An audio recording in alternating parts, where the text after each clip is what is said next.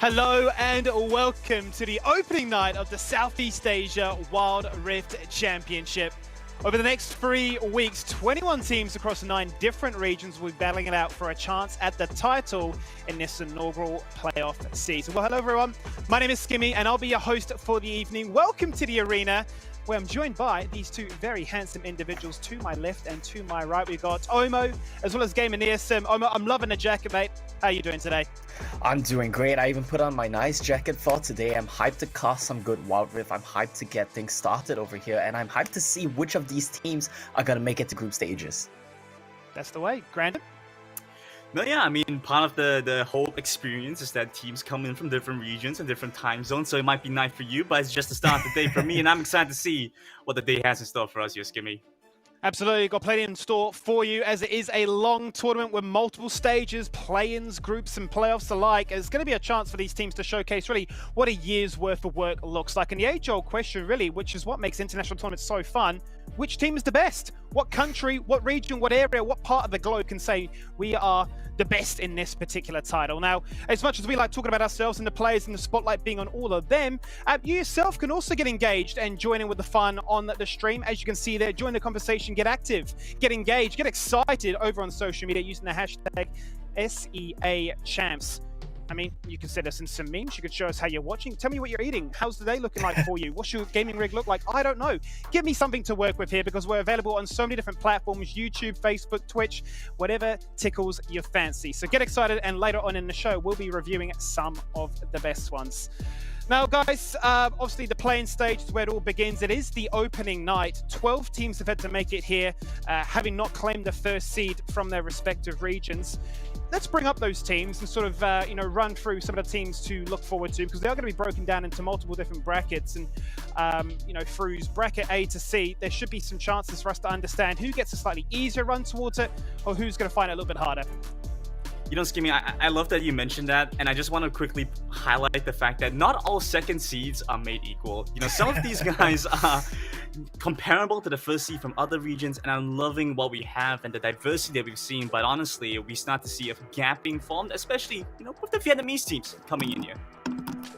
Yeah, as you can see, those are all the different rosters on display. Looking to try and put on a stellar show. You mentioned some of these teams maybe stronger than the others, and that's always the fun part about it. As you say, a second seed in one region, are they as strong as what can be offered here elsewhere? Omer, you were mentioning before that you feel like some of these Vietnamese teams having the extra amount they can bring into this part of the tournament may be the ones to keep an eye on. Yeah, definitely. Like you mentioned coming into this, right? A lot of these teams, we want to figure out which region is stronger, which teams are stronger. Coming into SEAChamps as a whole, Vietnam as a region has gotten 4 seeds, which is why you see 3 Vietnamese teams here in the play-ins. The second seed Divine, third seed Saigon Phantom, and the 4th seed Team Flash. These are all Vietnamese teams, and they represent a big chunk of the teams here, representing their region at the SEAChamps. And it just goes to show Vietnam is just so stacked as a region, and there's so much for us to look out for from them.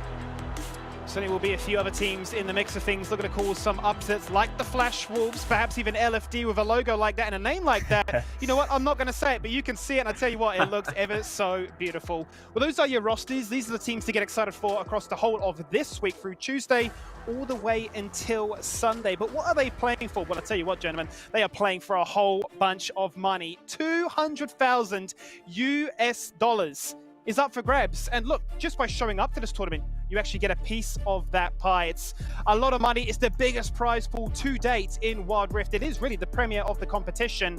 And I mean, the fact that you can show up to this tournament and say, great, I'm guaranteed 5,000 at least. Maybe it's not going to go as much to plan in that regard, because if you go into first place, that's 30K, Grandin.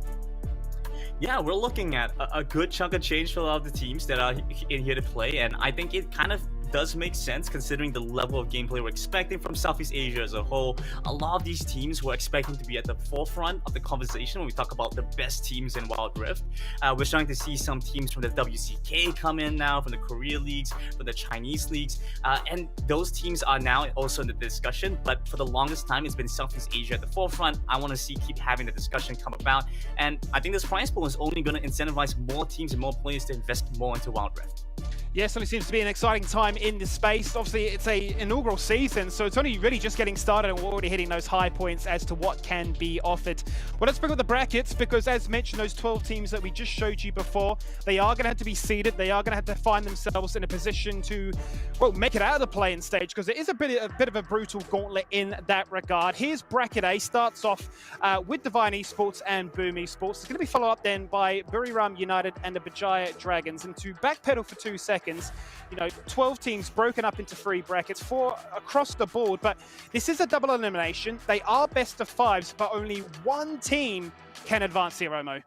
Yeah, it's just such a stacked bracket. We see bracket A and bracket B. So many of these teams you think can, you know, really put on a fight against the big dogs. They really have a shot at making it deep in the tournament. But because of how cutthroat this bracket is, these teams might not even make it to group stages. And if you look at bracket B right now, this is actually, I think, the group of death for most people. Fano Adversity, Invade Esports, Saigon Phantom, and Flash Wolves. These are all teams that you think can be playoff contenders on the right day. And out of these 4 teams, we're only going to get 1 in group stages. Yeah, and it's going to be an exciting time, because no doubt maybe the playoff buff really starts to come into the discussion. Teams getting a little bit more chance to, you know, warm up, prepare, understand what worked at home may not necessarily work on the international stage. A chance to see what other teams have been finding success with. It is obviously on a different patch as well, so we'll get to touch on that in just a second. But going into bracket C here, Grandin, what do you make of this one? A few names that could cause an upset, or do you think this one is pretty flash in the pan? Yeah, we're looking to see if teams like Banana can slip up the competition, but it's a tough one. Yeah, it's a tough one for sure. Bracket C, you know, when we initially saw it, Team Flash looked like the obvious pallbearer in the conversation. You know, it seemed like they were supposed to take away this bracket. But that being said, I don't want to discount the rest of the teams, because they really do have a chance. The only issue is that because a lot of these teams have been kind of playing in a vacuum, we don't know exactly how strong they are. We certainly don't, but we will find out very shortly. That's the schedule to open up the night here in play-ins. Day number 1. Game 1 will be Divine Esports taking on Boom Esports in that best of 5 bonanza. That's going to be followed up by, very quickly, with the Buriram United doing battle with the Bajaya Dragons. And to close out the night at 5 p.m. at Singapore time, Fennel Adversity up against Invade Esports. And gentlemen, look, I'm looking at these and I'm seeing some bangers that certainly could be on offer. But Omo, is there a pick of the litter for you? Yeah, definitely. You want to make sure that you're here to watch Fano Adversity against Invade Esports at 5 p.m. This is going to be a big determiner for who makes it out of Group B, who keeps going in the upper bracket, and who gets dropped down to the lower bracket. But I think we're going to take a quick look at the patch notes first. We certainly are. 2.4b is what we're playing on, the patch that dropped at the start of September. A few nerfs, a few buffs, but Grandin, I know what you're looking at, and it has to be those new champs. Absolutely. Brand and Nunu, as an introduction, have been so good. They've been dominating solo queue, and I feel like those are the new inclusions. Teams that adapt quickly to those are going to be the ones to pull ahead. Teams that are a little bit slow, still trying to make the Akali work, for example, are going to face some resistance, and that might become a problem. Overall, I'd say most of the nerfs don't hit them that hard, still viable, but a lot less priority on those.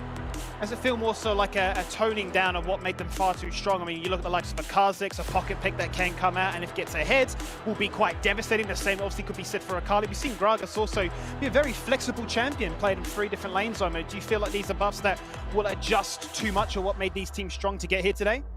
I think we see nerfs on some really popular champions, but I think a lot of the really strong champions in the meta haven't quite been touched as well. You have champions like Olaf, champions like Varus and Koki, who are just so popular from qualifiers up till now, and these champions haven't been significantly nerfed. So yeah, sure, we might see Gragas get nerfed, right? It might hurt his flex potential a little bit, but I don't think too much of the meta is going to change, right? And to call back to the new champions, I think the biggest thing that we're going to see is how the introduction of Bren and Nunu will shake up the meta, because I heard through the grapevine that I've learned anything from yourself there, Omo. We might be seeing some brand jungle, because you know what? We like to innovate. We just want to do a little bit of everything here, and you know, maybe throw our opposition off guard. Well, let's jump into the meat and potatoes of the show. It is game number 1. Here's your roster. It's Divine Esports, looking ever so beautiful here, Grandin. Tell me why, apart from their good looks, they're the team to watch out for.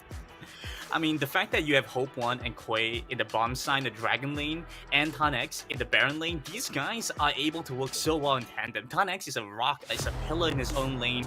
Hope One and Quay are always reliable as a Dragon lane. Overall, individually, they're so stacked, it's hard to find teams that even match their prowess just playing out the lanes.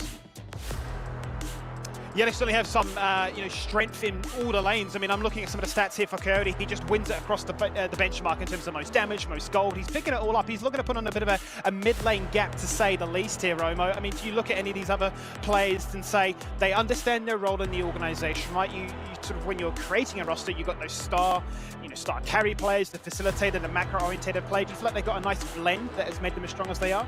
Oh, they've definitely got a nice blend, but that doesn't mean that anyone is a role player on this team. They are all stars in their own right, and on the right game, you see these guys just hard carry games out of every position on the team, which is part of why they're such a dominant team. They were second place in the fall season in the Vietnamese league. Yeah, they came second, as you quite rightly said.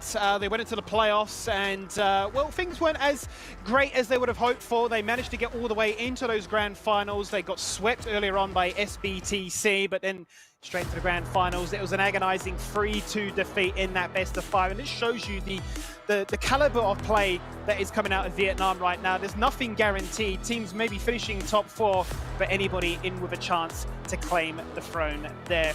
22 First Bloods, they're a team that like to get excited, like to showcase that we're not waiting for the Dragon or the Herald to try and find that first bit of action. We want to be aggressive from the very get-go, and we'll get to see what they can do in this match up tonight. Gentlemen, you look at this one and you're starting to think, okay, Divine Esports, strong region. Do you think they're a chance, I'll rephrase the question, do you think there's a chance for them to cause an upset, not only in this group, but then to go to distance later on?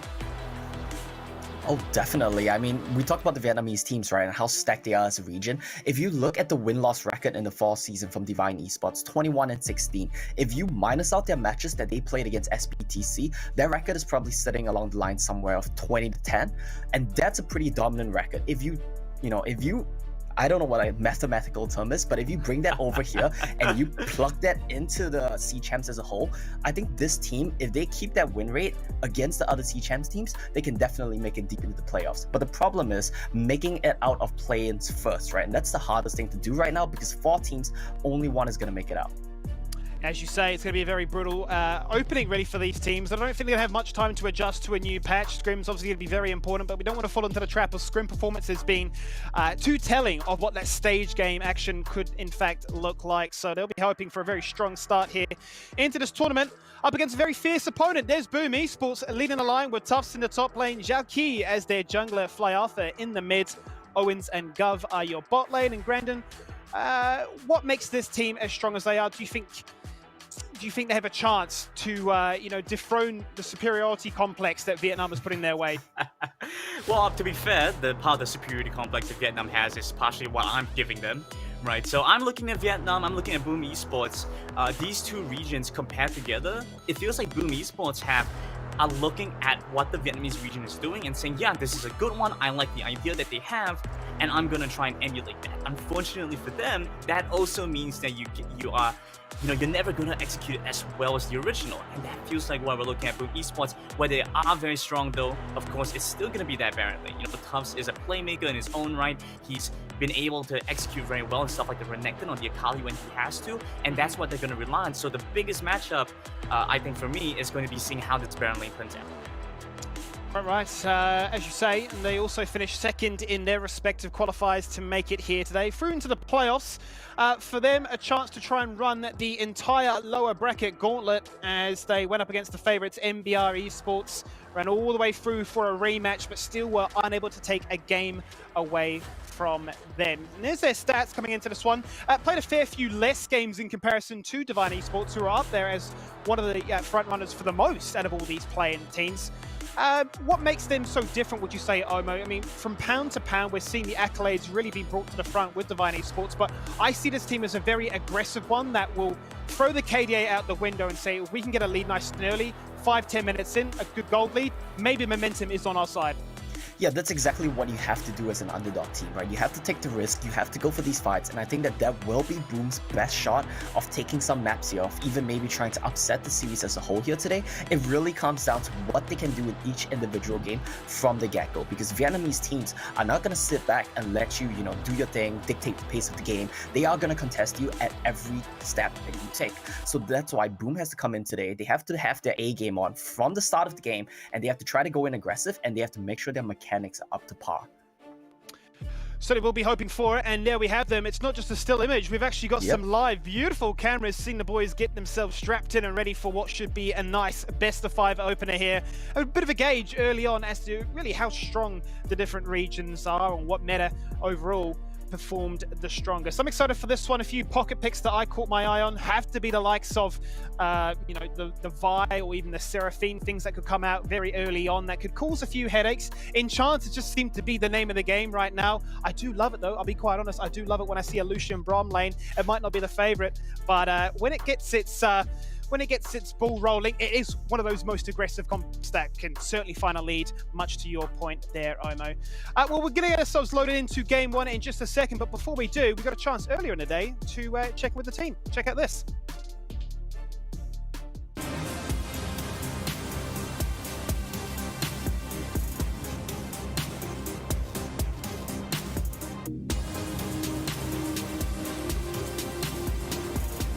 Halo, nama gua Abraham Simanjuntak.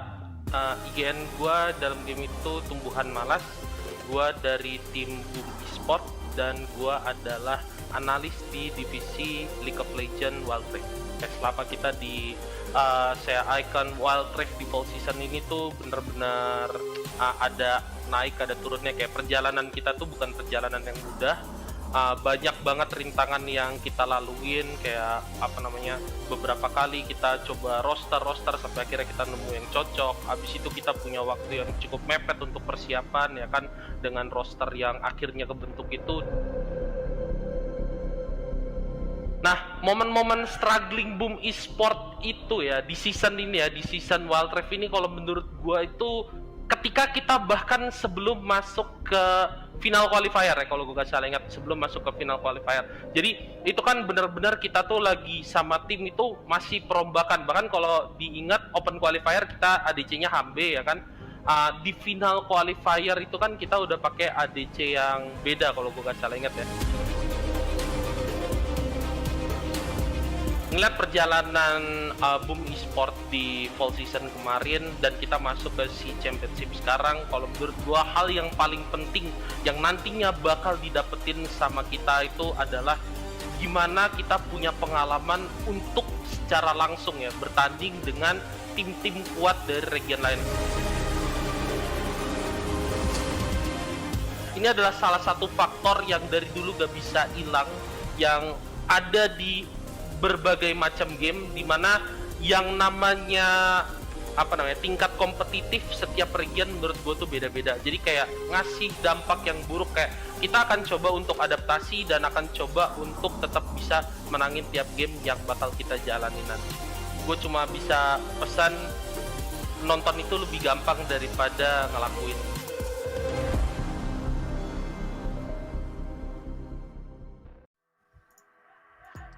Wise words there from a wise man. Watching is always easier than playing. That's why we're here, basically doing just that. We're watching, we're giving them reasons to pop off and what we should get excited for, because these are the two rosters, Divine Esports up against Boom Esports, for our very first matchup here in the Wild Rift SEA Champs. And look, guys, I'm quite excited for this one, because you heard a few talking points really from the coaching staff about how Boom Esports have had limited time to really play around with this new roster.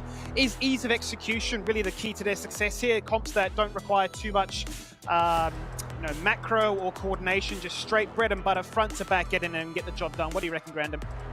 Yeah, I actually really agree with that point. I like that idea, and I think that might be their best chance. Throw macro kind of out the window and really play to your individual strengths and trust your players to make things happen.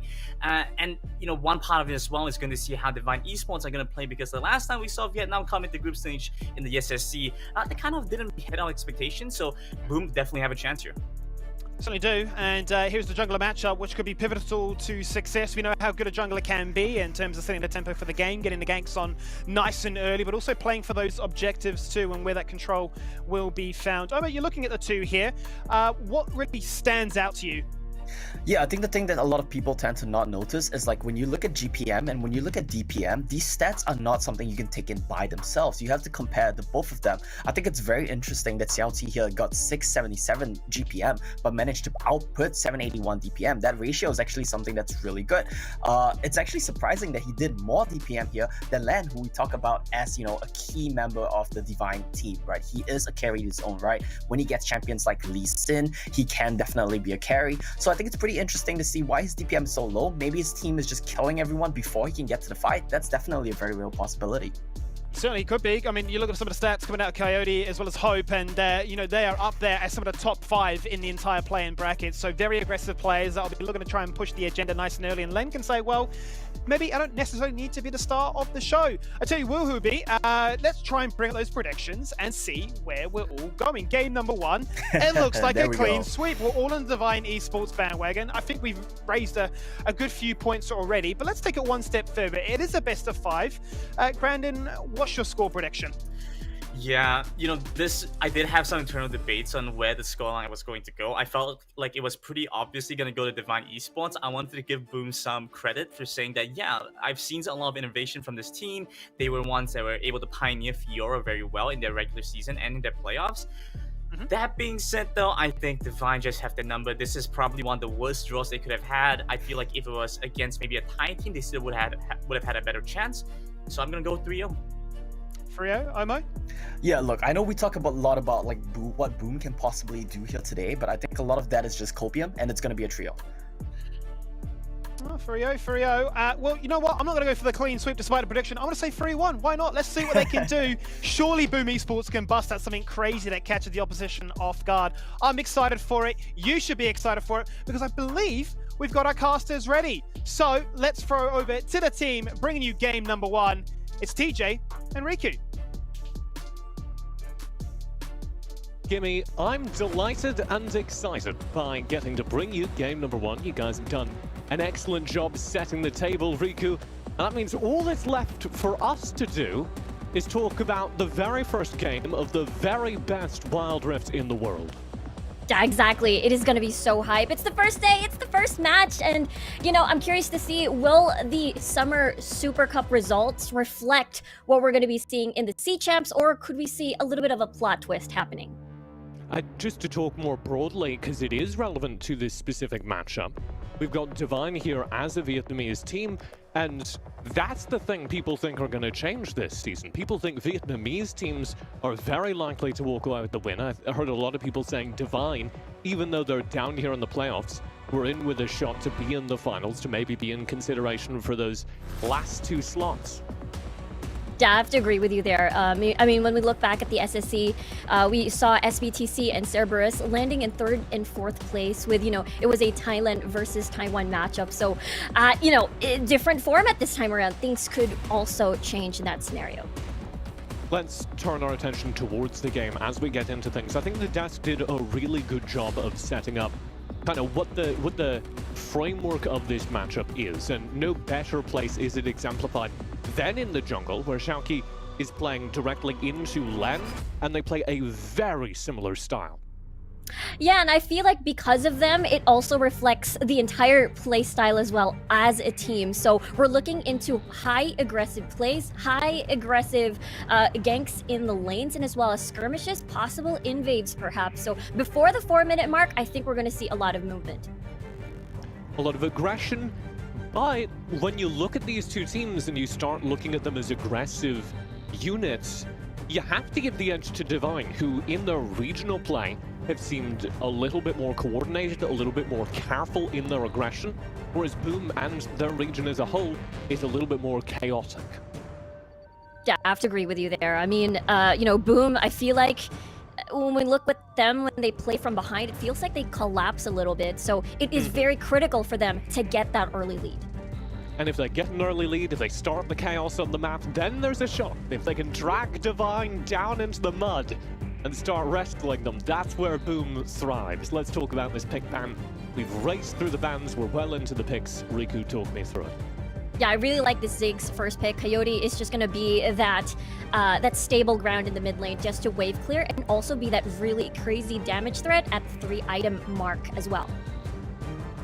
I really like that we're already seeing a really cool comp out of Divine. You get this Jarvan Ziggs, and when they combine, you have people locked inside the Jarvan ultimate. It's very easy to throw Ziggs bombs over the top, given that we already have this really good front line between the Renekton and the Jarvan.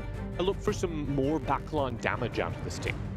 Exactly, I was expecting it to be a Jarvan for jungle, but locking in this Kha'Zix, meaning that it's going to go towards topside, and Coyote is going to be in the mid lane, meaning we're not going to be seeing a traditional AD carry setup. It is going to be Hope 1 on that Ziggs. Okay, so Divine throwing us a curveball then. Their only real backline damage is coming from the Ziggs. He's got an awful lot of work to do. Over on the Boom Esports side, it's a little more traditional, even though there's a lot of new tactics that we've seen come out very recently. This Senna, for instance, recently prioritized to the top of these drafts. Yeah, the Senna having that infinite scaling as well, so it's going to be very scary come late game, but also the threat of the Galio Diana. That big wombo combo is going to come in, Moonfall and the hero's entrance. And on top of that, there's also the Riven that will set up for the team. And I can't imagine this going to form into a 4-1 setup, maybe 1-3-1 perhaps, with the Xin Zhao being involved as well. So it's looking to be a very skirmish-heavy team composition for the side of Boom. And looking at these two compositions, I'm actually kind of liking Boom's draft a little bit more. I think the amount of damage that Divine are bringing to the table is frankly a little lackluster. Yeah, I have to agree with you there. I mean, there is a lot of, layering of CC involved and a lot of explosive damage as well. And the fact that there's two semi-global ults involved with the Senna ult and as well as the hero's entrance. So they can make map plays and as well as punish perhaps, Divine Esports when they create opportunities in a different lane. And that's worrying to me, because Divine are the team that we said needs to be able to control the map. And if they've only got a few sources of damage, that's going to drive them towards taking team fights. They can't take those skirmishes as easily. And looking over at the Boom Esports side, the team we said needed to split up the game, make it chaotic, make it messy, they brought the tools to do exactly that to the Rift. Yeah, I fully agree with you there. It's going to be very exciting. That means Divine Esports has to be hesitant when they do dives, or else they might get punished. Even jungle invades as well. So we'll see if Divine adjusts or not. Here is your final look at those rosters as everything does get slotted into position. Our highlight matchup there is, as we predicted, Len bringing the Kha'Zix to bear against Schalke's Lee Sin. Yeah, it is going to be a Lee Sin. Very strong, level 3. It synergizes well with the Riven and as well as possible fights in the Rift Scuttler. So maybe playing around topside, unless they want to set something up with the Galio because of that taunt, big CC lock, big root from the Senna as well. They can get first blood possibly in the dual lane. It's pretty hard with a Ziggs and a Braum, but it could be possible. Here we go, game number 1, our very first match of the SEA Championship. As we kick off the Ultimate Wild Rift tournament. Can I say that, Riku? Do we get fired if I say that? I don't think so. I think you're fine. Yeah, I know some NA fans that are going to get in my DMs, but, you should play in a better region. That's all I'm saying.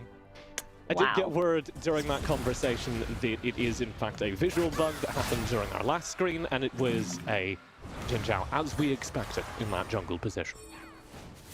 Still, a little bit of a similar, I guess, so strong level 3 as well. Rift Scuttler fights will be expected. I can imagine that Quay is going to be fine. But he is definitely going to get poked out, especially with the Senna, just trying to try and land all these autos. But of course, Hope 1 is going to return the favor with a lot of pokes as well. But good news for Owens, they do have some sort of form of sustain from the Senna, so it's still pretty okay. Yeah, this bottom lane is a late one for Boom. They want to use this Senna as mid to late game insurance. You don't expect the Senna to be doing anything on the map for a while. But that's okay, because this draft is frankly really good at how it diversifies their power spots.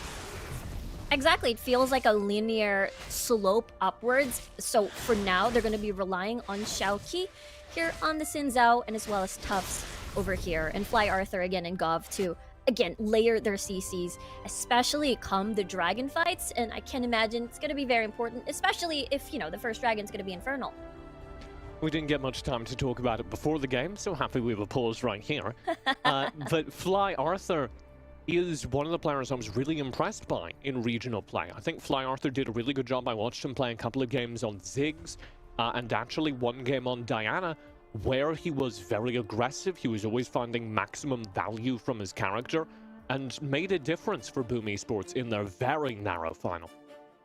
And I think that can be possible. I feel like he will be enabled in this particular game, especially Diana. You mentioned his performance was very, very good. And if you sort of build around that, I feel like it could be, you know, added value. The Riven as well. You follow up with first a stun, Moonfall, and then Hero's Entrance. And as well as the shields coming from the Senna. Yeah, Boom have a really good combo composition, right? And so let's kind of separate these two teams, because Boom have this composition that is, as I like to say, plug and play. You can put any different combination of them into any given fight, and they will have enough tools to make a team fight happen. Whereas if you flip over to the other side, if you look at what's being brought to the table by Divine, they sort of need all of that front line to engage in front of Hope 1 in order to get those team fights going their way. I have to agree with you there. They really need Coyote for that setup. And so far, it hasn't been panning out too well, just because of the priority coming from Fly Arthur. Let's also give Len his due, though. Len, one of the most dominant junglers in Vietnam, a very, very highly contested region. Talk to me about what you expect Len to do, not only in this tournament, but in this specific game. Yeah, most likely Len is going to try and focus his efforts either in the mid lane, just because that setup is there. There's the CC, there's the flag and drag, and they'll be able to try and eliminate Fly Arthur, considering that, again, a Diana, usually always all in, but no way out, going to be relying on summoner spell. So I can imagine Len is going to try to relieve pressure eventually. Also topside, especially if you want to unlock time X here on the Renekton, because there's also that snowball potential and can be that answer towards Boom Esports whenever they want to do a 1-3-1. We're back into game, and we've got a pretty quiet early game, Riku. Everything's been kind of how Divine would like it. They don't want anything to happen until this Ziggs comes online. When should we be talking about that? For Hope 1, it's going to be 3 items for sure. We're talking 2 items actually is very comfortable. We're looking at Ludens and plus Rabadons. I feel like that is going to be enough to sort of chunk down the rest of Boom Esports, especially it is, what, a 4 melee composition. So for Boom, they have to make sure to reach Hope 1 before anything of that poke happens. So objective fights will be extremely painful, and also as well as Baron, if ever Divine keeps Hope 1 alive. Yeah, the objective fight's really scary because, of course, you do have that Ziggs ultimate, the Mega Inferno Bomb, which is the most effective way of stealing away anything in Wild Rift.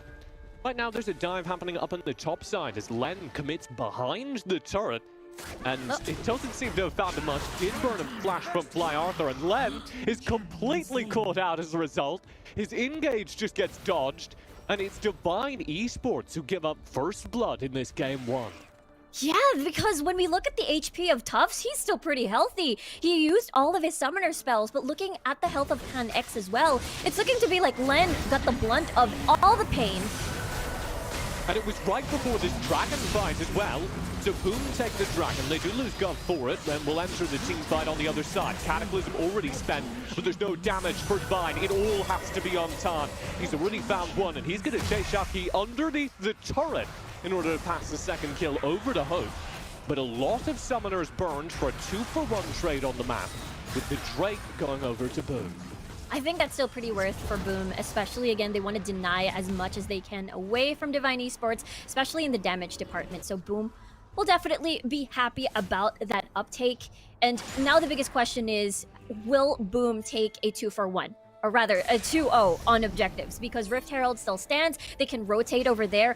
Ult-wise, they're not healthy. They will need the Moonfall and as well as everything else to set up for this. So for Divine, it feels like without their ults, they're going to be a-okay when it comes to damage and the setup with the flag and drag, and as well coming from the Braum, perhaps with the stacks. Uh-oh. Torn found. I'm not sure what's going on here, but it's not going to result in a kill, Rico, so we're fine. Yeah, they're fine. For Boom, they have to go all in right away. They cannot hesitate, or else they're going to get poked out, and I don't think the sustain coming from the Sun is going to be enough. Engage here does find Xiaokui, and there's nothing that can be done about that. Boom lose their jungler, which of course means Divine can just turn instantly onto this Rift Herald. The advantage of playing with this much CC, I suppose, is if you're in that 3v1 situation, Divine can just find these kills. Yeah, they can instantly lock you down, and again, for Xin Zhao, unfortunately, there's not a lot of options for you once you go in or get caught out here. This composition doesn't really offer too much when it comes to the disengage part. It's just definitely a very all-in scenario. As Divine Esports will get their Rift Herald, I imagine the Rift Herald will be unlocked towards the top portion of the map. But looking at the rotation now, it's going to be Coyote staying right there. So if he stays in that lane, he can set up a dive much better than a Renekton at top side. So we'll see if Len decides to take two on that one. It's a little worrying, frankly, that Xiaokui was found out like that. Xiaokui was just kind of walking around the side of the top Baron pit all alone. And when you're a jungler before a major objective, you can't be caught out like that. So I think it's a little bit of the expression of what we talked about before the game, both in that jungle matchup and in this match overall. Boom Esports can be a little more messy with their rotations, but you can find opportunities like that. Although, Len nearly makes me eat my words, and there's a flash engage round the side, a full combo up front, and the Dawning Shadow to buy space as Mega Inferno Bomb arcs in. All of Boom Esports retreat. Fly Arthur found an angle there, but not enough to finish off any of these kills. Rift Herald will be summoned now that they've seen those cooldowns. Boom Esports blowing an awful lot for not very much damage. So this Rift Herald will charge into the mid lane. And I don't think they can stop it from taking this turret. Here's Coyote round the back. Oh, excellent cataclysm. It finds two. Heroic entrance separates Coyote from the team, though, and he's just gone. Huge pressure onto Len as well. This team fight is managed perfectly by Boom Esports.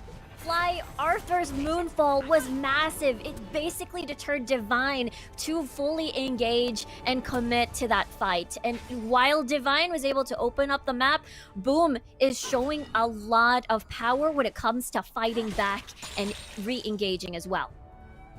Yeah, the way Boom Esports split that fight is incredible, with Fly Arthur separating everyone else, and then you have the heroic entrance on top by Gov to bail out the two people caught in the Cataclysm. It's just perfect. But I think the struggle could be possibly Boom do not have their key ults for this fight. So Divine can use this as an opportunity. Cataclysm will come up in a few seconds. We'll see. Boom Esports working away. 4,000 HP remaining. Coyote on the flank, dark bottom, will be caught out, will be taunted. He's separated from everyone else and he's dead again. Here's the front line, tucked into the fight, backed up by the Dawning Shadow, and massive damage comes out. Tynex tries to turn things, but he doesn't have enough. The Drake again goes to Boom Esports alongside the fight. And that's going to be very handy for them because the shields are going to be very important against Hope 1 on the Ziggs, especially later on. We do have at this point a dead even game. 30,000 gold apiece. As Boom Esports, the Indonesian seed into this tournament, are taking Divine Esports to the late game. Exactly. So for Divine, I mean, they still have that Ziggs, but eventually 10x is going to fall off. Coyote is just going to get shredded down. Once he just dives in, he's just going to instantly go kaboom. So for Boom, this is something that they will welcome. Come on, Riku. Boom was right there. I know, I missed it. It was right there. Oh, dear me. I can try again. I mean, this is yeah, ABO5. could you run that back, please, Riku? I don't want it anymore. The moment's gone. The moment is gone. Fib Esports playing defensive here, getting a little bit of a reset in. They do have some major item completions done. The Rabadon's death cap on 2 players. Generally an indication of a scary late game to come, particularly when it's on this Diana. Yeah, Diana's gonna get big burst of that Moonfall, and as well as thick shield. So for Divine, that survivability. Oh no!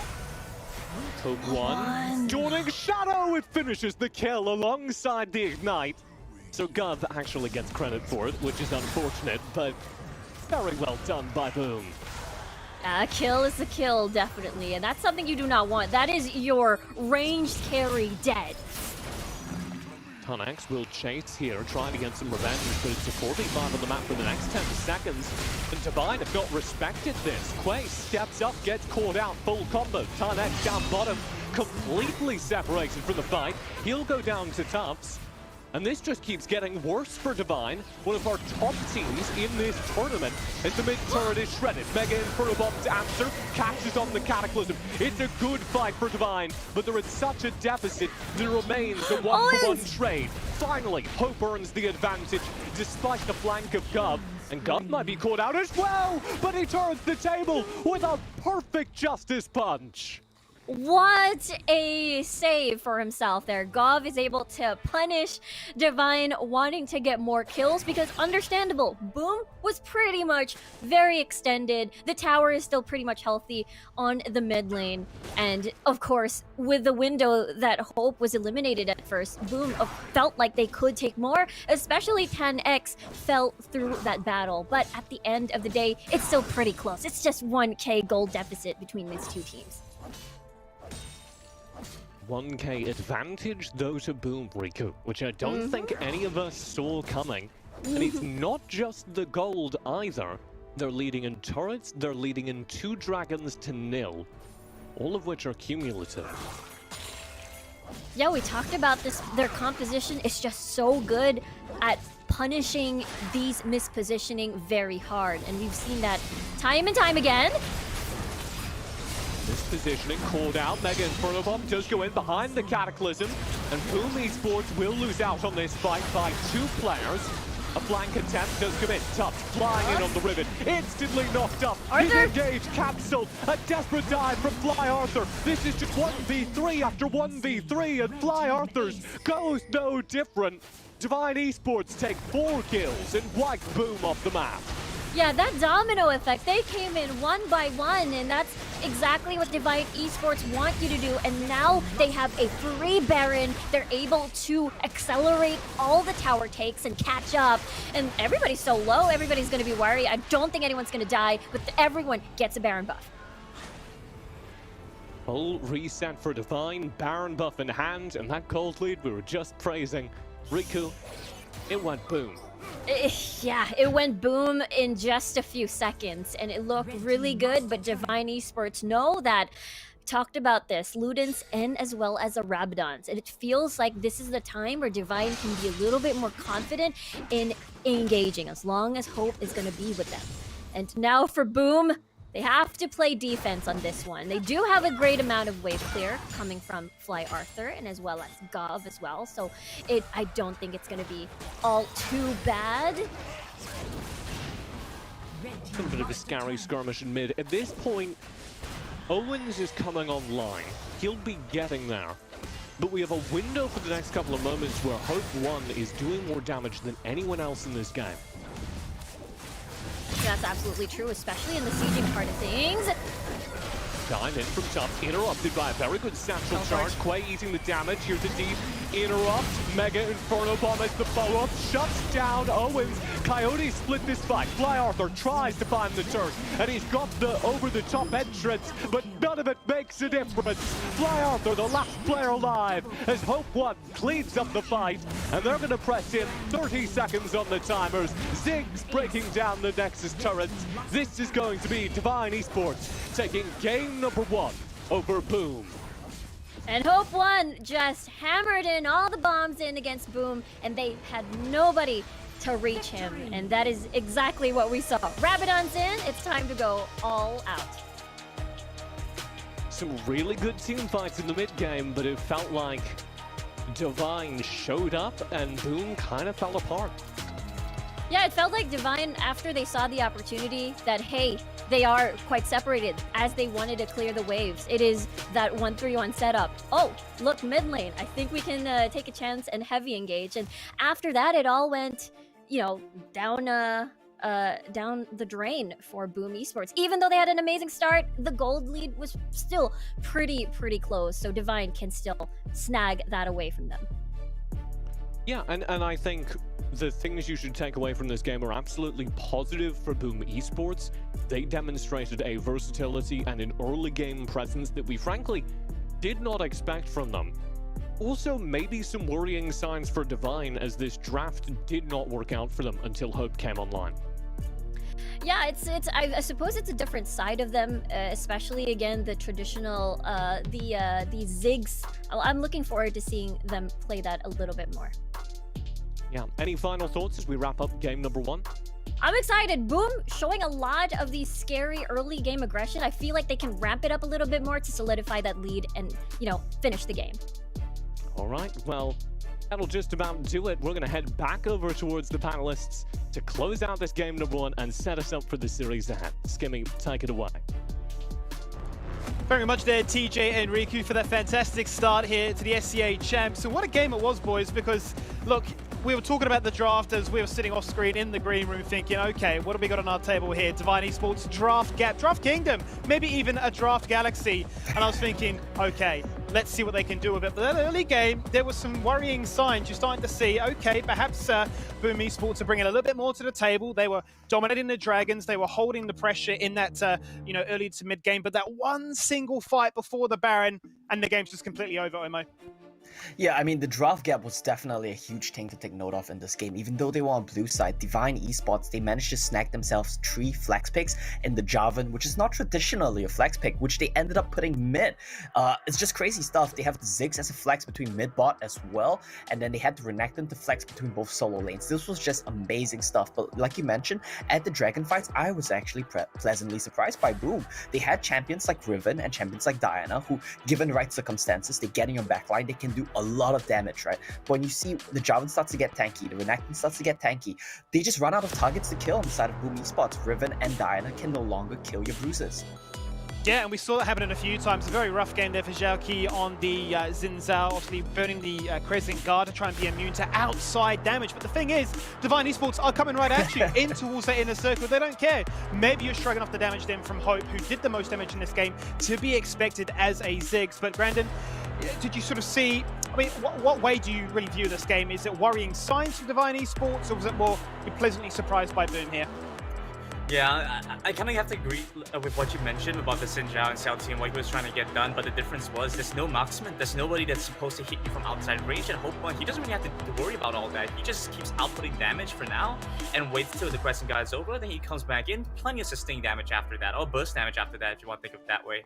And that being said, I think that Divine Esports definitely are feeling a little bit of pressure. It's the same thing that we saw from SBTC last season during the SSC, where going into group stage, they were a little bit shaky, didn't look as strong as we had initially hoped. But overall, when you take a look at Vietnam throughout the Vietnam region from the group stage, and moving into the playoffs, there's a reason why there are 4 seeds coming into this C Champs now.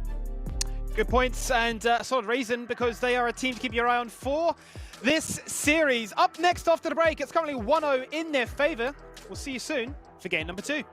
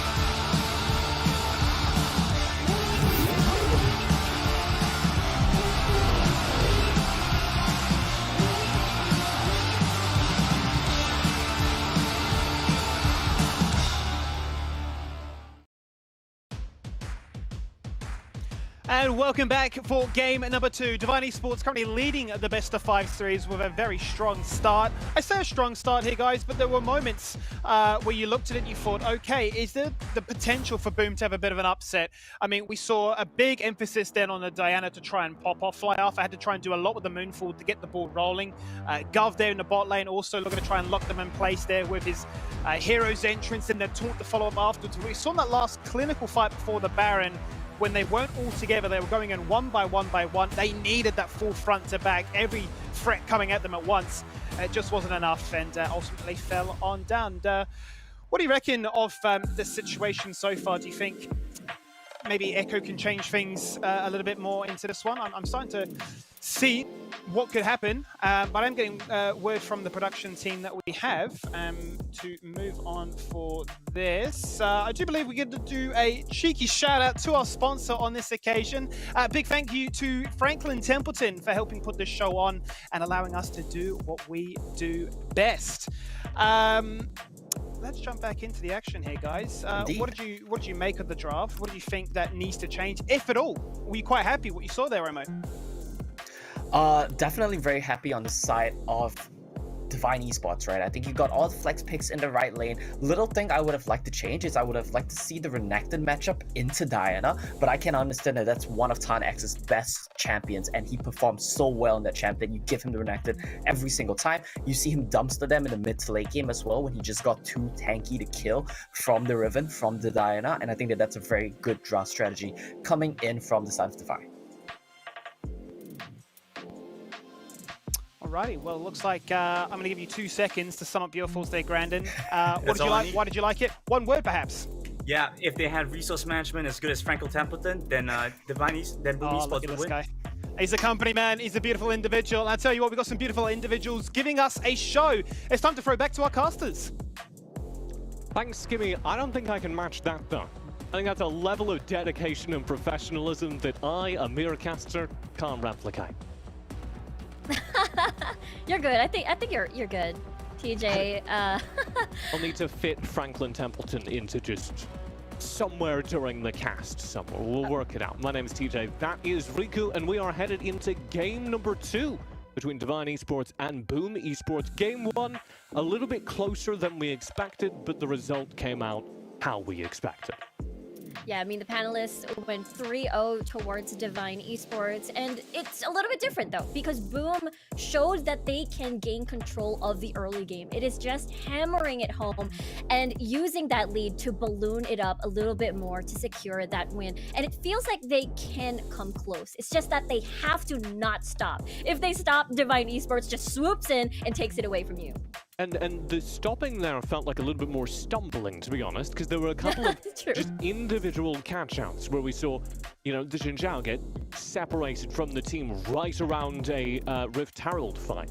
And just individual mistakes in macro that versus a team as good as Divine Esports, again, we're hyping them up as one of the best teams in this tournament, you cannot get away with.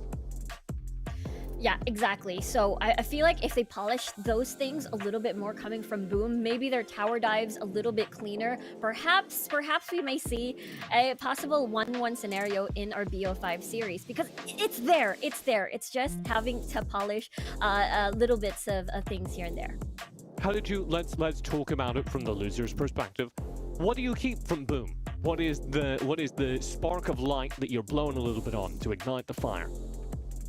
Okay, for me, something that will enable the layering of CC that we just saw. I mean, Xiaoqi, for sure, he has to keep something with an early game jungler. So Xin Zhao, I was expecting Lee Sin to make an appearance actually in this game. So something, and Camille as well in the jungle. So something that can make moves around the map and could potentially snowball either yourself or the side lanes. I like it. And then over on the Divine side, I heard Omo praising their draft. We were a little bit less, I don't know, positive about it. We both thought they had a little bit too little damage. Do you think that's something they need to change? Is this just is this an experiment game where you can try that sort of thing? When I look at Divine, of course, they are going to be heavily relying on that Ziggs, and we saw that at 3 minute mark. Once you get the Rabadons on top of the Ludens, it feels like it's going to be enough already. And there's he makes up the Ziggs pretty much makes up for the entire of that composition. So it's just that waiting game. So if ever Divine goes for that same composition once more, definitely Boom just needs to have that time limit before those two items pop up. They have to end the game. I mean, one of the things I was noticing in that game was we didn't see Saki ever dive down bottom. I would have said there is a pretty clear, and obviously it was a Galio lane, so it's a little bit difficult to get onto that Ziggs, but there's a very clear imperative in that matchup. Either you're trying to shut down the Renekton in the early game, or you're trying to shut down the Ziggs. And we didn't see enough of that. So I want to see a little more aggression, and then to flip that round, we also didn't say Len's name very much. And coming into this, we hyped Len up a lot. You said earlier you thought he was one of the best junglers in the world. Did I say that? I have amnesia. No, I'm kidding. I feel like, I think Valdez is one of my favorite junglers in the entire tournament. So I feel like Len could be really, really close into rivaling him in that position. I see what you're doing here, Riku. You're saying in the entire tournament, as though that isn't quite the same thing. That is true. You have a point there. Let's talk about it. Boom Esports versus Divine. We're into the draft. Give me the patch notes. What do you need to see changed? Okay, look at that. This is I think we've seen this before. So Boom decides not to let the Varus out. I was actually expecting whenever Jarvan 4 would appear, they would like to pair it up with a Varus or use it against the Varus, as it is one of the soft counters. Look at that though, Divine now banning out the Ziggs, so they're not going to deal with either Owen's Ziggs or Fly Arthur's Ziggs. The Riven banned out as well here as Boom Esports on the blue side, and they don't want that to be first picked against them. A fair amount of engage, a fair amount of dive has been removed. We still have Lee Sin on the cards, very popular. We still have Senna on the cards, a very powerful pick. Anything else you want to see here? Gragas. Gragas is now unlocked. So Gragas is usually picked for big disengage and as well as for big team fights. This means Divine will not be able, will second guess either picking Akali or all-in compositions. So we'll see what the adjustments are going to be this time around, because as you mentioned, Lee Sin plus Renekton are really strong red side first rotation picks. We've seen that back in the Summer Super Cup being picked up by Thailand and as well as Vietnam. So we'll see if that's going to be the plan this time around. The Boom Esports and Divine Esports teams are both very calm for players constantly being electrocuted, I'm noticing there in the background. We get the lock in, the Lee Sin that we expected does come out in the hands of Len, one of his key picks. Tanax also gets his Renekton. It's the all-star squad for Divine. Yeah, this is looking to be very scary, because this means Len can set up for himself and potentially snowball, even set up tower dives for 10x at the top portion of the map. Now, the biggest question is, what will be the matchup at topside? Because this Gragas can still be flexed in 3 different roles. Could be Fly Arthur, could be Goff. But look at this now. If the Darius is locked in, that means it's going to be towards topside, and I feel like the level 1 could be dangerous for 10x here. It is very hard to beat Tanax in lane. Both these top laners, it's kind of a similar style where the top laner gets left alone on an island to do their own business. But Tanax, kind of regardless of what happens in lane, always seems to show up to the mid game with enough gold to make an impact on team fights. And despite Tufts' really strong domestic record, I struggle to see how even a Darius could dig Tanax out from behind the turret, do enough damage to him that this game ends for him before we get to the team fight. Yeah, I have to agree with you there. It is, Tanax just very comfortable no matter what matchup. We've seen this matchup countless of times with the Darius and the Renekton. So this is, familiar territory for him. Ooh. Indeed, we get the RA locked in by Boom, followed by an Aurelia. Divine Esports on the other side grab a Nami, probably the most popular support in Wild Rift right now. And follow with my favorite mid laner, one of Coyote's best picks as well, a Twisted Fate. Yeah, this is such a classic. I'm gonna pop in level 5, drop in Destiny, and tower dive you at top side. And this will create pressure for Xiaoqi to see if he'll be able to get there in time, be that disengaged, and try to punish out Divine Esports aggression. So most of this, though, for the duo lane, they're just gonna be a little bit more chill. So most of the movements will come from Han X, Len, and as well as Coyote. I'm a little bit worried because it's the all-star squad for Divine. It's everything they want. It's everything they get to win games domestically. Boom Esports do have some power picks, but it's going to be hard to put them together, I think, in these team fights. Yeah, it's going to be a little bit difficult for sure, especially when Boom sees it coming. And now that they have Xiaoqi here on the Aurelia, we'll see how they'll be able to punish that. It's game time. Game number 2. Boom Esports already down 1 in this best of 5. And now for this level 3 is going to be very strong for Boom Esports. I can't imagine. You have the full kit coming from Tufts here on the Darius and as well as the Big Charm. So this may not be the same as a big wombo combo from earlier with Gov, Moonfall into the hero's entrance, but the apprehend to the charm can also be very deadly, plus the stuns from Xiaoqi. So with this, level 3 could be key. We'll see if Divine will maneuver around the power spike of level 3 and just wait for the big level 5 where they can impact the side lanes with Coyote on that Destiny. And that's one of the things Coyote's really good at. We talked briefly about it, but why is this Twisted Fate one of the most powerful picks in Wild Rift right now? Because if you have a strong jungler and as well as a strong top laner, it's just so easy to accelerate the game. And we know that a Lee Sin and as well as a Renekton can potentially snowball out of control. And that gold card and the utility a Twisted Fate brings to the table just amplifies that chances. So you're looking to see Coyote, yes, bully this early lane as he's already doing, but after this point it gets a little scary to be in lane. Ari is very good at getting up in your face and dueling. So if Coyote can get out of the lane, start teleporting into their side lanes as you were talking about, Riku, that's kind of the win condition here for Divine.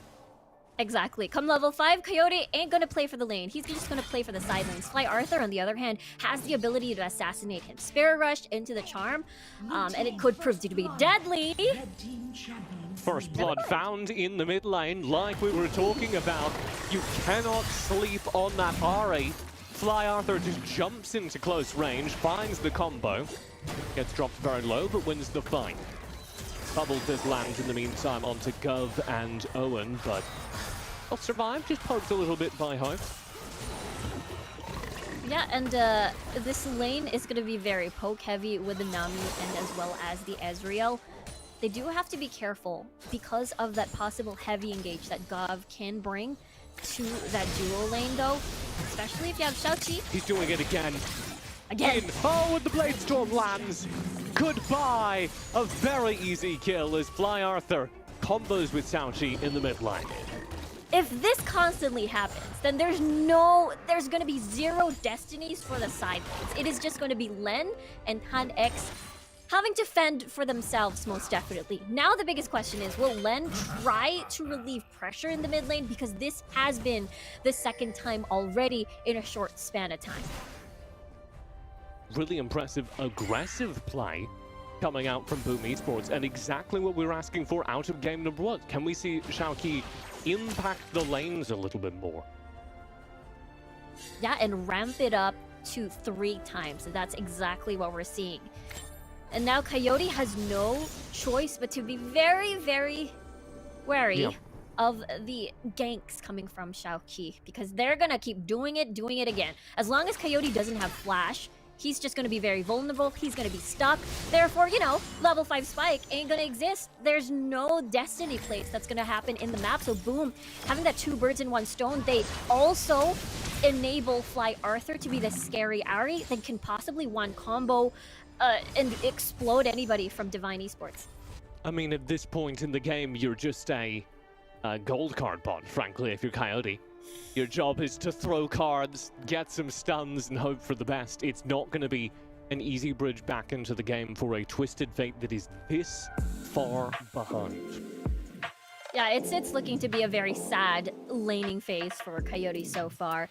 And that means, you know, Boom, or Divine rather, Len and 10x are just forced to defend themselves. That means the possible snowball of Len or 10x is just going to be slowed down a little bit. That means that is an opening for Boom to keep taking things away from Divine Esports. That means, you know, Dragons and as well as Rift Herald fights could go in favor with the lead that Fly Arthur has in the game. I'm not sure what's caused our pause, but it's about the same time that we had a pause during game number 1. So maybe it's a ritual at this point. I'm just getting used to it, Rika. And we will be getting back into it very shortly. The lesson I think to draw from this early game is that we still haven't seen Len make a map impact. We are seeing a jungle difference, but not the one we predicted. Yeah, that's true. Len has been invisible so far before the 4-minute mark. It has caused trouble for Coyote and Xiaoqi and Fly Arthur. You know, are having a feast a little bit. So now that the objectives are spawned, Infernal Drake will be very, very important, especially if they want to keep this snowball potential happening for Fly Arthur on this Ahri. So they definitely want to take this one. Len, of course, you know, throws the gauntlet, waves the white flag. We're not going to try and fight you. We're just going to get this Rift Herald. Very well done by Divine, and oftentimes a higher priority objective, the Rift Herald. That's not true on the Infernal Drake. The Infernal Drake is really terrifying here in Wild Rift. Boom, pick it up and go immediately into a lane gank. There's Fly Arthur. Oh my lord. An easy kill. 2 of them. Fly Arthur finds one. Turret does fall up top to Divine as Tarnex groups up with Len for some map impact. For both Hope 1 and Quay are now very badly behind. Yeah, that was a no mercy dive coming from Boom. But what is the response coming from Divine? It's looking to be like just defaulting to the 4-1, leave 10x all alone, just doing that split push. So now they're able to equalize the map across. But Rift Herald, though, has been unleashed in the mid lane. So Boom Esports will lose a little bit control over that part. So future objectives like the Air Drake. Destiny, though. Destiny is popped, and oh dear, it's Hope who's in trouble. Gov on the TP, bullied out by Coyote as well. He will go down. 2 kills over to Divine. Out of our first real teleport. Coyote, trade one back, flash over the wall, gold card lands. There's the second. Owens just has to back away. As both his allies, they got Hope 1, but it's a 1-for-2 trade. And Len was looking for more, but he got his timing slightly wrong. Yeah, he was hesitating a little bit, but with that, it is still Divine Esports just punishing the overextension that Boom did. I think they got a little bit greedy there, trying to get more. And Divine is right there on the timing. Again, Boom Esports cannot afford to do that. Knowing that there is that Destiny threat, was just able to get that numbers advantage in these 1v1s. So for Boom, we'll see where they decide to put their lead. Again, the lead is more towards Fly Arthur. So the charms is going to be very important. Most of the fights, he has to be present. He's zooming right now. He's having a great game on that Ahri, just absolutely dominating the map. And nothing has yet shown a potential to equal him. We did see Coyote pick up those kills there, but it was very obviously just off the power of their unexpected teleport. Not a whole lot of damage being done by Coyote.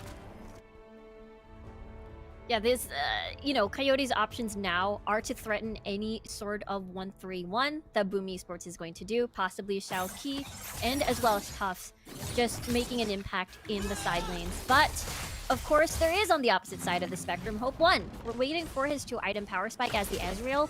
It is a little bit of, I wouldn't call it a flip, but usually, you know, we get to see Manamune being fully stacked.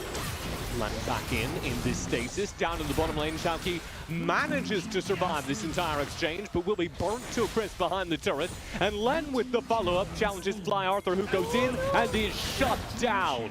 An easy pickup. Len will fall eventually. A 2-for-2 trade down bottom, but it's big advantage over to Divine.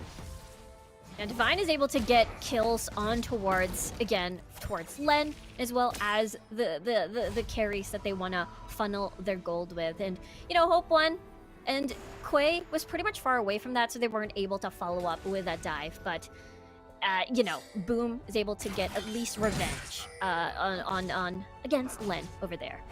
I will say, Coyote actually has a pretty significant gold lead over Fly Arthur at this point. And I think that just comes from minion kills and the shutdown he collected. But it's kind of remarkable that Coyote is back in this after the disastrous early game he had. Yeah, most likely, you know, gold passive just consistently farming, trying to make up for the loss in the early stages of the game. But now that Dragon is spawned, we'll see though, because vision-wise, I feel like Divine actually has a lot. They do now. Destiny gate popped. Coyote can be anywhere, and he should be alongside Len. Here it comes. Coyote backed by a TP as they go in behind Len. Len's already dead. Coyote will follow.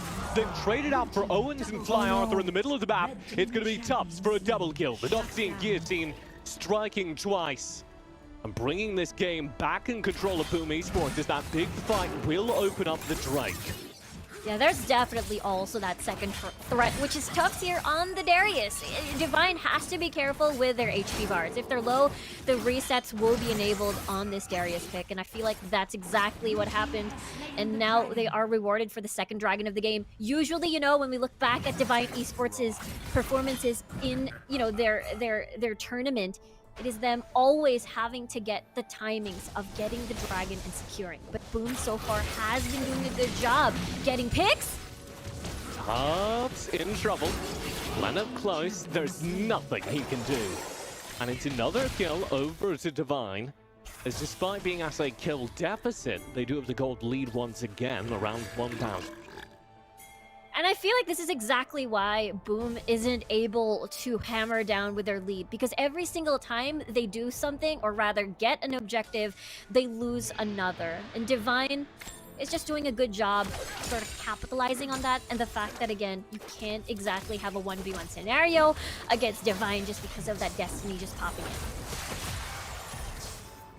Oh, always love those true shots that just feel personal. That one clearing out a little bit of wave, but mostly just hurting Gub. Joining Shadow across the map makes this fight down in the bottom lane a little more dangerous. Double kill passed over to Boom Esports as they had both Coyote and Len pretty low and clean it up before any escape can happen.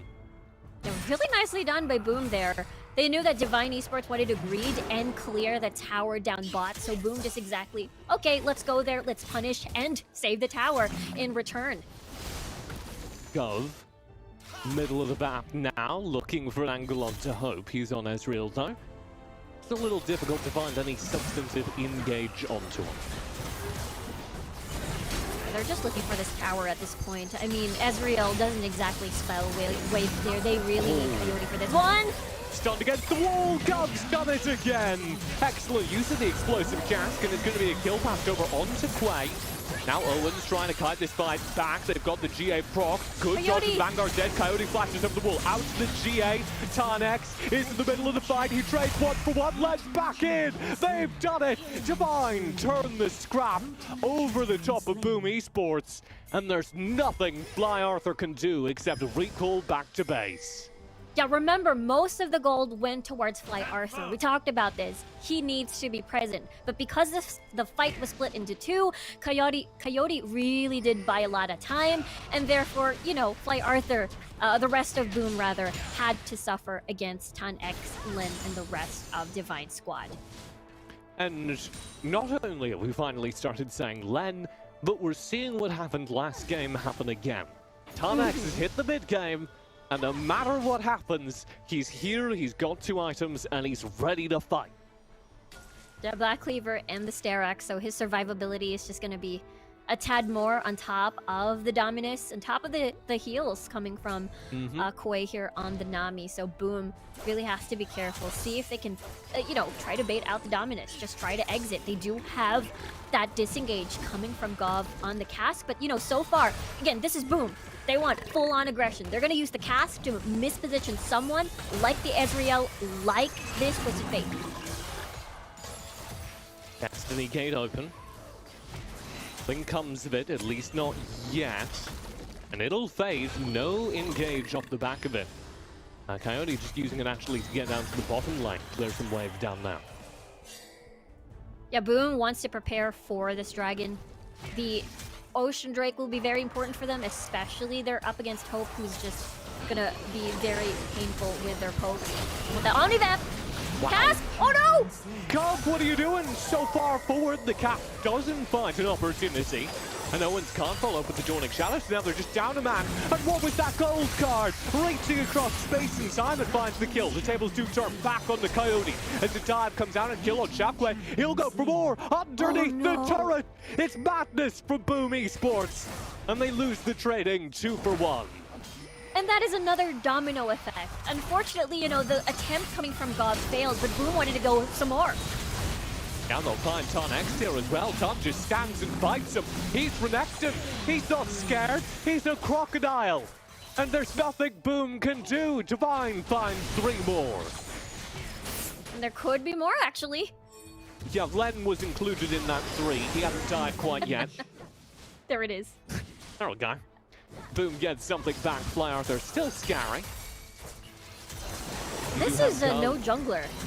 Yeah, back on the map, and there is no jungler, like you were talking about. Shockwave is up. Len down another 30 seconds as a result of that kill. Tidal Wave will open this fight. Dub taking damage. Sharp bound, though. Explosive Cask is the follow.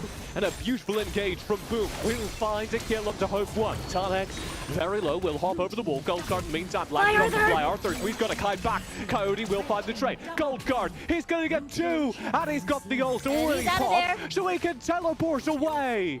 Incredible stuff from Coyote. He gets out with his life, but Boom will take the 3rd Drake of the game.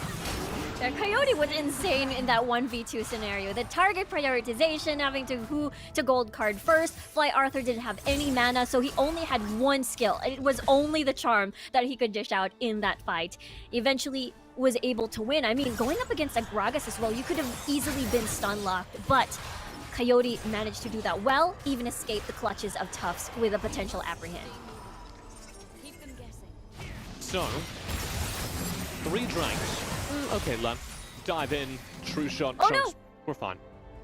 So 3 Drakes all over to Boom. That introduces a win condition. Would you like to explain for anyone who's newer to the game how this Elder works in Wild Rift? Yeah, that's gonna be buffs on top of buffs. So this is gonna be incredibly scary for the side of Boom, because Divine still has to face that threat. And of course, their only option is possibly fighting around the Baron. Look at this though in the bottom lane.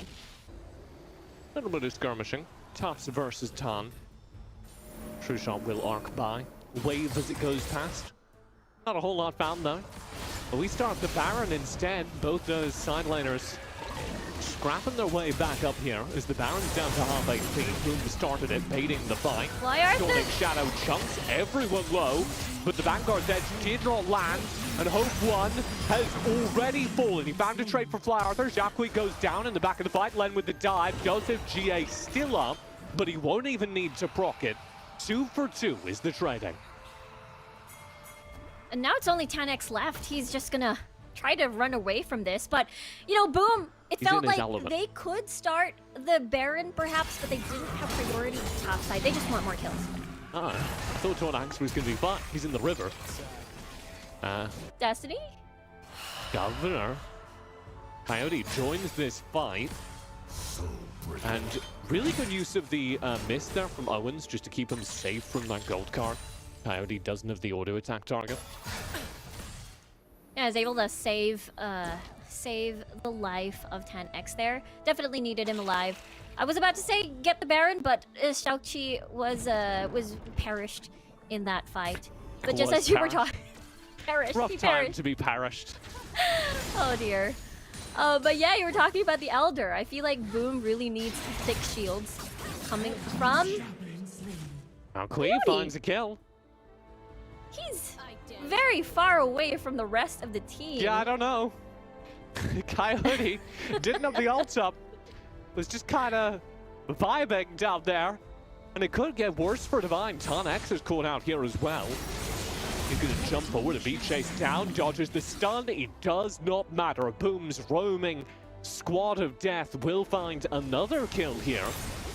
They're going to come back towards the middle of the map, threatening this turret, burning it down. Yeah, and they could get possibly another pick perhaps behind the tower. Maybe a little bit too risky because of the pokes coming from Hope 1 here and maybe a potential bubble. But they looks like they want to take advantage of 2 members down and want to keep going. Incredible stuff. They're going to burn the inhibitor. Super Minions now active. And Len, what do you do in the face of that? He's just going to hide behind this other inhibitor, but the wave's crashing. There's a ton of damage. Stun will find Len. Explosive cast, split Hope up, but he's not tagged by the RE Charm, so Hope survives barely. Tarnex will respawn shortly, but Tufts is already dead. Owen's gone as well. CP available on the Destiny Gate. Led with the dive. Knocked into GA. Will survive. Teleport. And here is Coyote. TP on top of him. Tarnex survives as well. It is disaster for Boom. Divine with the teleport chain across the map as the mountain dragon spawns. It's going to be Elder to Divine. Yeah, that is such a beautiful sandwich coming from Divine. Just cutting off the escape coming from Boom Esports. They just want to get out of there, but they wanted to overstay. Got a little bit too greedy. Wanted to get another tower down before setting up for Baron. Now the losses are just multiplied here because Divine not only gets Elder, but they also get the Baron, and that's 20 seconds on the clock before Shao Ki arrives in the scene, and it's going to be just too late. I was going to say, not like Gov has anything to say about it. TP in. Gov does not have anything to say about it. Quay? We'll see if Tufts can find anything onto Quay. He does. Takes his anger out.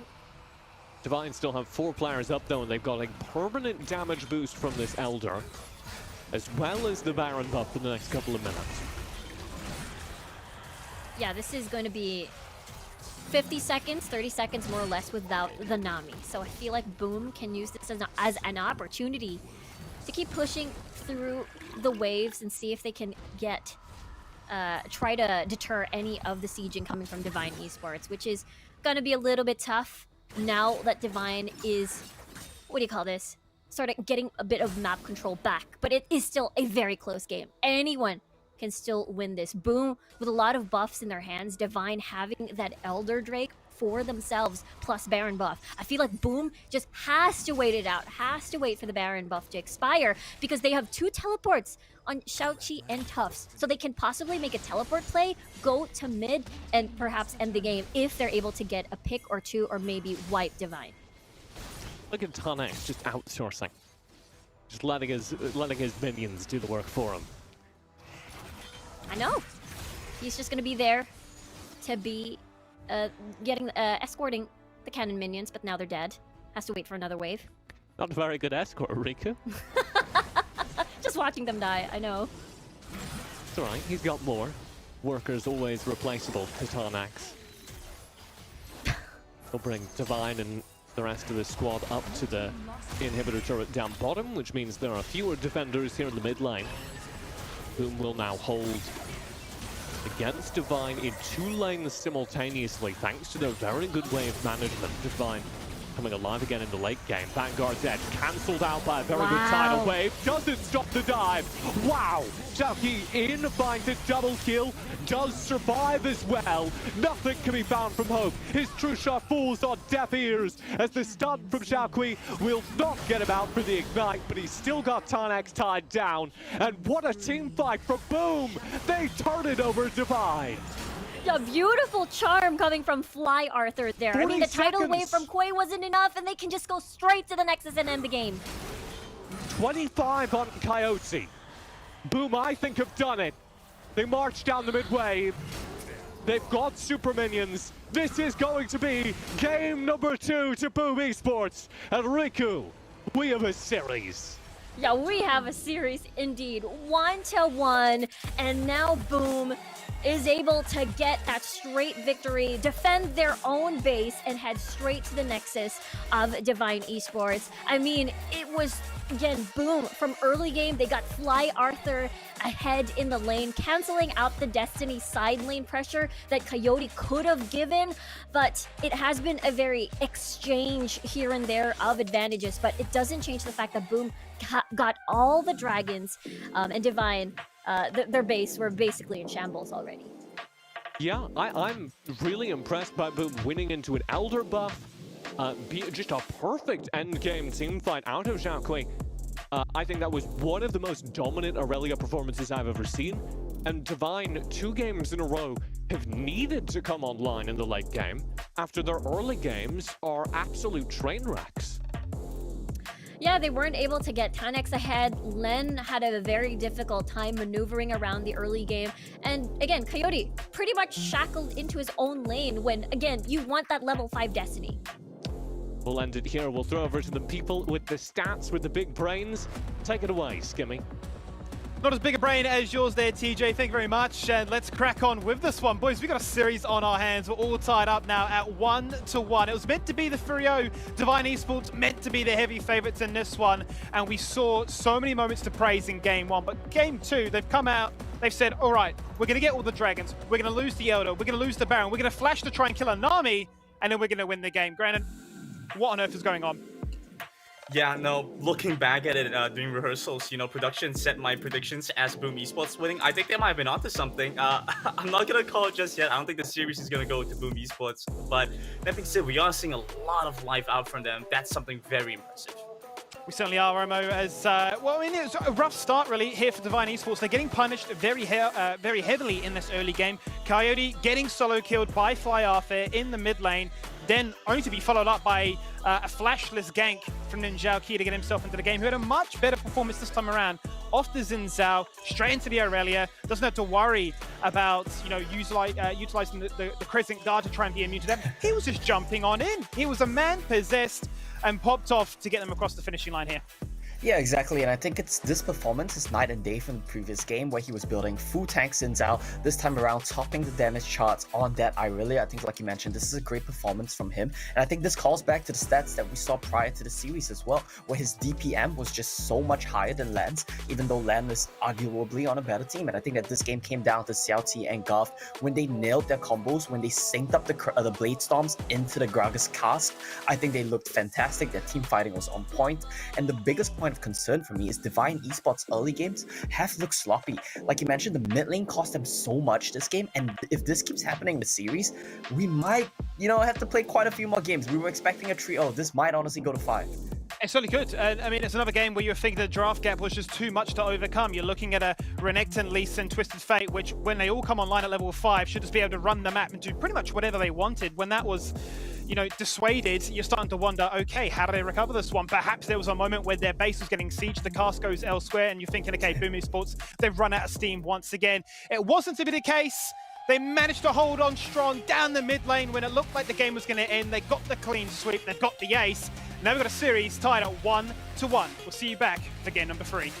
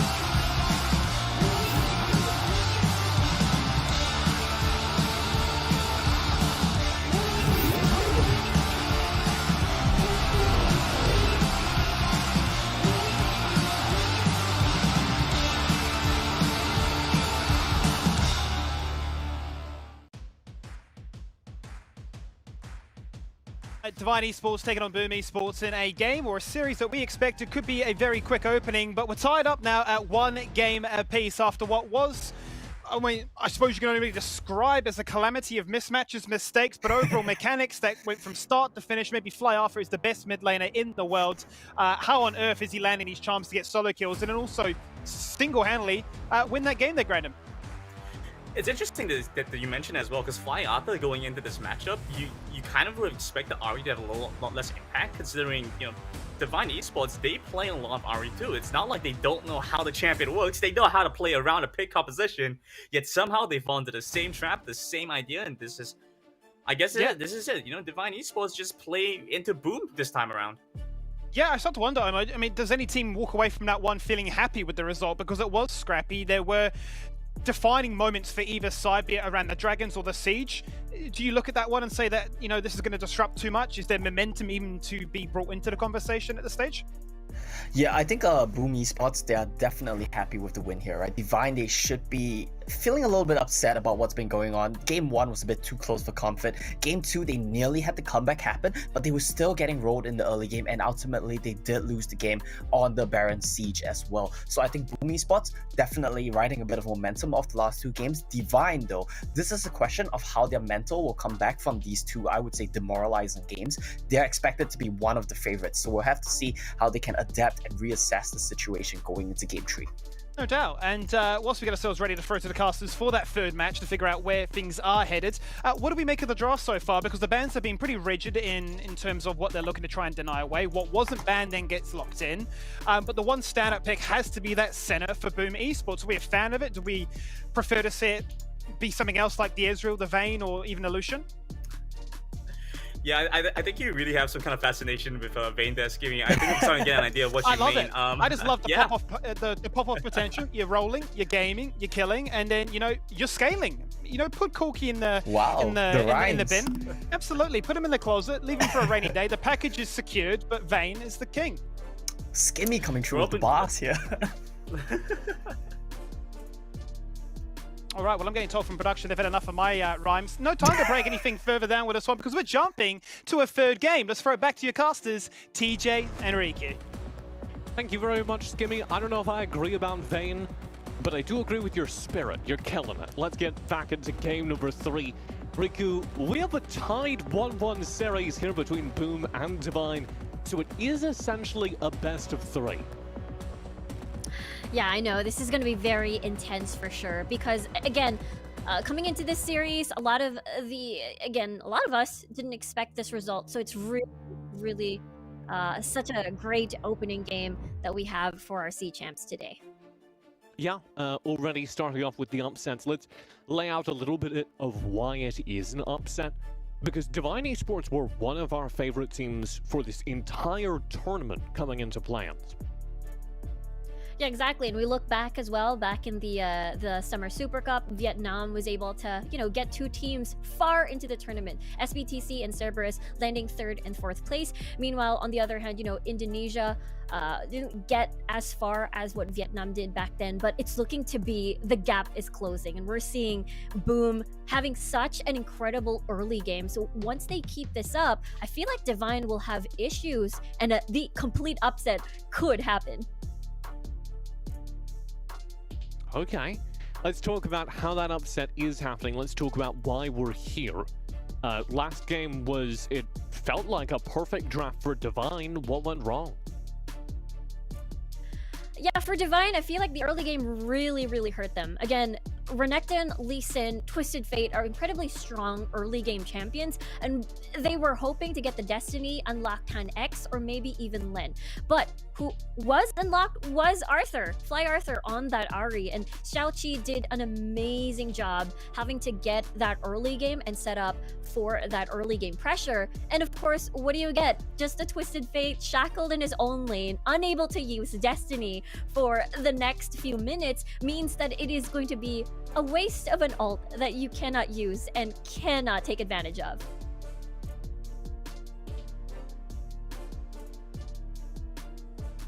And I think it's kind of a worrying sign on the opposite side of things that we haven't seen Len step up. That we have seen you know, this mid-jungle duo of Fly Arthur and Tauki be so good, and yet Len, the jungler that we were all talking up, that was considered one of the best in this tournament, if not the world, has been utterly absent. Maybe feeling some stage fright, maybe not being able to be as aggressive due to some strategy changes. I don't know what's happening, but we're not seeing the dominant Len of domestic play. Yeah, I have to agree with you there. It is, again, imagine having to get Lee Sin, Renekton as well, and the utility coming from Coyote, and not having to feel him in the game. So this is a completely different Divine Esports, or LEN in general, that we're seeing in this tournament. Let's get into this draft right now as the Olaf, the Alistair, the Lee Sin all banned out by Divine. Boom got rid of Varus, Camille, and Riven, which leaves us with a very familiar first two. We'll get Tarnax to lock in this Ziggs again for Divine Esports. We saw it played as an AD carry by Hope 1, and Boom get arguably the better 1-2 to start this draft off. They're going to get Senna and Gragas. Yeah, big disengage coming from Boom Esports, meaning that Divine should be a tad careful towards the draft to lock in any sort of all-in. Because looking at the Galio now being picked up, meaning that we could see another Diana kick in. Of course, 10x is going to get the Renekton with how scary he is with a 4-1 split push. Very scary stuff as the Galio and Renekton come in. Divine have their tanky front line again. Do you think we get something else as a damage dealer here? Do you think we see anything other than this Ziggs Renekton as the damage dealers for Divine? Yeah, I feel like Divine's gonna go back to game number 1 draft. We could see possibly a Kha'Zix pop in once more, and as well as we'll see if Coyote's gonna be on that Renekton. I know it is gonna be. It really looked solid. And for Boom, on the other hand, there you go. There's the Kha'Zix. And I feel like, you know, no Jarvan 4, that's going to be on Boom Esports side, so they can pair this up with what they want. And Akali, we talked about how when you see a Gragas, it's going to deter a team to pick up something like an all-in, but Divine Esports ignores that, and they say they're going all-in on this Akali. And I actually really like this because Divine actually finally have 2 damage sources on this team. They've got, yes, the Kha'Zix, who's maybe an assassination potential, but you also have, okay, Renekton, Ziggs, Akali. That's a ton of damage, and you know exactly where it's coming from. Over on Boom, they've also got plenty of options. Fly Arthur pulls out the Twisted Fate, giving them that cross-map mobility. He'll be laning versus Coyote's Renekton. Exactly. I'm curious as well. With the Akali and all 2 assassins on the board for the side of Divine, the Destiny will come into play not only for side lane pressure, but also spotting out cheeky entrances by those 2 assassins. Game number 3, Assassins is. The Latin Riku is actually Assassinai. So, there you go. Oh! I learn something every day. I love it. For anyone at home, that is not true. Do not quote that fun fact to anyone. Game number 3 kicking off here between Divine and Boom. Okay. Divine here on the blue side, Boom yet again to take the red. Yeah, we talked about this during the draft. Full-on assassin. And the Gragas is there for that big disengage. And as well as how you're just gonna rest in the arms of Tufts here on the Darius. So Divine should be careful on how they're going to maneuver around the fights later on. But we'll see if the Gragas explosive cast will be enough, because Divine has a pretty strong engage. Whenever 10x will go in, or Len will go in, the hero's entrance will follow through from Quay, and it's going to be an easy stun lock and an easy burst. Boom playing defensive on their own side of the map as Divine Esports, for maybe the first time in this series, have the more aggressive early game. Yeah, I have a feeling too. Level 5 will be the key here, and at least they have that late game insurance, I suppose, when it comes to the Ziggs. which will be very painful considering that there's no sustain. Tufts starts out this fight. Fly Arthur coming in with gold card. Jackie here as well. Gold card does land, and it interrupts the play. Tufts survives as a result. 1 HP. Satan X needs to chase him down. He'll find the kill. Now they have to step into Jackie and Fly Arthur. Fly Arthur finds 1, finds 2. A double kill in the fight to Fly Arthur, and Tan X low as well. It's going to be 3 kills passed over to Boom as they win the early game yet again. Look at that. That was massive. Xiao Qi was so close to his death. And he flashed just to get a smite off the Rift Scuttler to get HP back. And Divine Esports, of course, they fully committed to that fight. There is no way for them to get out. And in the composition itself, there's really no way out. This is the type of team, once they're in, they really have to commit. So for Boom, they got a lot of that. They got a lot out of that. They certainly did, Riku. And let's talk about where that gold's going, because you might have noticed Fly Arthur has just completed his first item. Yeah, he's able to get a little bit more tankier as well. He's able to get more pokes down with the Rod of sustain. Ages, my god. Yeah, getting that Roa right away. So for Divine, you know, Coyote here still having to wait for that Black Cleaver. And he's just gonna have a bit of a tough time in this melee versus range matchup. Good thing he does have some form of sustain at least to, you know, make do. But that means he will not get priority in this lane most of the time. So that means, okay, I get priority. I can Destiny either towards the duo lane. There is a big setup there with Gov, or towards topside. Flash, Apprehend, Proto Belt Apprehend into the gold card. I think that's pretty neat. Quay backing off here down bottom, as we did have an initial exchange. Give some extra gold over to Boom Esports. None of it affected the bottom lane yet though. And so Divine can run for the win condition that gave them game number 1. Riku, if they can protect Hope, this game is still well within their grasp. Yeah, 2 to 3 item power spike, Luden's Echo, and then Rabadon's maybe the Orb, perhaps. We'll see what the call is for Hope 1, but that is the sweet spot where Divine will be more comfortable in these objective fights, perhaps. And, you know, it feels like Boom, they do have some form of sustain coming from the Senna, but most likely it will not be enough. But speaking of the Senna, there is going to be that unlimited stacking coming through, so the scaling coming from Owens will be very scary as well. Drake picked up first Drake of the game, and Ocean Drake going to Boom Esports, meaning that for the 3rd game in a row, they have the lead in early Drakes. Divine will get something back this time. It'll be a Rift Herald picked up, and they're looking for something to do with it. Down bottom, Coyote. He's under threat, so it very likely won't be there. But if you can bring the Rift Herald into mid, maybe, where Hope is finding value, it's a big gold injection. Yeah, that definitely could be the choice. Gold card. Fly Arthur arrives in the bottom lane. It's a Renekton, though. So Coyote can even just walk back up to this turret. And a bit of a waste of a gold card. The explosive cast will change things, though. That was massive.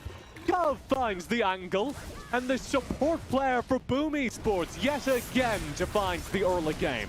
Here's the attack in the mid lane. Divine, call in this Rift Herald. Boom needs to play defensive here as a result. Len will dance through and find a 1-for-1 trade. Quay dying in the fight. Boom will be able to shut down this Rift Herald. 1-for-1 in mid.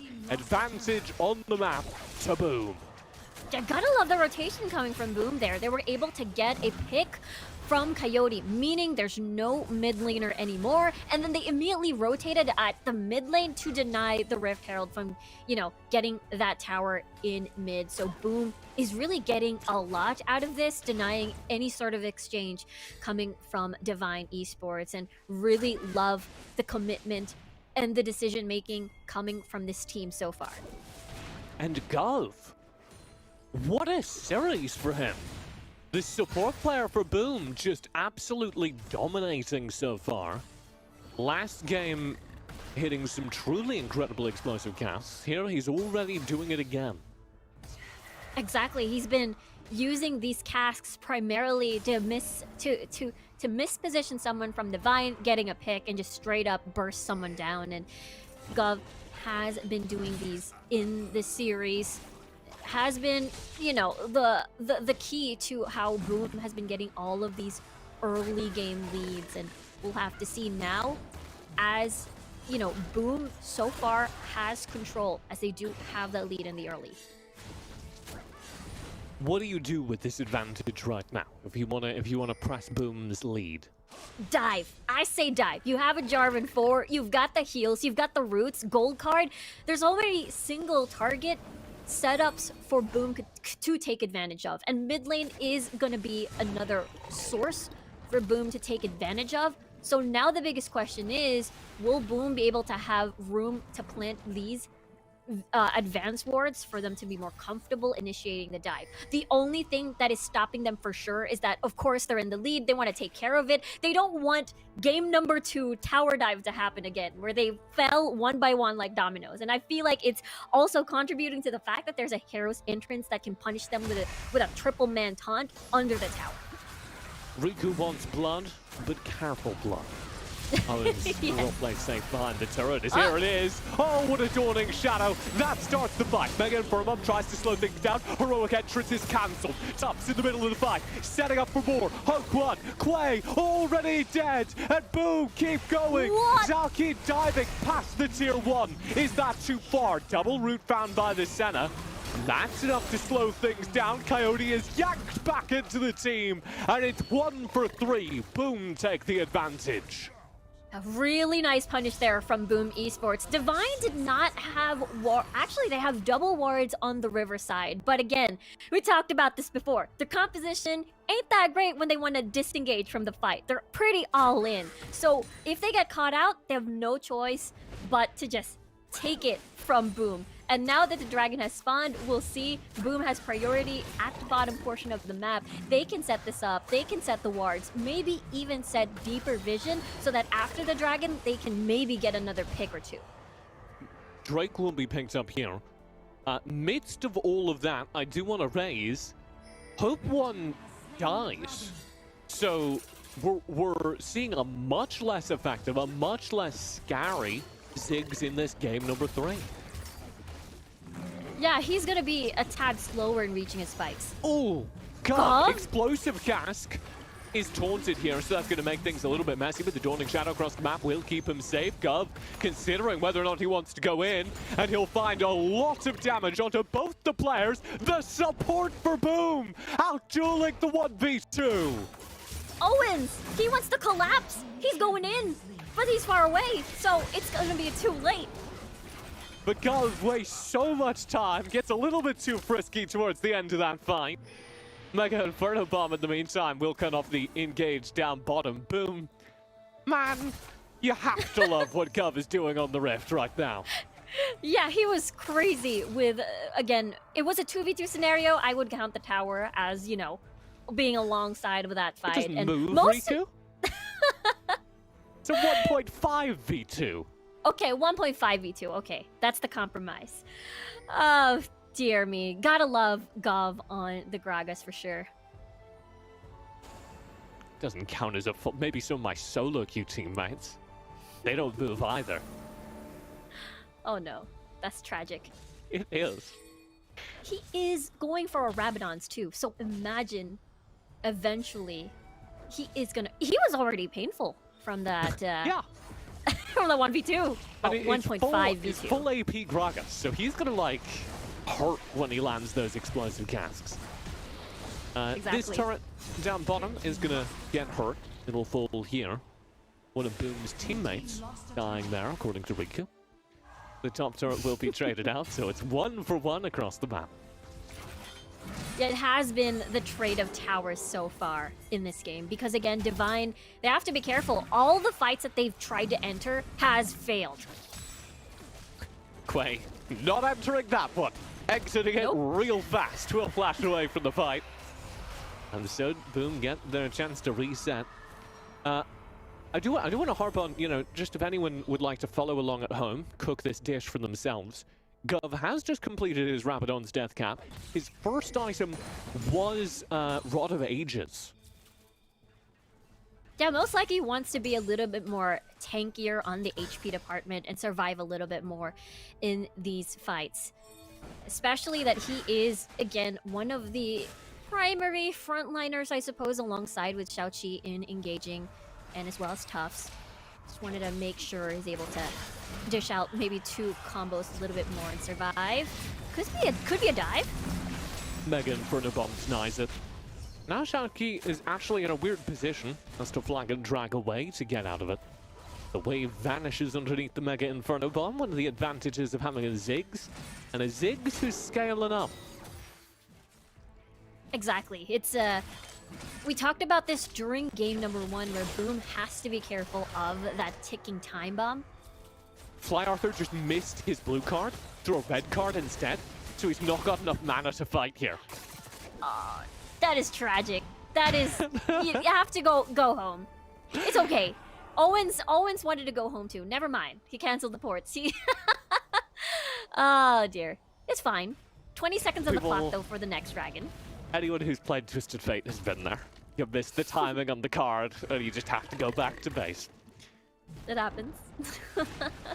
He did finish Rapid Fire Cannon though, so got some shopping done while he was there. A little bit more range for those gold cards now. Very scary Twisted Fate coming online just in time for the strike. Exactly. It's all according to plan. He was going to go home anyways to buy that item to get more range on the cards, just as you mentioned. Especially, again, we're talking about 4 melees on the side of Divine Esports, so this is very welcomed by Fly Arthur. Here, though, look at Boom. Or rather, look at Boom. They're already starting this Mountain Drake. I'm looking, Riku. Here's Coyote at the bottom. Len Quay coming in from the top, and they are just split by that explosive cask. Boom turn their eyes back towards this dragon. Well below half HP. Coyote looking for the dive. Coyote in for the dive. It is secure by Boom, and the Dawning Shadow absolutely melts Divine. Nothing found on the heroic entrance, and there's nothing that can be done for Divine. And desperately, Tarnex dives in, finds one onto Tufts. Now, 1v4, he's doing it! He trades 2 for 1! A heroic effort from Tufts, but it's all he's gonna get as Hope One's caught out as well. Very low. Fly Arthur will clean things up. Gov getting credit as well. And 3 for 3 with Drake going over to Boom. They'll take that any day. Yeah, that's again looking to be like the game number 2 that we just saw. 3 dragons stacking already on the side of Boom. And we saw the attempt coming from Tanex, even though he had that Zhonya's Hourglass to see if he can buy some time for the rest of the team. But at the beginning of that dragon fight, it felt like the gold card range from the rapid fire cannon was just too much. We saw Len already chunked to what, half HP before the entirety of that fight even started. So Boom, and as well in general, Fly Arthur has been doing a lot of work in these fights. Fly Arthur will get himself a buff here. It's a privilege you get when you do as well as he's been doing. You get to steal away a blue buff. It's it has his name on it. Not if you're the jungler. If you're the jungler, you yell at him. Angry pings. That is also true. Right now, Fly Arthur is in the rare position of actually doing damage as a late game Twisted Fate. He's going to be able to complete this Rabadon soon, and he's staying ahead of the power curve, such that him landing a full combo is scary, which is not usually the case. Bottom lane. Dangerous stuff over the top. Middle of this fight, Tufts will go down shortly. The Dawning Shadow keeps him up, and this means Coyote is incredibly low. Fly Arthur finds the turn, and he's going to have damage onto Quay as well. Excellently timed stasis. Gold card ready to deal. Wow. He'll tie up Len. Len's gone. Excellent stuff from Coyote. Fly Arthur shuts him down anyway. Yeah, gotta love the target prioritization again. This is what we're seeing from Fly Arthur. That 1v2 scenario temporarily is able to gold card and shred down Coyote first before Quay on this Galio, and bought some time with the stasis as well. Look at the dead bodies on the board. Gotta love it. as Baron Thank you, now unlocked observers. meaning. We're going to take that clip of just Riku saying, "Gotta love dead bodies." No. It'll be one of my favorite clips of this Please tournament. no. Baron burned up here. Mega Inferno Bomb for the steal. Teleport as well. Jouti, almost dies to the Baron. He flashes out. He lives through it all. Fly Arthur, gold card. Oh, they turn it. Goodbye, Tonex. He can't do anything. Divine, a desperate steal attempt, and it's going from bad to worse as Fly Arthur is everywhere at once. He'll teleport in. Oh, Gov again with the explosive cast tusk. Flashes to chase. Lens 1 HP and running underneath the turret. Will be Quay trying to stall things out. He can't do it. These inhibitors are crumbling. Boom have done it. They've taken the lead in this series. All they need to do is burn down the Nexus. And Tachi's a little too eager. He'll die to the Nexus turret, but the result is the same. 2-1. Boom Esports in the lead.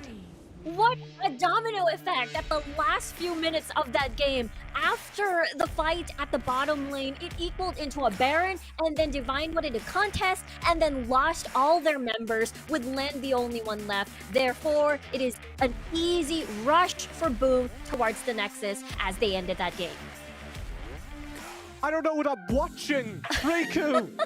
This series keeps going, and boom, the team nobody on the analyst desk predicted. Full disclosure, nobody on the caster desk predicted either has a 2-1 lead in the series. I know, it's crazy. We've managed to get like this plot twist right off the bat in our first match of the first day of the Siege Championship. So it is such a fun series to watch so far. And now, boom, they're looking to close the series. Explain this to me, Skimmy. Well, there's many things in life I can explain to you there, TJ, but this is not one of them because I have no idea what I've gone for. Perhaps even so much so that I want to flip my prediction around. Let's just go Boom Esports. I'm already going for the 3-1, so why not just go down and say it is what it could be? Because, boys, that is a game that you're just looking at and thinking, has the opposition literally mental Boom Tier mode? I mean, you're not allowed to flip your predictions, first of all. I have to call that one out. That's very illegal right there, Skimmy. So we're locking in our predictions. We'll have but to be fair, get you unmuted on that one. I'm going to throw it across to Grandin to fill in the time as well. We're looking at this series and we're thinking, okay, Divine Esports seem to be allergic to dragons unless they're Elder. What on earth is going on there? Nah, okay, well, honestly, from what we've seen so far, they've gone 2-1. Boom Esports is in the lead. I might have to tender my resignation, but while I'm doing that, I might have to send the template to Divine Esports at the same time. We probably should send it in together. Divine Esports looking really off form here. They have to come back in and showcase the power of the Vietnamese region. This is the region that we've touted as a contender for the title winner. At the end of this, things are not looking good for them. They certainly aren't, and we'll bring up that, well, the scoreboard really more so than anything. Fly Arthur, back-to-back games, phenomenal performance. He went up against the Twisted Fate and said, I'm going to win it. I'm playing the Ahri. He's now playing the Twisted Fate and basically laid down the gauntlet to Coyote saying, this is how you play mid lane. Look at the accolades, most kills, most damage, most gold, and most sieging. And the most standout moment for me had to be that TP bot side with the Destiny, goes in 2v2, and somehow he lives. Enough time to back up with the rest of his team. How tanky really is the Twisted Fate with this Roa build here, Romo? I mean, I think the key difference besides the Roa is if you look at Fly Arthur's Twisted Fate this game versus Coyote's Twisted Fate in the previous game, it's the enchantment they chose to buy. Fly Arthur went for Zhonya's, knowing he can play more aggressively with it. He can dive into the backline, he can survive being dived by Akali, Renekton, Kha'Zix. The difference is Coyote in the last game opted for Twin Shadows right there, and that means that anytime he got hit by a form of CC, he just dies, and that made all the difference here, the itemization choices from Fly Arthur. A lot of damage, as you can see on the screen. It was quite close, though. You're looking at Gov playing a support Gragas, gets called out a few times, but he wasn't lagging too far behind that of Hope on the Ziggs. And Grandin, does that spell disaster so early on when you're seeing a support Gragas, which we know can be so flexible, chucking at explosive cast? Look, some hit, some don't, but when they do, the team look unstoppable. Yeah, that's really it, right? Gov, honestly, he doesn't do all that much. He just really brings Fly Arthur to the spotlight. You know, his plays are setting up for his Twisted Fate, and Fly Arthur, you know, has been amazing in this entire series between the Ahri and the Twisted Fate. I think you just have to expand all your bans to remove these guys' champ pool. Certainly could be what's on the cards here, because we have ourselves a potential match point, maybe the biggest upset, and it's only day one, game one here for the SEA Wild Rift Championships. It's Boom Esports in the lead. It's 2-1. We'll see you soon.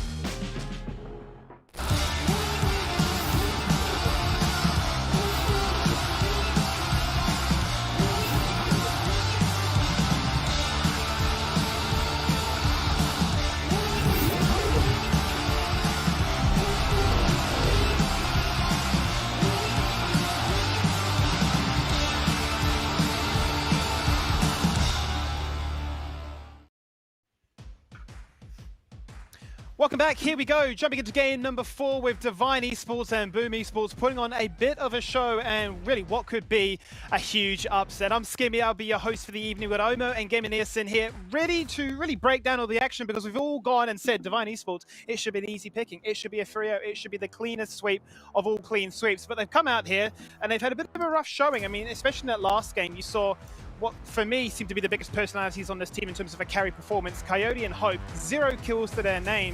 They played the Ziggs and Renekton champions that want to get ahead early, then be a nuisance and a menace with their engage and their poke, and it just never really got online there, Omo. Yeah, honestly, I think so many question marks have started to arise from the side of Divine Gaming, right? When you start off the series, when we were in game 1, you're looking at the pick bans, we were talking about how amazing it is, they got the flex picks, they got everything they wanted, they counter-picked every single lane, and then you come into game 3, they pick Kha'Zix, they pick Akali, and the opponent team just 5 picks a Twisted Fate. You just countered yourself with Twisted Fates being available. There's just so many question marks starting to arise for me, and it feels to me like Divine Esports, they're starting to fall apart here. However, with that said, I still think that the caliber of players they have has a certain standard to it, right? So I feel like they will be able to recuperate from their losses and come back 3-2. What are your thoughts on that, Grandin? Yeah, it just seems wild to me. Like, I never even thought that we were going to have a Game 4 intro, to be honest. Yeah. I thought things were going to stop early on. And I agree with Omo here. You know, I do feel like they have a certain caliber of play. But that being said, Boom Esports, where they've really come online for me, feels like their macro play, or at least the fights that they're picking, have been very well timed. They seem to have some very good intrinsic understanding of when the objectives are going to be up, Dragons up, Baron is up, because the fights that they get have all been right around the corner, right before these objectives spawn. They transition to grab those, just snowball out of control. Seems as though it definitely does snowball out of control because Dragons are winning this team games. They've got the confidence, they've got themselves a potential match point here as well, and they could cause that upset 3-1. Let's find out. Back to our casters. I don't know if I'm ready for it, Skimmy.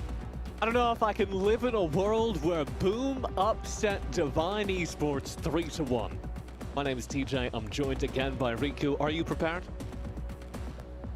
Yeah, so excited about this next series that we're not next series. What am I talking about? For this game, because Boom is now match point, and I'm just so excited to see, you know, game number 1, or rather series number 1. It could be an upset. It could be a truly historic upset. We were talking earlier about whether or not this series determines the rest of the bracket. Because if Divine lose this, they're not out. They go down to the lower half of bracket A. And that gets scary for them because they're 1 game away from elimination. But also I think it's really scary for everyone else in the lower bracket. Because what are the odds that this Divine shows up 2 days in a row? Yeah, that's true. They're still, again, their performance back in their, you know, their grand finals as well. So it's just one of those things where maybe this series in particular, they're really struggling to find their footing, and maybe in the next few days they get to, you know, shine a little bit more. Especially we talk about Len time and time again, but unfortunately he has been absent in most of the games that we've seen in 3 games in a row actually. So with that, we also saw him on the Lee Sin, which I think is his best pick, and again he was invisible, so perhaps they're still trying to find their footing in this series. And as we head into the draft, we can start talking about how that diffused the entire team composition. The second we see Len being absent, then that Coyote mid-jungle duo is so much less effective, right? Coyote's been playing some good games. He had a very good Twisted Fate game, but individually, he's not going to be able to turn around the game because he's playing those more utility-focused characters. Coyote is a very good team player, but if there isn't somebody else leading the team fights, doing the damage, then it doesn't matter if you have more utility. Yeah, that's the thing. I feel like this is uncharted territories for them because most of the games that they have won is them getting early game lead into objective control and then basically getting all the dragons and the barons and then finishing the game. But so far, it has been Boom's early game that has shined through the entire series. Even though, let's just say, the gold lead is still pretty close. Divine has been able to get exchange kills here and there, especially past the laning phase. Objective-wise, Boom has been getting all of these dragons, and it's once that happens, especially if you draft in a composition that is only very effective early, there's not a lot of window for you to get back into the game. I mean, Boom have just won every early game, though. Right, out of game number 1, they have just been able to build those massive leads, and you're saying Divine are used to winning the early game, winning the dragons. That's absolutely true, and they normally do it off of an aggression that just isn't here. So Boom are running the early map. Boom are the ones making those incredible turret dives like we saw in game number 3 just now, and Divine has to run uphill to get to the dragons in time. Exactly. I feel like we saw an attempt in the previous game where they wanted to fight, level 5, level 3, level 5 around the Rift Scuttler. Because, again, most of the champions that they pick are very strong when it comes to level 3. That's their power spike. But it backfired. And after that, what options do you have left? Because now you have to deal with someone from Boom, like Fly Arthur, who is in the lead. So basically, a little bit hard to shut down, especially maybe when he's on an Ahri pick. I do want to challenge that specific call by them, actually. And maybe kind of talk about why it went wrong. Because they did have a decent early game level 2, level 3 fight, but they were playing into Twisted Fate, who's actually maybe the scariest duelist champion on that map at level 2, 3. And I don't want to take away from the fact that they had a good composition as well, like you were talking about, Riku, but direct that fight surely away from the mid lane. Don't fight for scuttlers there, maybe trade for scuttlers and show your early level 2 in a sideline somewhere, because there was realistically one threat on the map and they walked right into it. Yeah, it could be a possibility of who gets to engage first, because when we look at Jarvan for Twisted Fate, you've got the Flag and Drag into the gold card versus maybe a Kha'Zix and a Renekton. So you're gonna get outranged from the get-go just because, again, of that ranged matchup, and on paper, you will get bursted down if all of those CCs follow through. So after that, you're unhealthy. You're not going to be healthy HP-wise, and therefore not prepared to get that 2v2 on the board on that Rift Scuttler fight, is what I saw in the previous game. I feel like you're overcorrecting from I like to see dead bodies, and now we're at I don't see any dead bodies, they're just unhealthy. We're like finding opposite ends of the Riku spectrum here. I think that's a very good conversation. I think the other thing that we need to talk about is the way that Len has just not shown up at all. We talked about it kind of from a macro perspective, but just to get into the individual games, that Kha'Zix looks terrible. Yeah, it felt like very non-existent, and it's just one of those things where, will Coyote play something else? Will he go back to this Twisted Fate? Will I worry about the Fly Arthur matchup this time around? Will I be shackled again and not help assist Len in his adventures of diving in or invading the jungle or finding picks in all these skirmishes? Yeah, so I want to see something other than the Kha'Zix. I want to see, like you were saying, Len stop being shackled, be assisted by Coyote, get that mid-jungle duo online. Tarnax is playing well, Coyote's playing decent, but frankly, just getting outplayed by what Boom are bringing to the table, particularly in that jungle matchup. Also in this support matchup, just a quiet note, Gov absolutely killing it this series, and he's earned some adjustments as we get into the ban here. It is actually his team that bans away the Gragas, meaning they get a first pick of this Lee Sin. Yeah, that means there's not going to be a lot of disengage options that is tanky, either than the Braum that Divine Esports possibly will pick up, as now the Rengar, Len changes tactics. No Kha'Zix, no Lee Sin, because it has been taken. Let's go for the Rengar. Let's go for the thrill of the hunt. Sneaky, get someone down, burst someone down, and see if they can maybe possibly arrange a lane gank perhaps for 10x. I'd love to see a Jarvan in answer to that. Give me Corki, Jarvan. Jarvan obviously would be in the top lane in this matchup. Or somewhere else. We saw Boom get flexible with that earlier. but give me the kettle, because once you have a Corki, you can throw the package down on top. Brand! There you go. There's the brand. The debut of brand. Oh, I got a little bit excited there, TJ. It is going to be the Renekton. There is no okay. brand! Got a little bit excited there. It was the debut of brand. But like many movies these days, it was a 5-second teaser trailer, and in 2 more days, we'll get the real trailer. That's what we got, the Renekton. I mean, Renekton Lee Sin is also incredibly strong as a jungler top duo, so unless Fly Arthur plays this up, actually, we might see the... I gotta get excited again. Again. The debut. Is this official? Because it's not locked in yet. It's not locked in yet. Oh, there it is. It's locked in! It's gonna be a support brand against what? Divine should pick a Nami here, unless they put the Galio in for Quay. They have to have a range sustained matchup. There you go. The Nami will be the support for Ezreal. You've got heavy poke to answer the fire. Water versus fire at the bottom portion of the map. I love it. Divine do have a very good traditional composition for this roster. They've got this Galio to play in the middle of the map, giving Coyote that roaming potential he loves. They've got Hope 1 on a big sustained damage carry from the Ezreal. Ezreal and Wild Rift can pump out terrifying damage numbers. But Boom are throwing a wild card in here. It's going to be Corki AD carry. It's going to be brand support. It's a very hard scaling lane. They're going to be terrifying in the late game.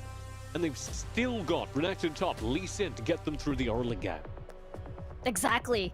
They've got that level 3 power spike from Fly Arthur, Xiaoqi, and as well as Tufts here on the Renekton. So I can imagine Rift Scuttler fights can be a little bit dicey against Divine. And it all depends if the charm connects. And that will be the key for Boom to win another Rift Scuttler fight once more. Of course, the brand as well in the dual lane. We're sensing a lot of pokes from the Corki and as well as the brand. The dots as well coming from God. It's time. Game number 4. With Divine Esports, the 2nd seed out of Vietnam, one of the best teams in this tournament, up against their first loss of this tournament in their first match of this tournament. Boom Esports taking them all the way, need 1 more to close the series. Yeah, Boom is just so close to sending Divine Esports down, and we were talking about this, you know, Divine has been, you know, coming into this tournament, the favorite to proceed from Group A in the bracket, but now there's a lot of question marks so far in our day number 1 as Boom, you know, they're playing their style right now. This is very strong early. You can unlock Fly Arthur again, just like in game number 2. But the biggest difference is now that you're up against the Galio. You're not up against Twisted Fate. Galio has a little bit of more survivability and as well as synergy with your jungler as well. And the fact that it also acts like a Twisted Fate. You can propel the side lane, set up the dive, perhaps the top side, and it's a 2 birds in 1 stone kind of thing. That's, yeah, with a hero's entrance. I can be anywhere. My name is Galio. Mid lane presence is there, Coyote. Forced to burn the flash in the early game. Xiaoqi takes advantage, and what was that? A turret dive in the middle of the map. It's a 1-for-1 trade as the turret takes Xiaoqi's life. Hope 1 in the meantime not very low down bottom. Quay will step up and threaten Gov. Everyone low except for Owens down bottom. It's pretty funny. Exactly when I said, well, you know, Galio pretty tanky. It's gonna be a different story. It's now starting to be the same story as Fly Arthur gets that 1v1 kill. I think that's a really good call out. It's the 2nd game in a row, Riku, that Coyote has died to Fly Arthur in the first couple of minutes of the game. Exactly, without Spirit Rush and without Flash. Fly Arthur has never used a Flash in the 1v1 scenario yet and is able to keep that in case Len or Coyote decides to be more aggressive, maybe decide to equalize that lane. But so far, you know, Xiaoqi doesn't even have to worry about Fly Arthur. He can focus his efforts on the top side. Xiaoqi roaming up towards the top side right now. Showing up in lane. Tarnex says no thank you. I'm gonna watch from a distance, respectfully. pulls out the binoculars, sits behind the turret.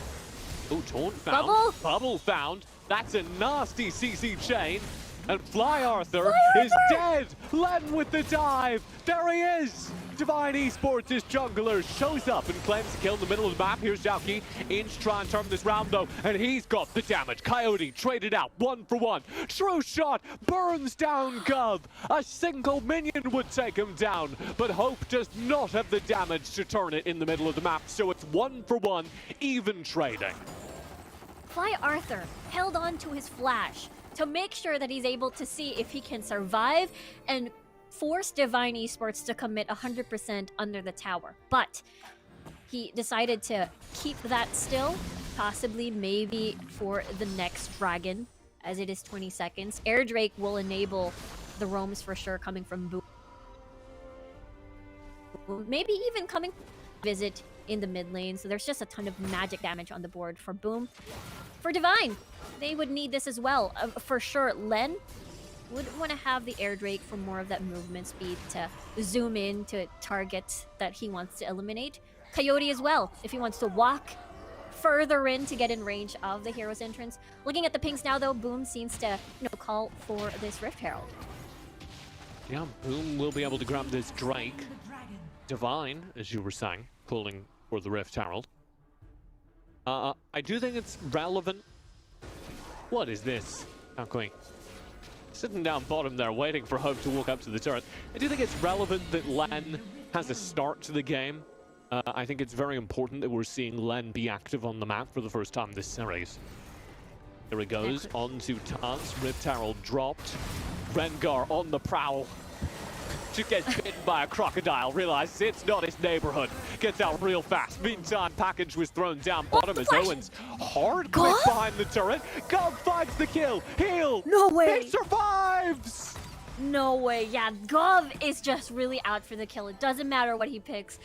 Bragas, Brand, it's all the same. He flashes in for that CC kill onto Quay. And yeah, this bottom lane has been working out so far. And Tufts has been pretty much safe, already anticipating Len going in deep. Oh. Middle of the map, Coyote goes for a dive and it goes badly wrong. Len's in the area but unable to engage as Coyote tries to pressure Fly Arthur underneath the turret, and Fly Arthur finds the trade. A little bit dangerous to try and dive, I suppose, especially if Charm is available, if Gov is there for that CC. And if Divine decides to do it again, they gotta make sure that they can finish off the kill. And Fly Arthur already has consumed the flash, and I feel like that has enabled them, Boom, to buy some time off of that tower dive. But there's a lot on the map that's real good for Boom right now. Their bottom lane is winning. Gov on the Brand has an early gold advantage, so he's going to be relevant to these fights despite playing a support character. Tufts up top did lose a turret, but didn't lose anything else for it, mitigating the results of that play. This is a very promising start to Boom Esports' game number 4. Exactly, they're able to get their carries ahead and set up as well, like we get to see Essence Reaver already completed for Owens. We're still waiting for that Stellari Charge Blade for sure. And Infinity Edge for him to have a ton of crits on the board. For Divine Esports, Hope won on that Ezreal. Not as affected of the added items. Gonna go for the classic Manamune into possibly the Triforce. And I feel like that is the sweet spot where they can be more confident in contesting objectives like the Ocean Drake, which is going to be very important for both teams. Oh no! Follow up. My God, he's done it again. Goodbye, Len. He's just found out trying to recall. Nothing is safe from Boom Esports. But Hope's in trouble down in the middle of the lane, in the middle of the map. He's going to get threatened by ranged poke from Gov. It's insanely painful. You add in Owens as well later on with a ton of crits on his itemization. This is Divine always having to run away from their tower. The Nami healing is not going to be enough. Owens poking in down the middle of the map. I want to take a moment. Could you just talk through, because he is a new character, how Brand works, what people should be watching for in these team fights? Yeah, Brand is going to be there for that additional CC and as well as additional damage and dot as well. So we've seen how powerful he is in the laning phase with so much utility on the kit. You get a stun, you get damage as well, and Owens is just going to funnel in all of, you know, the phosphorus bombs, all the rockets in the world, and it's going to be instantaneously dead. We do have a Drake. Verso Divine Esports, the Pyroclasm, the Brand Ultimate jumps between closely packed players, so whenever they're gathered around, say, a dragon, it's really scary for Divine. The fact that everyone from Divine is practically very squishy, possibly except for Coyote here. So the hero's entrance for the shielding magic damage is going to be very important against Critical. this composition. A lot on Coyote. Again, that utility mid player. Here's the Divine for the dragon. Half HP, Tufts pops the Dominus, turns the tables on a dive. Heroic entrance is spent early, everyone grouped together, there's the Pyroclasm, but it's not enough, the damage not adding up yet. Gov will find a kill, he's still alive, and it's the re-dive. Xiaoqi, it's the backlines. Value from Hope, but not enough to finish the kill. Sertan needs to flash it, chasing Fly Arthur, he can't finish it. Xiaoqi turns it, Gov steps forward, he's gonna stun up, and there's the dive underneath the turret. 2 kills to Xiaoqi. A double kill! He's done it again! Boom have done it again! Divine slaughtered in the early game of Game 4. That was a crazy max stun coming from Gov there. An easy follow-up with the Sonic Wave. And then Safeguard and gets another kill underneath the tower. That is just sweet for Xiaoqi. And Divine now slowly falling into pieces, looking at more dragons. This is turning into what has been happening at the beginning of this series. It's starting from game number 2 where Boom just basically wins every single fight before a dragon spawns and then they just take the objective. I don't know what to do with your Divine. They're so far behind now. It's a 4k gold lead and they have a very lightweight composition that relies on them having items. Yeah, exactly. This is looking pretty sad for Len as well, unable to find these kills rather. It has been Blackening skills as well, Riku. Flame them. Oh dear me. It has been the Xiaoqi show though. Riku challenges Len to a 1v1. Oh dear. I'm not doing that. Please. But it has been tough for Len in this entire series so far. Oh yeah. And we did see kind of a spark of life. Again, we're talking an awful lot about Len because he is one of the most impressive junglers of this past season. He's looked incredible in his regional play in Vietnam, and yet come here onto the SEA stage, he's been remarkably absent. Something that is definitely affecting Divine Esports as they lose their top turret here, mid turret down low. Boom running the map 11 minutes into game. Yeah, it feels like, you know, Xiaoqi has been outshining him for the entire of the series so far. And now all they gotta do, which is sad. Len in onto Gov, reads the cooldown. There's nothing for Gov to turn the tables, but Len can't find the engage. He's running around uselessly, and in the meantime, Xiaoqi is threatened. He'll pull back behind the turret, saved here by the arrival of Tufts into the front line. He shuts down the play, getting real aggressive, but the rest of Boom have already lost their carries. So it's Fly Arthur and Xiaoqi to try and clean up this, and Xiaoqi's all the way back at the fountain. Fly Arthur needs to hold 1v3 as Divine put together a very good team fight. Charm will land, wave is clear except for the single cannon minion. Turret will fall, but they're low. Xiaoqi in. Coyote dead. Recast through the entire ultimate of Hope 1. He's got a ton of damage, but he can't finish the kills. The true shot from Hope 1 saves the day. Yeah, that's a good call coming from Boom. It could have been risky because that is an Ezreal with the Arcane Shift and a Flash still. Said could have ended really badly if they overcommitted to diving in and eliminating Koi and Hope 1. For Boom, though, they are still in the lead, but they gotta be careful in those scenarios where Divine Esports just can immediately catch people off guard. Len will be activating Thrill of the Hunt, find a target, and then Coyote will just follow through with the hero's entrance, plus True Shot Barrage wherever Hope is going to be coming from, and that's going to be a ton of damage, enough to eliminate anyone from Boom. Everyone is basically very squishy on their composition. Divine finally finding an angle, Riku. Finally finding a path back into this game. Exactly. I'm worried so much of it does rest on Hope, though, and there is so much dive available for Boom.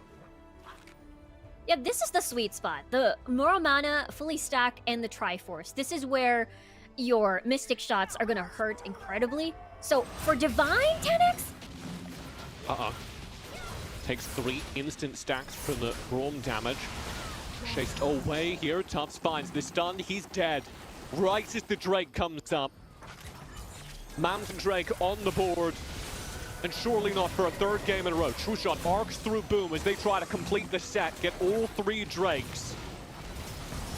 And I don't know what you do about this Divine. Coyote's looking for that. Oh! Charm lands. Coyote needs to spend the stun defensively. Drake secured by Divine. In the midst of all that, Boom manages to pick it up, and they're going to keep pushing forward. Boom finds 3 kills.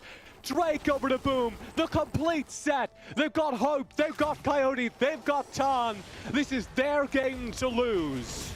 This is just crazy coming from Boom. They're going for more, as the rest of the team will not be able to follow through. But that means, again, they get 3 dragons in this game. That is their win condition right there. Divine not getting anything out of this. Len not being able to get kills so far. 14 minutes. That is a very, very sad cat.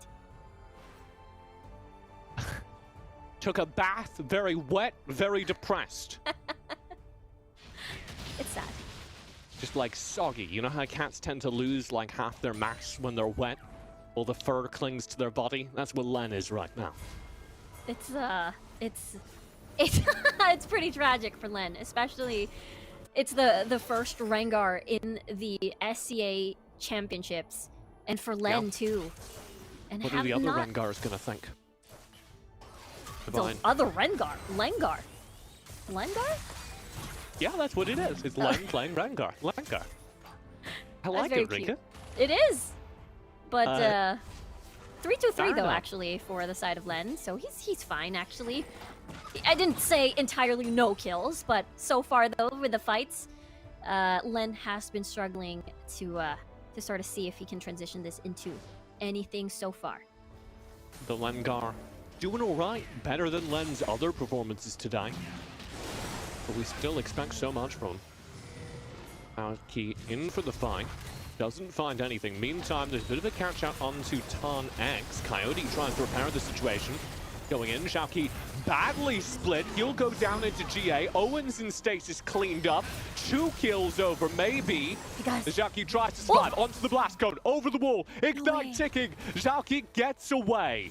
Only 1 player dies for Boom in a desperate scenario.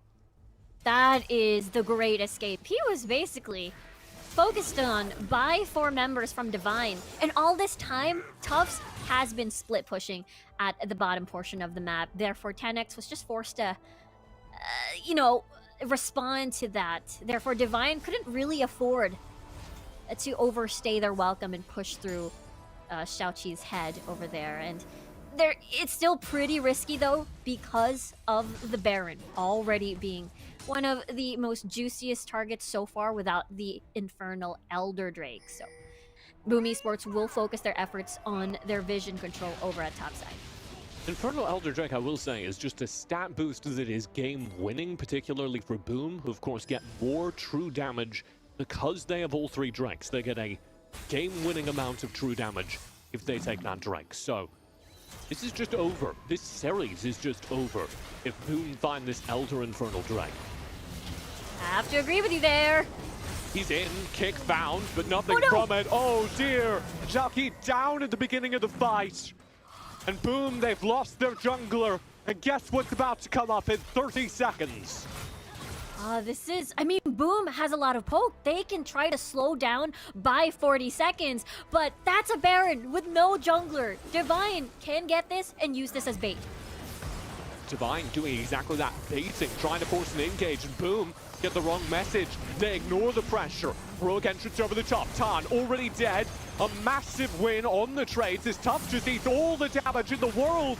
And Divine lose the fight. What? 5v4. Double kill to Owens. He pulls it right back over. It's now Divine down 2 players as Boom are tempted by this Elder Dragon.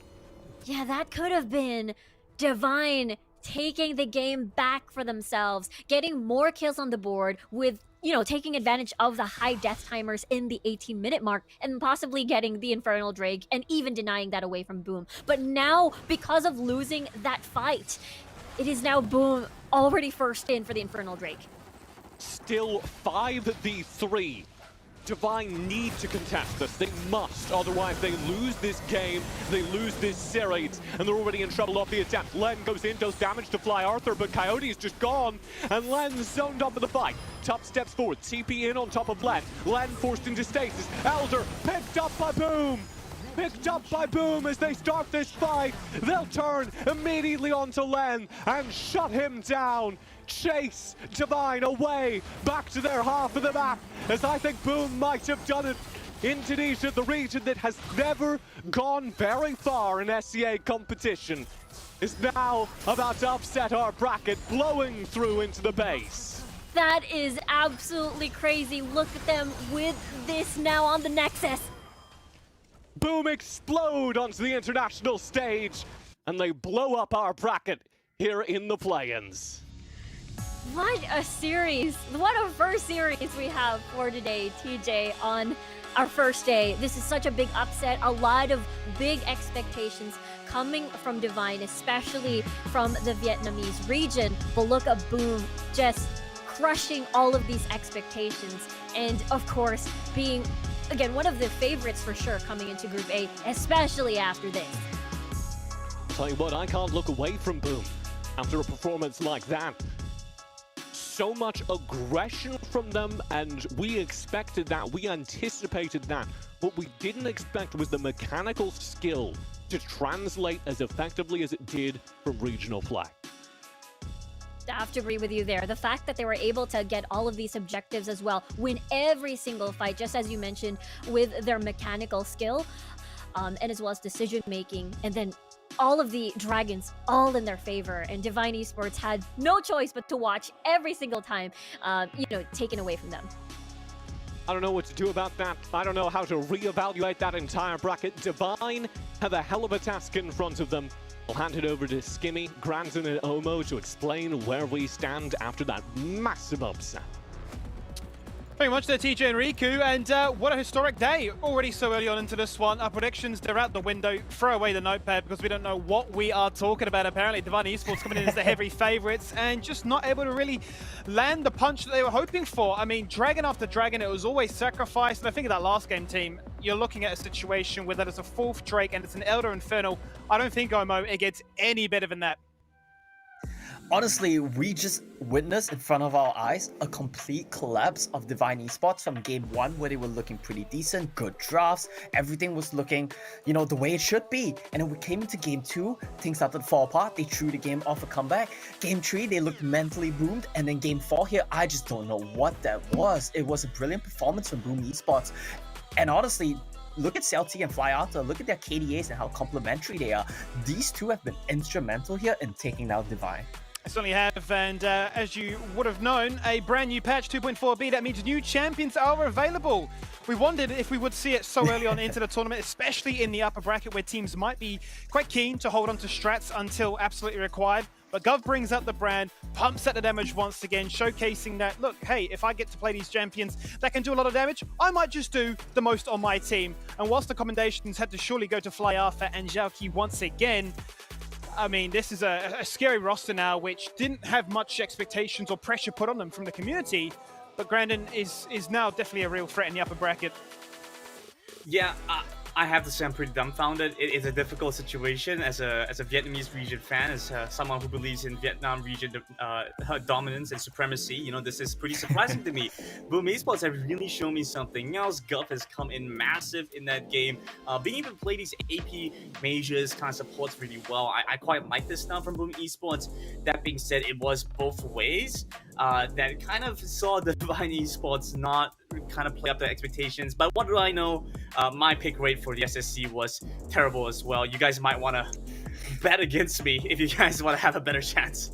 Look, you know, it's beginner's luck, game one, or series one, actually. We'll just put that one down to unfortunate circumstances. Regardless, though, Boom Esports, happy days for them. That does now mean that Divine Esports will drop down into the lower bracket, and dangerous times, really, given the fact that this is a double elimination bracket. There are no real second chances after that. A whole year's worth of hard work, all the hype surrounding the region, the players, the individuals, of what they could achieve may just go out the door. Not too far away from finding out who the MVP of that entire series would be, but I'm sure we can, you know, bring up a few characters in particular that might make a strong claim for it. I'm going to start off by saying Fly Alpha for me. Put on an absolute clinic in the mid lane. So much excitement and research went into looking at what Coyote brought to that team. All the MVPs through summer and fall. He comes into this one, and by the latter half of that series, Omo, it was a big mid gap. Look, I'll be honest with you here. The mid jungle from the side of Boom Esports honestly really gapped Divine Esports, which is a huge surprise. Like you mentioned, Coyote was the name that we were looking at here today. Personally, I had Tan X as a big player, a possible MVP as well. But no one expected Coyote to come in and honestly just get put in the dumpster by Flyata here. Xiao T as well, right? He had a brilliant performance, syncing up with his mid laner. Mid jungle synergy was definitely the name of the game for Boom Esports here. But I think if you call back to what we were talking about earlier, mid lane Flyata, he was the one making the plays, doing the DPS. He did it all, so that's why he has my vote for MVP. What about yourself, Grandin? No, I definitely agree with the sentiment. You know, things were looking a bit tight at first when looking at Celti. You know, he had some great moments that kind of indicated that maybe he deserved the MVP a little bit more. But as you take a look back, you know, Flyata, even in those situations, was kind of the unsung hero. You know, he really set up for Celti. I don't think he could have made the plays he did if a lot of those critical charms didn't land, for example. And we saw one of that on Coyote in mid lane, I think game number 2, that secured them the win from what looked like a bad position. Against the Baroned up wave crashing in, they got the charm on the Coyote, they get it, and there we go. Totally was, and I tell you what, if I was to put out my prediction for a vote, I'd probably go for Zhao Qi, just based on the fact that he played the Lee Sin, he went mid lane, he gets 1 kill. No, he's not done with that. He wants a double, he wants a triple, then gets out and survives. The man was clean, but let's find out who has picked up the MVP for our very first series here in the SCA Champs. Will be Fly Alpha. There we go. I mean, really, can we put it otherwise? Twisted Fate, Ari, the standout performances that he was able to bring to the table, the map influences, and just overall the game state where sometimes the game would not have been won without his influence. Yeah, definitely. And I think the key thing we want to look at here is look at his DPM. 1,216. That is not a realistic amount of damage per minute here. Keep in mind, he wasn't playing big damage dealers. He was playing pick champions. He was playing Twisted Fate. He was playing Ari. He didn't come in and play any big carries. And he still pumped out such an amazing amount of DPM. I think this is a fantastic performance in Flyata. His KDA participation percentage as well. He's been involved in basically every fight across the board. And I would say that this man deserves the MVP. What do you think about that one, Grandin? Anything extra there?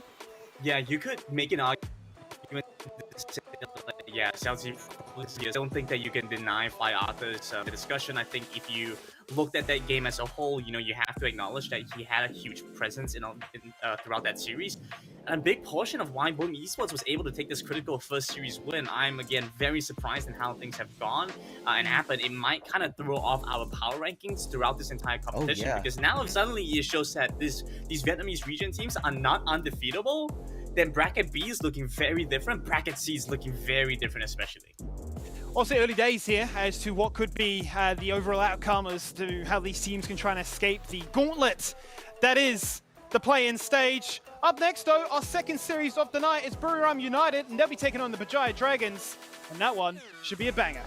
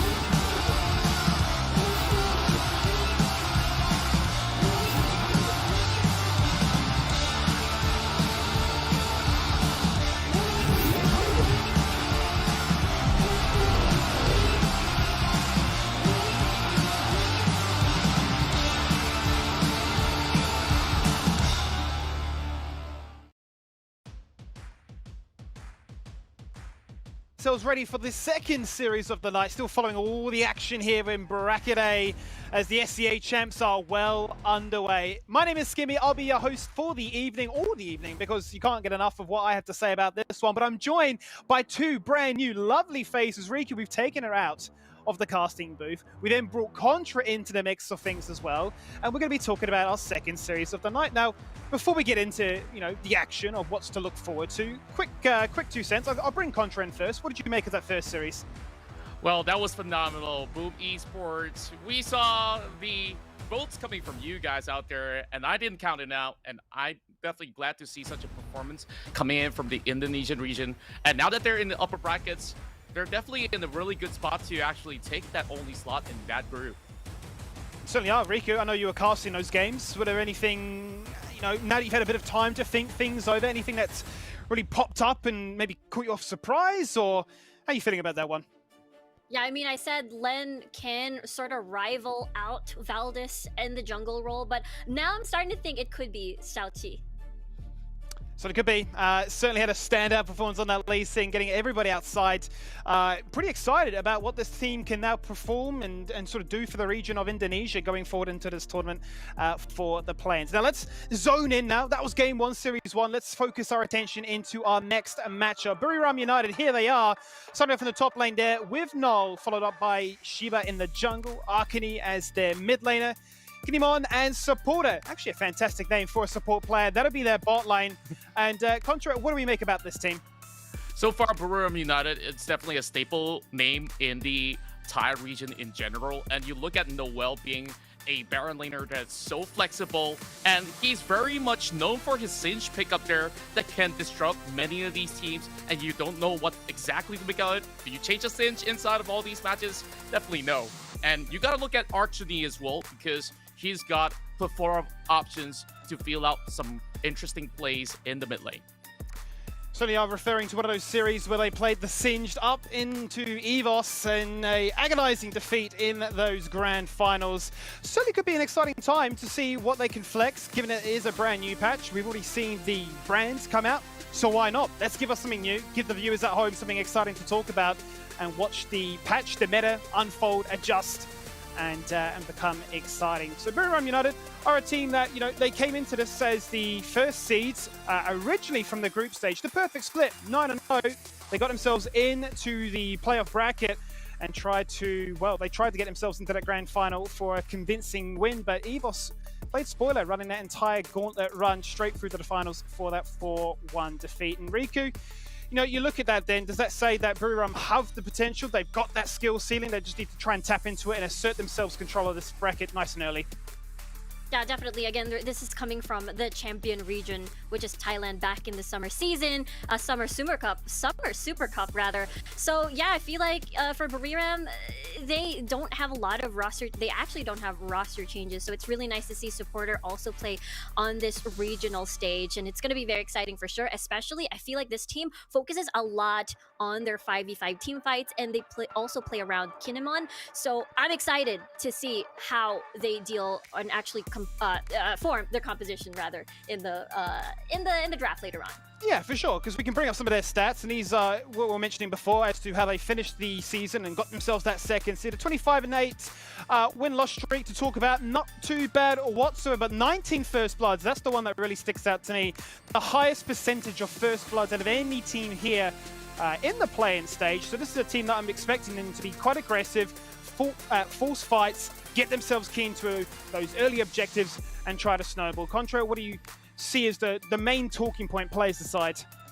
Well, I would like to actually point out that both the mid laner as well as the jungler always work in tandem very well, looking for those early initiations, and they always secure those good first blood. And I like the fact that you also mentioned about the season which looked pretty perfect to them.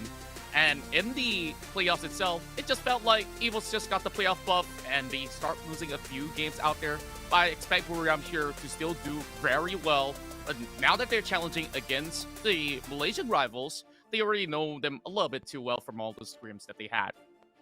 It's the exciting time when international competition takes place. You've got yourself a fierce rival and you're hoping to get your season, or at least your championship journey, off to a flying start here, knowing the strats, understanding the strengths and conditions that your opposition can throw their way. Because this is them. The Bajaya Dragons will be looking to try and get themselves into a familiar spot here. Isilia in the top lane, Syndicate as the jungler, Chili as the mid laner, and Sagi and Winter as the bot lane. And Bajaya Dragons, Ruki, what stands out for them? What is their key to victory into their opposition tonight? I think it has to still be Chili, one of the experienced players from Riot Dragons. Again, this team has undergone big roster changes compared to the summer. Sagi is the only one pretty much retained in the role, as they have added Chili, moving from jungle to the mid lane. So this is going to be very exciting for them, especially they want to do their best for this series in particular, because Bajaya Dragons and Buriram United were in the same group back in the summer Super Cup rather, and Bajaya Dragons hasn't won a single game up against Buriram.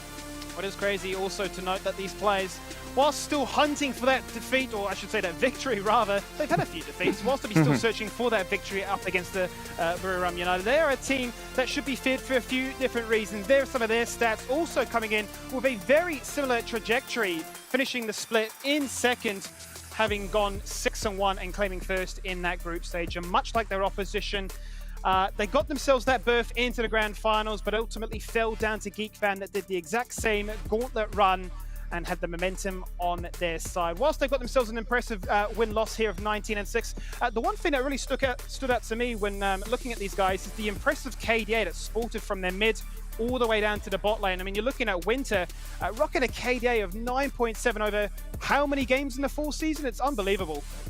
Indeed, and you got to also look at Sagi, who is known as the best AD carry in Malaysia. And Bajaya Dragons, they were expected to win this season, hands down, but GeekFam absolutely come in with that upset, brought them all the way to 7 games, and by then, it felt like they were exhausted when it comes down to their grasp. I think heading in towards this play-in tier, probably you will see some creativity coming in from Bajaya Dragons. We could do, and it could be what is required to keep that playoff dreams alive, because you need to stay within that upper bracket to give yourself that confidence, that calmness, that ability to potentially protect some of these strategies. And this is what we're talking with the desk previously, as to what could it actually look like. Do you need to, go out guns blazing? Game one usually is that tester, that little feeler of what teams are thinking, what they've been scrimming with, and what they sort of ascertain to be strong enough on a new patch. And we've already seen some teams decide that, maybe it's the time to showcase some new picks early on, continue our run of form. We've seen an upset already. Will we see another one? Let's jump into another feature video as we get to check in with the Bajaya Dragons.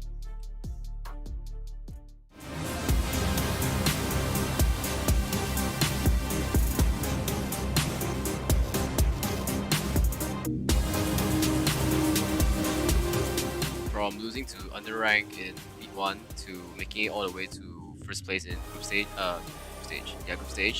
and then all the way to making it to grand finals, and then actually dropping to GeekFam. Many ups and downs. It's a roller coaster. Big ride. Favorite moment of matches, I think it's probably in the final series against GeekFam, where it's like a roller coaster, where we had to micromanage all our players' emotions, tell them everything is fine, and then just tell them just focus on the game, don't tilt, don't have a mental breakdown, just focus on the game. It was pretty memorable actually out of all the games I played in so far. During a qualifying series in Malaysia, right? The Malaysian region. Of course, it's gonna be firstly the loss against UR in week 1, because we only got our imports for less than 2 weeks, and then we had very minimal scrim time together, which led us to a lot of doubts and potentially hate that we got, because the first place team dropping their first series in out of so long. And then which we kind of doubted ourselves for a bit, and then as the season gradually paced into the playoffs and everything, we started getting better and better up until the GeekFam series, where we actually dropped the entire series. So yeah, those are the 2 crucial moments, I would say.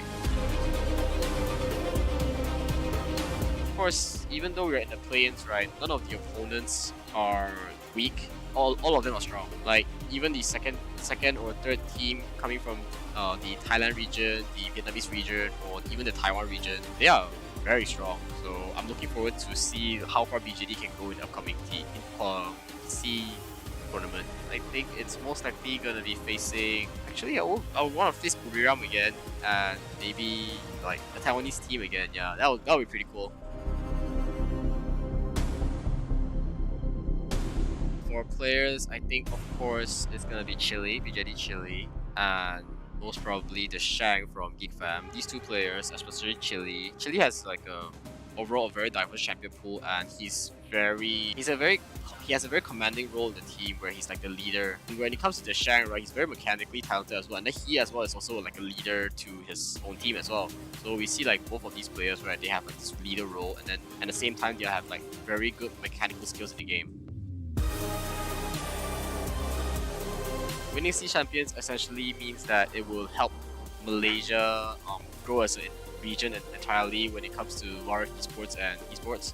So if we are even able to, not to say even able, if we are able to at least make a miracle out of groups into like playoffs for the upcoming C Championship, then yeah, I'm gonna set my target as low as possible right now to get out of play-ins and group stage first before I talk about winning C Championship. I mean, continue doubting us, continue hating us. I won't really get bothered by it, but yeah, if there's doubts, means there's something we have to prove, and I'll try my best to actually prove it until they no longer doubt our team or me.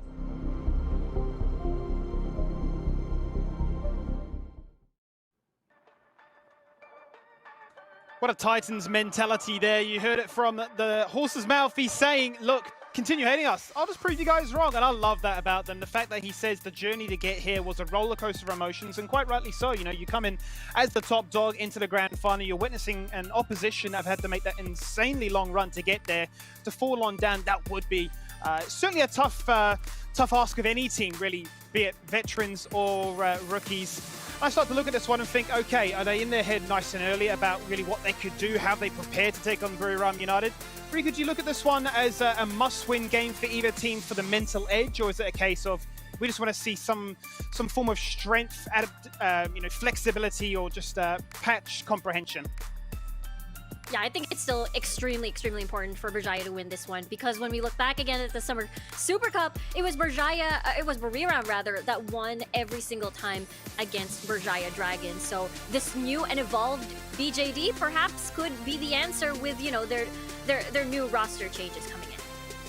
Well, let's see this one. We're going to do a highlight here for the bot lane, looking at the two support lane matchups. And Contra, what really stands out to you? Because I'm looking at a very high kill participation, both sitting around the 80% mark. But the real standout for me, as we touched on before, was the fact that the KDA at 9.7 is huge. That's always Bajara Dragons, who have a very steady Dragon lane in particular, where Winter is very flexible in going on either tank supports or even enchanted supports, which gives a little bit of an edge for Sagi to go in for aggressive picks like Kaisa, and they always win the lane, which is why you see him coming up with really good KD. And when it comes down to team fight, this is the man that you have to look at to alter any course of a team fight. For sure, and I start to wonder what those team fights could look like, because you touched on before some of the pocket picks that might be coming out from the Bajaya Dragons, talking about the Singe, but I'm looking at the mid lane and thinking, okay, very deep champion pool. We've seen the likes of Annie be utilized when necessary. Yasuo can come out there for the full wombo combo. You look at the side of Buriram United that have a lot more emphasis towards the top side of the draft, right? You're looking at Null that will play, the Malphite and the Vayne if required. Do you see a case of champion pools being exploited? Yeah, when we go down to the champion pool, there is definitely a lot of all these high priority here, not only on the Dragon lane or the Baron lane. Over mid lane, I think there's going to be a heavy focus on who gets their dibs onto this Twisted Fate. We saw in the last series itself, Twisted Fate as well as Ari being some really good picks to have safety net when it comes down to early game, and also to go around roaming in the map and create pressure and create havoc all around. Yeah, we've already seen some stand-up performances so far, so early on into the tournament as to what Twisted Fate can do when given the resources to pop off. Level 5 comes online, the Destiny's there, you're targeting those side lanes and you're getting the ball rolling. And, you know, you talk about sort of what the strengths are, be it opposite sides of the map, if they can look to try and unlock those as early as possible, be it the 4-minute mark when those objectives do spawn. Riku, is there a particular lane that you're really looking forward to, or an area of the map that you're keen to? Because, I mean, I'm looking at the predictions here. Both of us, I mean, we're going on the Buriram hype train, but Contra, he likes what he sees. He loves the cinch. He's a Bajai Dragon believer. That's right. And, last season I was telling them that I'm just a little bit biased. I think this season, I'm going full bias right now supporting them. Oh! There he goes! It's out. All right, so hear me out, right? Like, we saw them actually coming up with some really good creative draft where we have this starving Senna down in the bottom lane. They can actually pull this one off because with this new patch, we have seen a little bit of a diversity and shift onto a different style of play. So there's not going to be too much heavy focus on that Senna. So if they do ban out the Senna, you have things like the Camille being opened up as well. Well, he's got the shirt. Rico, I wouldn't expect you to do the same, but stake your claim as to why you feel that, Buriram United should be winning this one. Yeah, I think it's just because of history. Again, Buriram was able to defeat Bajai Dragon, so that's where I'm going for. Yeah, and they've cut you off. They've said enough of that one. We're going to throw it to the casters and see what they believe. So let's bring it over to Omo and Grandin. Thank you so much, Skimmy. And welcome back, folks. We're moving into our second series, and it has been confirmed I am not dreaming. Boom Esports social media team has confirmed I am not dreaming. We're going into our second series, and we're looking to see if the Giant Dragons can prove to be a nightmare living in Buriram's head. That being said, I'm gaming this, and with me is Omo. We're going to take a look at this next series. All cards out there, I'm feeling like this is going to be a BRU game, but statistically, I'm not very good at predictions. How about you, Omo? Well, statistically, I'm horrible at predictions, but I can tell you right now, my prediction for this one is clear as set from the get-go. BRU 3-0. Our boy Contra, I love him, but he's a bit high on copium right now. Brew are gonna destroy Giant Dragons. Yeah, hopefully we're able to see a good match though. That being said, Boom Esports was able to show us an outcome that nobody, or at least nobody on the analyst desk expected, and now we've teleported from there to here. After that dismal performance on the analyst desk, as far as predictions go, of course we've had to come here. We're going to get ready to go into our picks and bans pretty soon. We've been seeing some pretty interesting adaptations. In fact, even seeing Irelia come through in the jungle, as well as the introduction of Bran and Nunu. How do you feel like that's going to shake up the meta so far? Yeah, Bran and Nunu are definitely the big ones, right? And I know the Thai teams especially have been experimenting with these newer picks, whereas on the side of Bajaya Dragons, I feel like they might default back to what they're comfortable playing, right? Which, like Contra mentioned earlier, there will be a lot of Enchanters for Windra in the bottom lane, and I think as well there will be some fasting Sennas coming through. I think that will be a big part of the draft strategies coming in from Bajaya Dragons. Chili as well in the mid lane, he's a veteran, he's definitely the leader of the team. I feel like they would want to play around his playstyle of roamers. So Twisted Fate, I think, is a key ban here for Buriram. Champions like Ziggs, champions like Ari, who can make picks, lead the tempo of the team. That's why you need to be looking out for the side of BJD. I really like what you're mentioning about that. BJD and BRU both share very similar champion pools with their mid laners, but we do see some difference in the Baron laners and the junglers. We see junglers like Javan much more heavily prioritized for BRU, and we see that especially in their gameplay being able to go work together as a larger unit. We see Shiva really engage and activate his team. How do you feel like that's going to impact what BRU are looking to do? Yeah, I feel like it's a different playstyle in terms of what the junglers want to do, right? Shiba with the Javan likes to go for these ganking strategies, like to find leads for his lanes. Whereas on the side of Bajaya Dragons, right, you have Syndicate who likes to look for these more skirmish-focused junglers. With mid-prio from Chili, he likes to go in and look for fights in the jungle, things along those lines. That's definitely something to look out for. But I want to step away from the strategies from both of these teams for 1 second, and I want to point out that the last time these two teams did actually face off was in the group stage in the Summer Super Cup, where Bajaya Dragons, they got 0-2 by BRU. Even though there have been some roster changes since then, I feel like that doesn't bode quite well for this team.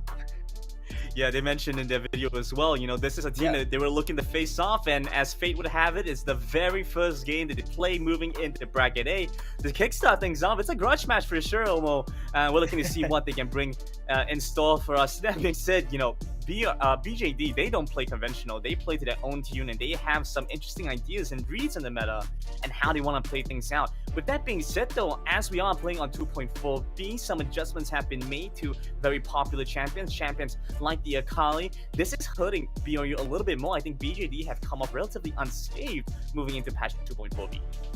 Yeah, I think that's probably true as well. I mean, the Akali is a big pick for a sealer on the side of BJD as well, right? So that's something we need to be looking out for here today. But I think that the reason why this matchup is actually so interesting is also because of the picks and what these teams tend to favor. BJD as a team, they tend to play towards their top laner, they tend to play towards their import carry, Cilia, right? While their bot lane tends to play facilitative.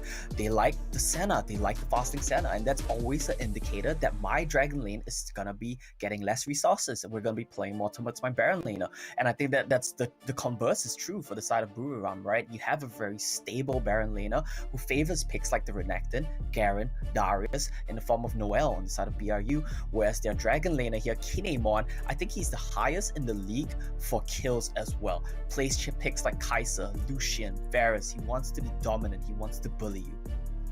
Yeah, very aggressive when you watch Kinemon play. Kinemon is supporter, and I think it makes sense why we see supporter really come in as that matchup to watch for, because supporter has really been very aggressive, rotating around the map while also being able to facilitate Kinemon in the Dragon lane. We're hoping to see that happen again. That being said, a little bit less priority on stuff like the Corki coming into this competition. Kai'Sa a lot less relevant now. We don't see as much Kai'Sa being played. It hits its power spikes early but has fallen off in general interest for most of these teams. I'm quite curious if we're going to see some adaptations we saw earlier on. Divine Esports put some interesting focus on Ziggs in the Dragon lane, putting that on their maximum, giving them the opportunity to play for an AP type Dragon laner instead, and letting their support come in as an additional damage source. Look, I'll be real with you here. Ziggs is just broken. The champion is OP. You can put him in any lane, and as long as he doesn't get completely shut down, so that means probably the mid lane or the Dragon lane, right? He's always gonna do his job come the mid to late game. With that said, I feel like Ziggs Dragon lane is a pick which fits Bajaya Dragons far more than it does fit BRU. So like you said, right, patches, drafts tends to seem like it's favoring the side of Bajaya Dragons a little bit here today. The patch wins are in their favor. We'll have to see if that will make a big difference in draft though, because at the end of the day, I feel like a team like BRU, keep in mind, in the group stages in Thailand, they were undefeated in series wins, right? They were 9-0. They did not drop a series until the grand finals. So this team is definitely a force to be reckoned with, and I don't think something as small as patch notes can really shake them up. Yeah, BRU did manage to escape first in the group stage, only dropping in the playoffs in the finals, like you mentioned. That being said, though, despite that little wrap up towards the end, it did seem like a lot of factors were starting to play into BJD's side. Patch notes might not be quite enough for them, but even judging based off the previous game, we saw Boom Esports, who we thought had some questionable drafts at moments, really started to rear a much better position towards the end, especially as it looked like Divine Esports were unable to bring in a cohesive idea. I think the Twisted Fate, there's something you mentioned earlier, is very interesting to note as well, because against a lot of champions like the Rengar, Kha'Zix, which is somewhat high priority for BRU, the Twisted Fate could be a very good answer to it.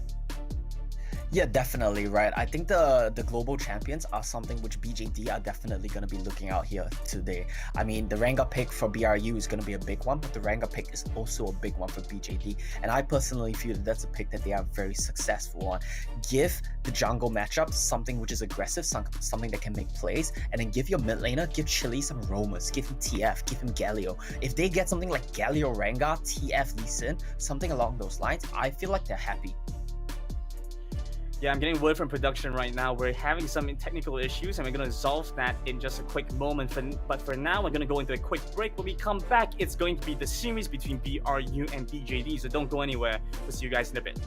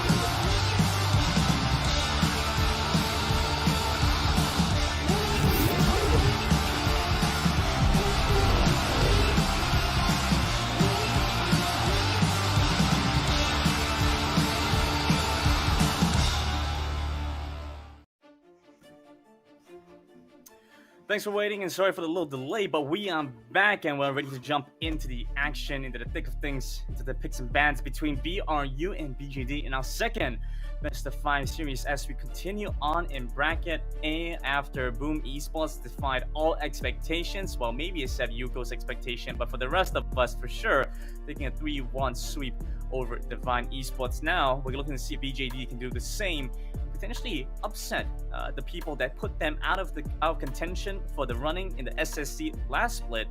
Again, I'm gaming this with me is Omo. We're looking to see how this one plays out. Yeah, for sure. I think we're in for a very exciting one for sure, right? I heavily favor BRU in this matchup. I think it's going to be a 3-0. With that said, do I think it's going to be easy? Definitely not. I think BJD are a team that have specific game plans prepared. I think they're very capable of throwing punches at you. And I think even if they do end up losing the series, I wouldn't be surprised if they do manage to steal a game here or there, right? With that said, I'm sticking with my guns. I still believe it will be a 3-0. I'm just saying that BJD are not an opponent you can take lying down. And like Boom proved earlier today, every team has a chance of upsetting here today. Yeah, Omo obviously unhappy he did not receive a BJD shirt of his own. Is going to go contrarian. If you want his opinion next split, you want a better opinion from Omo next split, make sure to ship that shirt over to him. And we would love to hear what you guys have to say as well and what your thoughts are going to be on this series. We've been seeing some pretty amazing fan interaction in the chat so far, and we're hovering nearby and taking a look to see what's going on there. We're just about ready to go into the picks and bans. Again, expectations going into this one, maybe not so much Brandon Nunu early might come out for BRU. But for the most part, we're looking to see that TF get banned away and Ziggs be picked up as a very high priority pick. Oh yeah, I completely agree with you. I think TF Ziggs are big problems for both of these teams. You don't want to be giving it over, and I don't feel like any set prepared strategies can really adequately allow you to deal with these two picks, because what they offer is just too good for BJD and for BRU. Both of these teams really favor these picks. In the mid lane specifically, I doubt we're going to see so much Dragon Lane Ziggs this series. If we do, it might come true from BJD. I doubt BRU will ever play that. They want Kinemon on a carry. They want him to be able to pop off. So yeah, a lot of possible options in draft, and like we mentioned, right, that's why this series is so interesting. Both of these teams, they're coming in with completely, or at least I feel, completely different draft approaches in their side lanes. Mid lane is the one where they're going to be contesting for picks, and then this just leads to so many questions. What are you going to ban? What are you going to snatch? What are you going to try to counter pick? Maybe leave a bait pick available for your opponents, because I feel like both of these teams are kind of predictable in draft, and that leads to many more questions. Well, predictable is subjective, and I think you might have better insight than most of us do here, Omo. But I want to pick your mind on something that's been catching my attention recently. It's the meta that's formed in Wild Rift, as we see Baron laners playing towards a split push. In most games, we see very low kill participation from Baron laners. They're off doing their own thing. We see most Baron laners hovering right around the 50% mark. Some that are doing better might go up to 60%, but for the most part, we see a lot of emphasis around split pushes. How critical do you think it is to have a very strong Baron laner that's able to solo out their opponent? Well, am I glad you brought that point up, Givenism, because that's exactly what I think we're going to be seeing from Asilia on the side of BJD. If Chili ever gets his hands on something like Twisted Fate or Galio, expect to see Asilia play a split pusher and just hit those turrets. But we're going to go into draft, so let's see if I'm correct on these predictions. Finger crossed I am, because I cannot afford to deal with one more lost prediction here. Kickstarting things off, we're going to go into our picks and bans. It's BJD on the blue side, BRU on the red side. Early on, we should be seeing some emphasis around that Gragas. We saw Gov play to high proficiency. In fact, Bajaya Dragons gonna lead off with the Singe ban. That's an interesting one for sure. Remember when I said drafts were expected to be predictable coming to this one? Well, it's not anymore. 2 games of Singe in the regular season for the side of Buriram United, so I don't think it's a big pick for them. It's just very curious why they opt to ban it out. Yeah, it's an interesting choice to get rid of that for Noel. I don't think they quite want to deal with that particular strategy.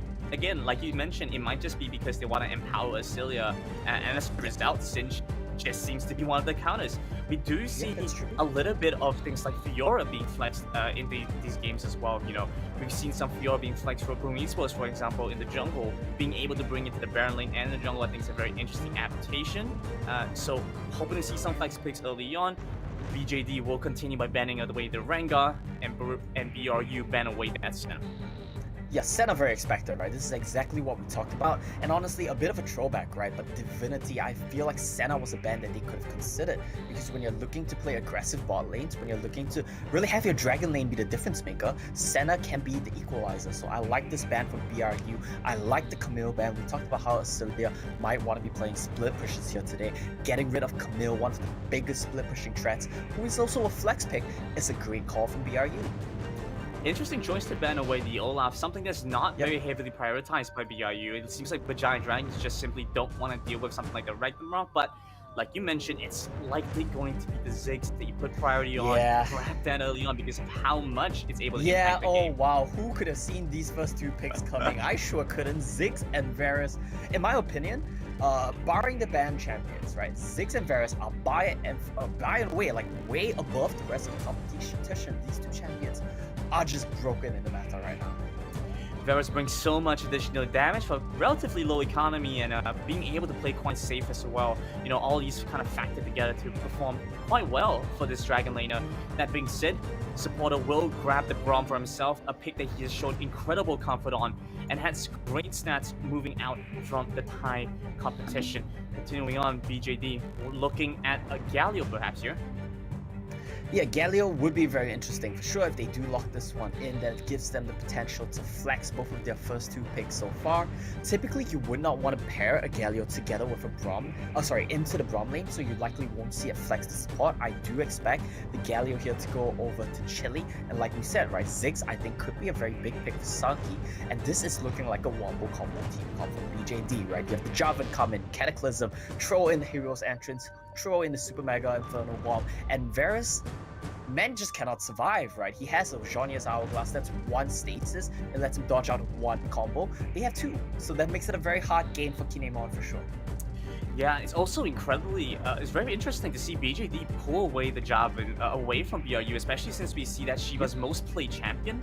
The fact that they're able to target this, get rid of a lot of high priority junglers, the Rengar, Olaf, and the Kha'Zix, and then steal away Shiva's most comfortable one is a very nice move from BJD. I'm quite happy with how this one is shaping up, but like we've also mentioned earlier on, you know, when you give away the Ziggs, you're expected to grab the Twisted Fate in exchange. It just seems like such a default reaction. Yeah, seeing the globals from the side of BJD in the form of the Galio, you want to make sure you have some sort of ability to match that. So Archony here going for the Twisted Fate is very predictable and it's very understandable as well. TF Lee Sin, of course, such a strong duo combo. Point and click stun with the gold card lets you set up into the Lee Sin queues pretty freely, honestly, and that's going to be a very nice combo. I like that BRU have a lot of stable CC options. It just makes your team comp so much easier to play. With that said, though, they are very vulnerable to BJD's combo right now. As BJD continue to press the issue, they're looking at a Fiora. Scylla, like you mentioned, is likely looking to outplay his counter opponent, take down Noel in the side lane. He locks it in. Build as much power as he can in the Barret side. It's a big lock-in. They're starting to see some life out from BJD. Yeah, definitely, and this is gonna be a Kai'Sa lock-in as well, so that means Chili is gonna be playing the Ziggs in the mid lane, and we're gonna be seeing a Kai'Sa Galio Dragon lane up against Varus Braum, and I'm gonna be honest with you here, Game Listen, I do not favor Sagi and Winter's odds in this bottom lane matchup. I think that Varus and Braum should be able to bully out this lane, which means the whole game, once again, comes down to Asyldia and what he can do on the split push Fiora. It won't be an easy time into a Renekton for sure. A lot of hope and a lot of faith placed on Asyldia and this Fiora to make plays happen for himself. But that being said, Noel, he's no slouch of his own. He is a very dominant Baron laner. You have to watch out against this guy. As we take a look once again, the head-to-head matchups, BRU and the Giant Dragons. Very aggressive moves from BRU. Yeah, for sure. I mean, BRU's team composition across the board, I just really like it. It's such a solid draft, but Giant Dragons, what they have as well, barring the Dragon Lane matchup, I really like how it fits their identity as a team. But here we have it. We're moving into game number 1 of this next best of 5 series, but Giant Dragons up against Buriram United.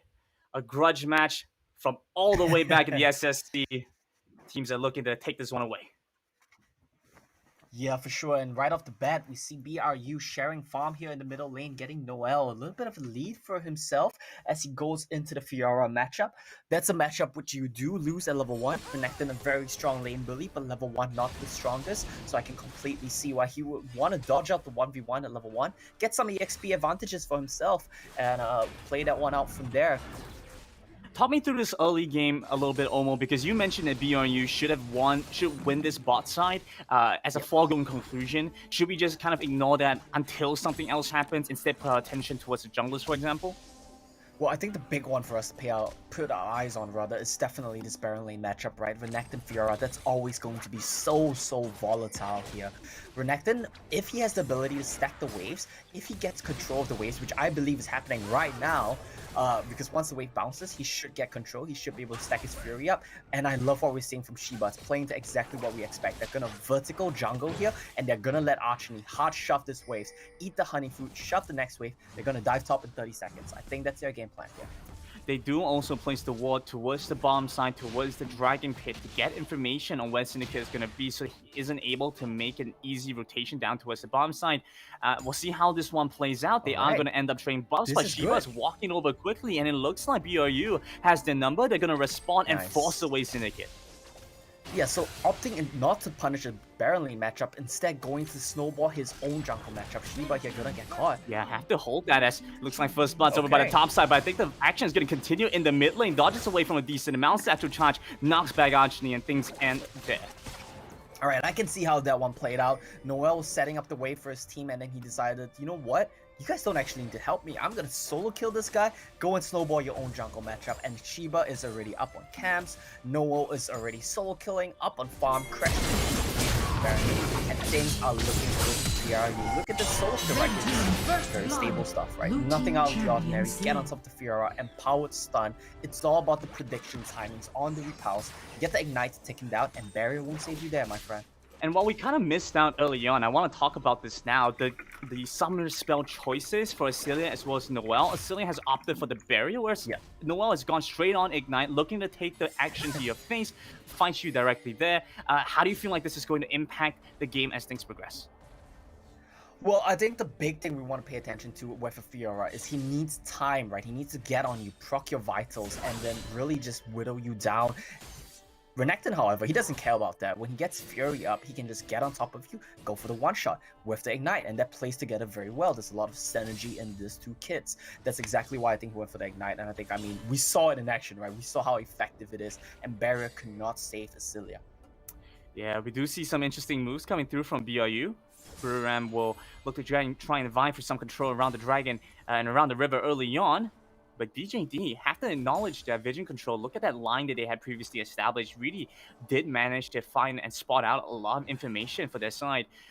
This does mean Syndicate looks like he's going to have a pretty good start to the game. Able to farm up. He's going to reset now and come back to the game. That's a very early Gargoyle Stone Plate there for our man Syndicate, but that fits exactly into what he wants to do, right? He's not a damage dealer. He doesn't need to be a carry threat. Oh, Asilia. Here we go. They do manage to pop the Grand Challenge early on. Go-Kart comes through. Not enough time for the repose. And Syndicate, he flags and drags into the face of danger. BRU not having any of it, though, just going to back off and head towards the turret. Yeah, I mean, we were talking about how Syndicate doesn't need to be the carry here, right? But with how hard Asilia is being shut down, solo kill and the 3-man dive with the Destiny's Gate, oh, it's looking like a rough one. I mean, at this point, the main damage threat, the only damage threat is going to be Chili Ziggs. I don't even think they can contest this Baron. I love the rotation from BRU's bottom lane, the Dragon lane, to just come up. They know they're not going to get traded on with the Dragon, and they just secure this Rift Herald. This means when they rotate back down to the Dragon lane, they're going to be able to secure the Dragon as well. But BJD, they might want to fight for that. Yeah, absolutely right. Omo, a little bit early for the Baron, so Rift Herald going to be secured instead.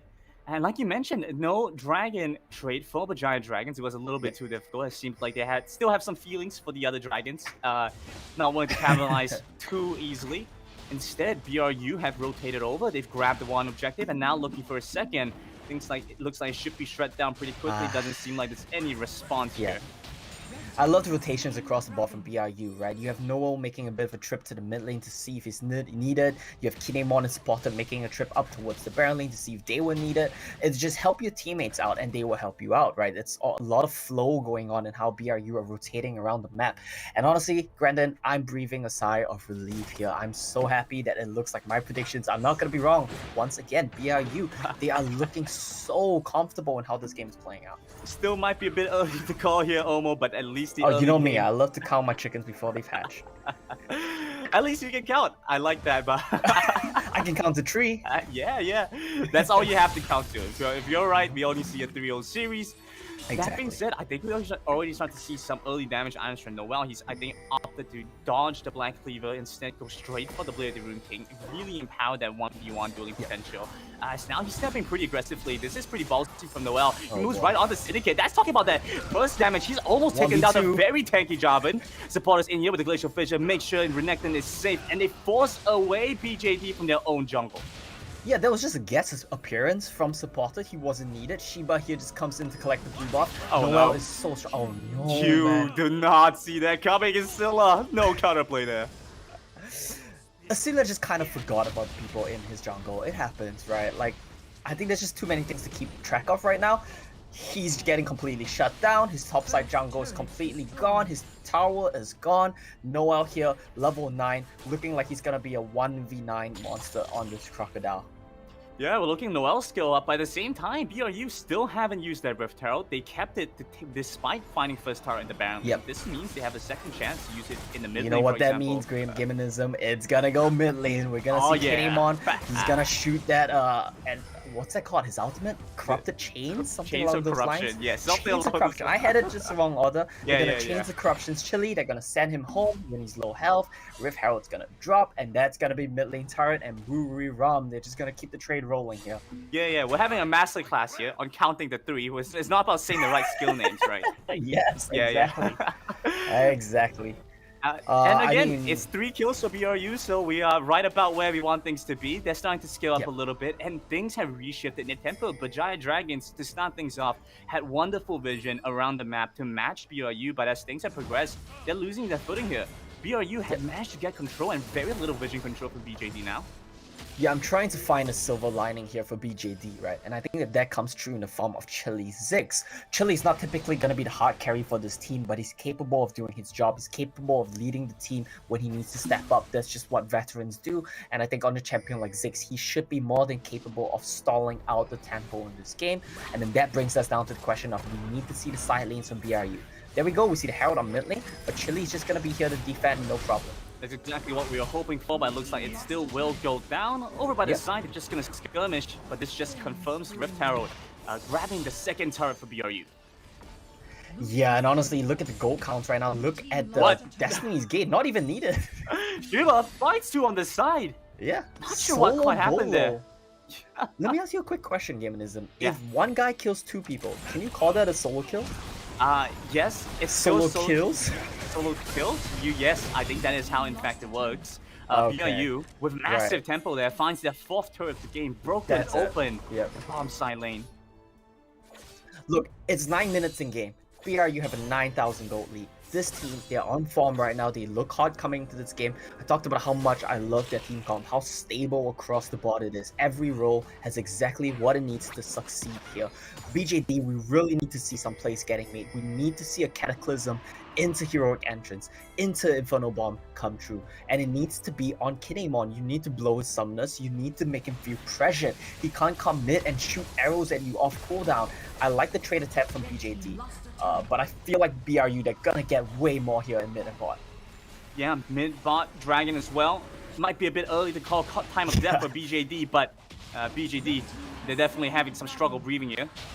So BRU, Yeah, I they mean, just clear out I these know I've jungle been very camps. clear that I'm in the BRU camp, right? But to be fair, Divinity did win game 1 as well. Yeah, so that might be a false sign of life for BRU as they do manage to find the kickoff. Chains of Corruption will not be able to connect. Heroic Entrance comes in, over into the back, but nice flash from Kinemon. He dodges away, and now with the Glacial Fissure, they find good crowd control. The Shield of Ruran does not find anybody in that process. Still looking to move forward. Shiba nearly finds another, but BRU at least take one. Yeah, you take one, and keep in mind, they have a numbers disadvantage here. Acilia had to rotate down to this fight. Nice little poke there from the Ziggs. Chili kind of doing what he can. It's just that on a Ziggs, proactivity is not really in your favor, right? You don't really get to do anything of your own volition. You really just have to follow up on the plays that your team makes, and you can try your best to, recover tempo here and there with ultimates on waves, things like that. Let's take a quick look at the gold count. I think the big ones that stick out to me, Noel and Shiba, right? These two guys are so far ahead of their counterparts. One full item up, basically. Yes, Noel. He can stare down 3 members, not even have to flinch, just walks away. He doesn't even feel like it. It's too much of a trouble, really, to fight 3 people by himself. The rest of his team, though, doesn't feel the same way. They're looking to maybe engage here. Winter will zone them away with the shield to the run, so at least save some time there. Syndicate is by the side. It's looking like such a dream position for BRU. Any position BRU takes at this point is going to be a dream position, Brandon, but Syndicate tries to go in. Yeah, he might have made a mistake trying to jump back in. Nice catch. He's a lockstep in, but there we go with the Destiny Gate. They join into the fight. They're looking for the lockdown. Noel flashes forward, but Giant Dragons running for the hills have to get a heck out of that dodge. But BRU find the fight in the jungle and now has splendid control across the map. Brilliant kick coming in from Shiba. Just completely denies the engage attempt. Does so much damage with the percentage health. Scaling on that kick as well, and Noel at the end there, you kind of see that he didn't want to let BJD go. He flashes into their face, but I'm pretty sure he had no spells up, so we'll just have to back away from that one. And Buriram United right now extending the gold lead, 13,000, right? We kind of said we didn't need to count past 3, but we're already at 13. This is looking like a very dominant first match showing here from BRU.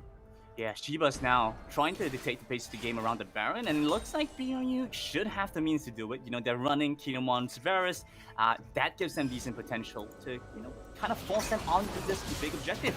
And as a result, Syndicate, he's had to walk in to look for this catch. Ends up getting kicked away. Shiba cannot quite confirm the first kill as the ultimate coming in for the Zig. Decent damage with the gold card. Ashi, he's running forward. He has the Proto Bell. Decent damage back onto Sagi. One more hit will find it as they get the safeguard on. Killer Instinct over to the back. The concussive blow confirms the damage. They grab the kill. Sagi and Winter both dead.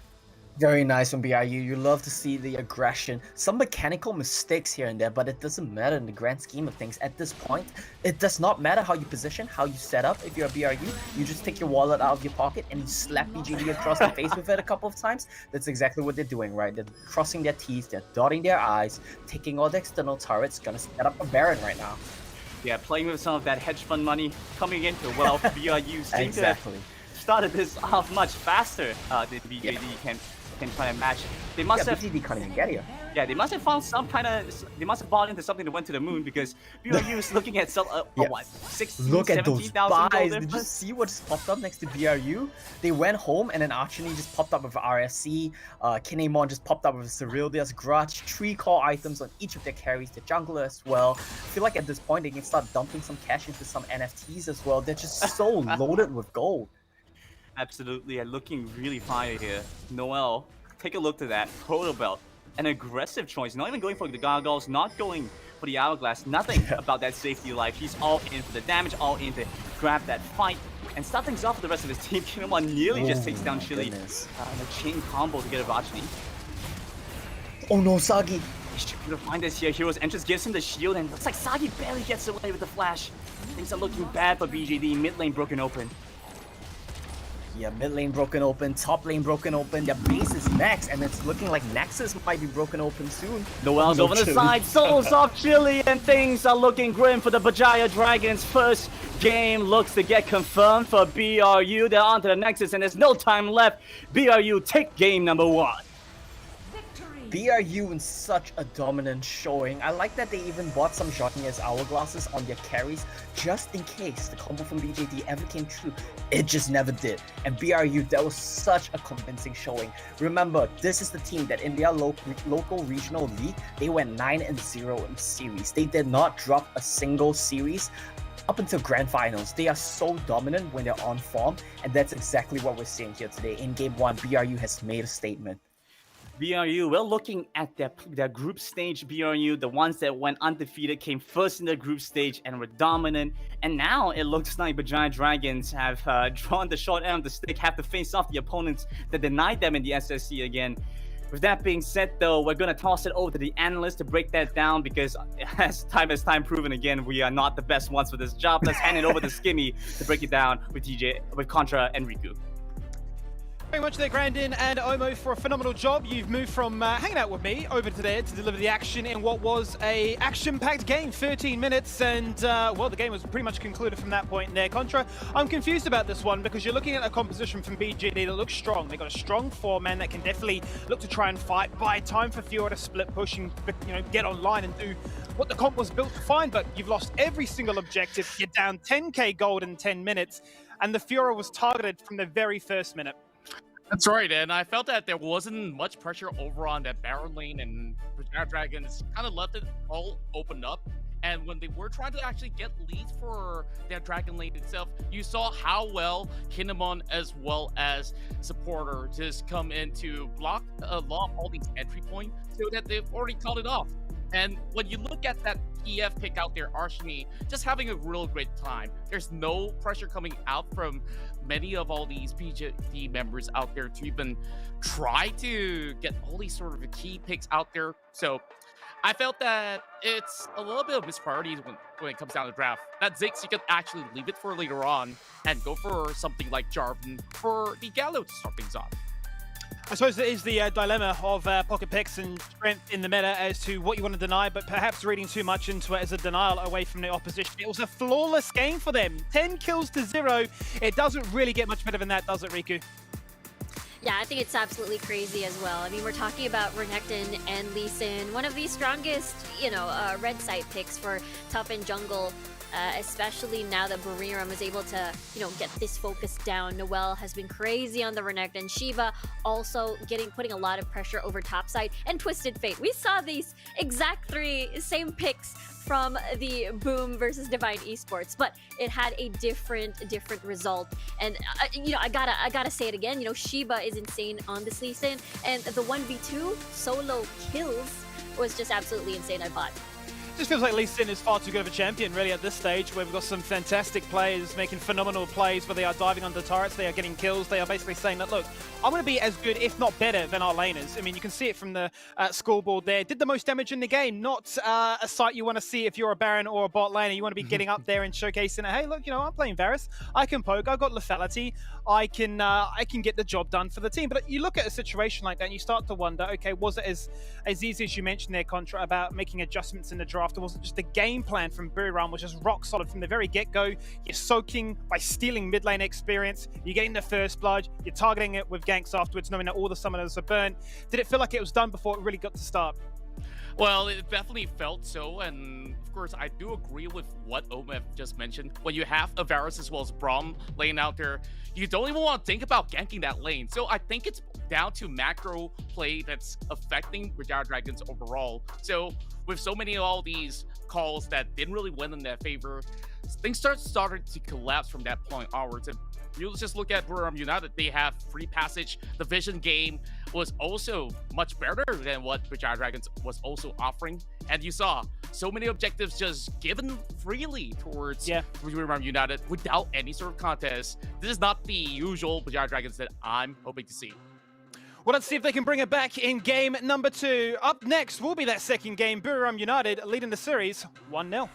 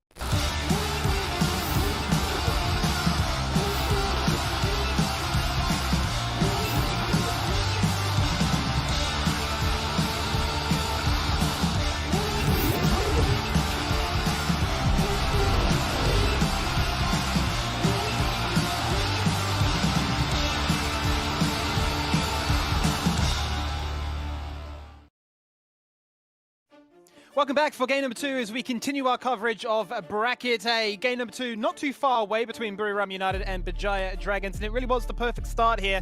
A 13-minute win, a flawless game. No deaths were found. In Contra, I start to look at that one and say, does it start with a draft, or was it the way in which it was executed, would you say?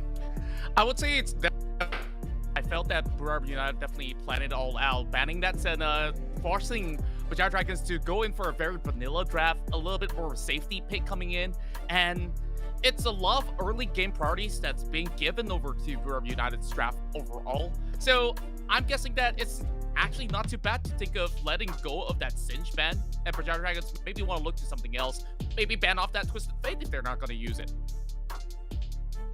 Yeah, I absolutely agree with you there, Contra. I feel like the draft can be too slow, waiting for Kaisa and Ziggs to scale, even the Fiora to be unlocked on that 4-1 strat versus the Renekton versus their enemy laners in general. So Buriram sped up, accelerated the game so fast. So BJD had no answer to that because, again, they still had to wait. So maybe something that can match them early. Yeah, I think that's really what we're looking for, based on sort of how strong that early performance was. When you're soaking experience, when you're getting solo kills, obviously it can snowball out of control, but then we saw just the level of confidence once they had that initial sniff of blood just to push forward, not let them sit too pretty, get themselves what I believe was like a 16k gold lead by the end of that closing. I mean, the chances of coming back in that one were far and few between, not a single objective having been contested in that one. So draft aside, what were some of the things that you liked about that game, Contra? Were there moments of magic that you saw for Bajaya Dragons that they can work upon as a solid foundation? Well, honestly, I wasn't looking at any sort of flair that was being displayed by Bajaj Dragons in that matchup itself. A lot of times they were looking for opportunities and getting denied. In fact, I think that Buriram United, they just look a lot better, especially when you have Shiba that's actually getting all across the map, getting all those pickup, and just absolutely destroying Asilla is definitely their first go-to plan, which have worked out. Yeah, and it seemed to me, Riku, that the punishment potential that they had with the likes of this Wombo combo wasn't really ever a threat for Kinemon on that Varus, right? And a mobile AD carry that can stand back and feel safe, can poke, can be a nuisance, can pretty much be the AD Ziggs equivalent, but certainly never felt threatened. The bruises were far too strong. We saw Renekton have essentially half the gold lead himself into the Fiora, and by that point, I mean, Renekton is the early game dominator. You can't really ask for much more to start off a game. Yeah, I know. It's incredibly painful, especially those 3 champions, TF, Lee Sin, Renekton. All of those 2 picks in particular enable the Renekton even more, especially come level 5. Well, I start to wonder what we will see going into our second game of the night here in this series. We've obviously seen a fair bit of flair go out through the series beforehand, with the brand coming out at the very end. We saw a big emphasis on that Senna, has been banned away this time too. Start to wonder if early game really is going to be the point of power here, because we've seen 2 teams, especially Boom Esports, opening up the night with the upset, playing early game aggression and getting the win. No doubt Bajaya Dragons will be looking to try and get some of that themselves to start off this series, or to continue this series, I say, and give us a full best of 5. I believe the casters aren't too far away, so let's bring them back into the show and get ourselves ready for game number 2. Thank you so much, Skimmy. As we're getting ready for our second match, I have to say, Contra, it might be time to change the predictions round. It's not too late now. No, it is too late. It is too late. It's already locked Yes. in. No such thing. No. Predictions changing are not allowed. Spoken as a man who just completely got his prediction wrong last game. No, yeah, for sure. But like we mentioned previously in the Singapore Icon series, we are a results-based analysis. True. Yeah, but this analyzers. is different we now. look- This is the C Championships, Grandin. We can no longer do that. And it's a big match as we move into Yeah. the second series in Bracket A, and things are looking pretty spicy. We already saw an interesting one between Boom as well as Divine. And now with BRU, they have managed to meet our expectations. I feel like a very Asian parent saying that they've managed to reach our expectations and have shown us some really strong points of power, and being able to take such a convincing first game. I feel like BGD have to shake things up going into the second. Yeah, I mean, I completely agree with you, right? And if you want to talk about the grand scheme of things as well, if BRU keep up this momentum, if they keep up this form and they're showing here today, I would have to place them as the front runner for the entire Group A rather, right? We expected that to be Divine, but Divine kind of crashed and burned coming in here today. So BRU United, with their form and with their pedigree, I think they're looking pretty solid here today. We've kind of shifted our analysis around from results-based analysis to, you know, just counting our chickens before our eggs have hatched.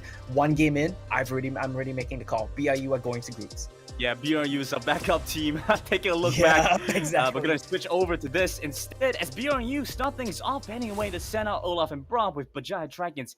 They don't want to give the Renekton, don't want to give the Lee Sin, and no Camille as well. So BRU get first pick of the litter. It's Varus over that side. Yeah, and I think it's a pretty interesting decision, right? They've prioritized the Varus over the Ziggs. And this is, once again, BJD, they're going to run it back. They're going to say our combo was not the problem. Maybe we change the Fiora pick. Maybe we change the Kai'Sa pick. But the idea of our team composition, Galio Ziggs, that was not the problem here. And I think I kind of agree with them. Ultimately, the Galio Ziggs didn't get to do anything, but that wasn't their own fault, right? They had no control of the situation. And I like BRU's adaptation. Once again, TF worked. Let's stick with that. I don't think BJD, if anything, which is going to punish the TF pick too harshly. Ahri might be the answer here, but I really am skeptical of this, because if you take the Ahri, you end up running triple AP with a Ziggs Galio bot lane, and your damage sources just get so overlapped. We do see some interesting adaptations coming through as BRU go back on the Java. This is the most played jungler in the High for Icon series. You know, they have been able to really make this one work, and it really shows their kind of macro gameplay and excels that so much more. But Jaya Dragons, on the other hand, going for the Xin Zhao. You're trying to be a duelist or semi-bruiser in this matchup. Yeah, the Jarvan pick as well, being a takeaway from the Galio Ziggs composition, I like that very, very much. I think it fits what BRU want to do. And I think both of these teams, I think the jungle picks are a bit more suiting for them now. Like we talked about, right? Shiba's most played jungle was Jarvan the 4th. BJD, they like these duelists. They like these fighter jungles. But something we really need to touch on, this Baron lane matchup here. Irelia against Darius. Noel has thrown down the gauntlet and said, your blind pick Fiora didn't work, but my blind pick Irelia is gonna win the game. Yeah, Darius is going to be that second highest play rate champion for Asilia in the Malaysian Icon series, whereas Noel hasn't quite been known for his earlier play. His Renekton, of course, incredibly monstrous, dominating in fact, but we've seen little of this Irelia, so this is definitely a very interesting matchup. I think we saw quite a bit of a gap happening there, but now with BJD, they're looking to try and initiate and start off this game strong. I don't think that is, I see those Lee Sin smash up, but I'm pretty sure that's a Xin Zhao. Yeah, the word says Xin Zhao. I trust the word. I know how to read. I can't see the pictures. We've learned how to count, we've learned how to read, and now we're gonna see if Irelia beats Darius here today. We're looking to count up to 2 for BRU, perhaps as we go into game number 2 in this best of 5 series. Bracket A match 2. Sir. Let's see how this one plays out, Omo. Look, I'm gonna be very honest with you here. The 80 damage sources are so lacking goodness. from BJD. What's the This point is of that so doing? nice. They find it. They find the bubble. They force the flash So away good. from Isil, and oh, what a start for BRU. Brilliant, brilliant, brilliant. And Varus is so happy in the back dragon lane right now. He can just farm from a distance with his piercing arrows. How can Ziggs and Galio can't kill him? They can never get on him. He's not afraid of anything. I love this. I love the early action. Shiba is gonna burn a flash from Chili as well. Yeah, he's sitting right there, and Chili, he detects no, he's something's not. gonna happen. He knows to Yeah. back off. That was looking scary for a moment there. But he gets some good lane control, and this has enabled Chiba to walk through the mid side, but Syndicate will be here with the number trying to respond to this. The charm is not yet available, it looks like. Level 3 just an arm's reach away. Yeah, exactly. And Noel, with the lead that he has, this mid advantage as well, Archony and Shiba are gonna keep moving to the Baron lane. They're gonna keep punishing for Noel's lane. They're gonna keep getting him leads. And it's gonna be so hard for Asilia to really do anything here. Once again, I think he's gonna get shut down in this game. Hopefully we do see Asilia come online a little bit, but like you mentioned, double summon is gone. Saving grace though, Bajaya Dragons get some tempo towards the bomb side, towards the Dragon Pit, grabbing a pretty decent chunk of this jungle as well, grabbing some control around the river. But like you mentioned, Kiramon, he's happy to play this weak side Dragon lane. Doesn't really have to worry about it all too much as long as he doesn't get dived. Well, the only reason it's a weak side right now is because Supporter went to do that little bit of a cheese gang in the Baron lane towards Asilia, and that's paying dividends, honestly. If you look at this, man just cannot farm. He's gonna lose 2-3 waves. That's gonna be 2 plates going over to Noel. Smooth sailing once again for BRU. Yeah, this is devastating. You know, Isilia is really just working off He of has passive to EXP recall. at this point. That was a huge cannon wave as well. Stacking Yes. up, and now you see all these creeps coming in, gonna get cleared out. He's gonna miss 3 waves. Yeah, very important for Syndicate to make his way over to provide some assistance, but even in a 2v2, they don't quite win this, and now Archony looking to do grab not. 5 pretty soon. They cannot, yeah, they absolutely cannot, and that's because of this mid lane matchup. You take Ari into TF for the counter pick, but you don't get the prio. TF is gonna pot up. Oh, he cancels the pot. He doesn't. Yeah, instead it's gonna be the mid lane losing out some tempo as Archony makes his way up to the top side, finds this first kill to get BRU on the board, and what a start, just 2 minutes, 50 seconds into the game. Yeah, I mean, I was watching that one from the minimap. I saw the Destiny's Gate get popped. I saw Chili dash forward with the Spirit Rush. That's why it's on cooldown right now. He tried to cancel the pot, was not able to do so, and that's gonna be another kill. Or sorry, the first kill onto Isilia. But to be fair, he's basically already died like 3 times at this point with how much gold he's lost. Look at this. Shiba doesn't even need to use his combo on Isilia. He just comes in, smacks him with his spear once, and that's gonna be enough. And look at the gold lead right now. 2,000 gold for BRU with 1 kill off the back of excellent wave manipulation and gank timings to just deny Isilia from the wave. And we haven't even seen objectives come online yet. Neutral objectives, Rift Out and Dragon still both up for grabs in 15 seconds, in fact. Neither team has had to make a play there yet. And this has removed so much agency for Giant Dragons. They won't be able to fight towards the top side, really have to emphasize on Sagi and Winter. But like you mentioned, you know, Sagi on the Ziggs really doesn't have much agency on his own. Requires his team to follow up with him. But without your bruisers there to kind of set up for you, you're quite limited in what you can do as a Ziggs.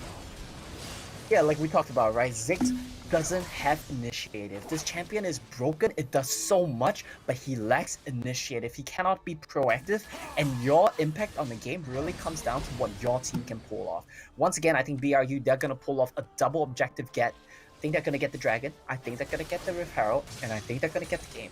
The Giant Dragons doing their best to hold on as it comes through. The bubble will be able to find one, but it's a nice crescent guard to make sure that they don't have much more there. Nice use of the crowd control. It's layer after layer to find the kill as the hero's entrance coming in. It will stop without finding anybody, and they get 1 for 1 in the mid lane. Shiba kind of psyched everyone out right there. I wasn't even expecting that one. He was just dancing the mid lane, went to Cataclysm, ultimately does get dropped, but it's still a 1 for 1, so not the worst case scenario for Bajaya Dragons here. That means that no objectives are going to be taken just yet, and that's good to know, right? Because at this time in the previous game, BJD had already blown up basic game. This time around, a little bit slower, a little bit more still in it, I would say. Well, I Might called it a little bit too soon as Rafael is going to grab as picked always. up. Noel is going to continue snowballing. Looks like he was the one that picked up the credit for that. I don't think this is the right call here, Syndicate. Walking right on top of the Scuttlecrab Vision Ward, the Scuttlecrab Shrine, I believe, gives them vision of the dragon being started up, and with Destiny Endgate available for Archony, I think it's a little bit too ambitious to try and grab that right now. Yeah, there's just so much cross-map potential. Once again, Noel makes his way down to make sure his team can try to secure the objective. Ooh, Archony. Just a bit of a tap on Chili. Nothing too much. Flash Now from looking to come in Asilia onto that forced point. already. Yeah, it takes away that. It's the Destiny gonna be they proc. Looks like bomb side. They're gonna look for a fight here. Shiba will be the one to try and initiate. They jump in early on. Sagi forced to retreat as well as the rest of BJD. It's 3 to 4, so they don't have a Chili's good at angle to go top for side. this. Nice use of the change corruption. Shield the run should come out pretty soon. They're still holding on to that. They force them away. Kill them out with tons of damage. They try to make a miracle steal, but BRU will confirm this dragon. They cannot contest that because Chili had to go topside to take care of Asilia, who's just getting dumpstered right now. This might work out though. Yeah, they find Noel as a kill in the top side, but Giant Dragons come online a little bit there. Do manage to trade back for 1. But like you mentioned, Dragon hits over the BRU in that time.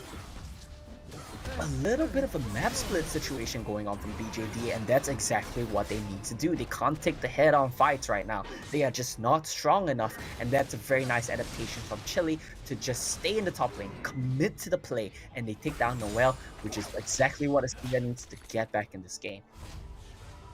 Maybe looking to try and commit from the bomb side. Doesn't seem to be the case. Let's talk a little bit about that. Getting Asilia ahead against Noel.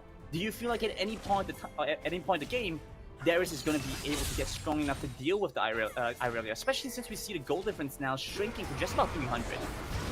Yes, there will. Oh, hold that thought though. Kin name on. Yeah, it just seems like clockwork. They go in, nice arrow to confirm the kill, but BRU, just good movements. Let's go back on that point. Asilia as well as Noel. Look, there is a point in a game where Darius will just bully Irelia around, but we're never going to reach it. That's a fact. We are not going to reach the point. Darius, look at Asilia, right? He's out of the game. He's just getting shut out right now. Sure, they're trying to funnel some resources back into him, but it's just, I think, too little too late. He doesn't even dare to go for a 1v1 against Twisted Fate. He has no damage items, only dead man's plates, and BRU, they are punishing this attempt. Yeah, we look at BRU up at the top side. They get the Cataclysm as well as the bubble. It's good damage back on the Syndicate. Nearly finds the kill, but over on the side, they find the angle. They look for the flank, and Chili's joining in now. They're looking for a lot of damage onto Noel. Takes down the Irelia, and Bajaya Dragons with a stout defense force them back. Yeah, BJD actually finding moves in this game. Oh no, Chili. You hate to see it. This fight seems like it's been going on forever. Archery and Celia are definitely trading blows here, playing tango and dancing around. It looks like Archery just has enough to kite away from Celia there. Yeah, I mean, this is definitely a much closer game than what we saw in the last one, right? But Jaya Dragons, they're finding avenues to trade turrets. They're finding avenues to punish BRU's aggressiveness, and that's super nice to see here. The main thing I want to point out, though, is actually Asilia. His gold is starting to come back to a decent amount. He's catching up with Noel. It's just that he has no damage. So he's going to be a full tank Darius. It's going to be a tank Sintao. There's no AD damage sources for Bajaya Dragons. Once Shiba starts buying magic resistance, once Noel gets that wit's end, who's really gonna kill them? Yeah, I love that you're bringing up that point, especially as we start to see a couple of the scaling items come through as well. You know, a lot of HP for Shiba, as well as the Rod of Ages completed for Archony. That's some of the stuff that we're definitely looking forward to.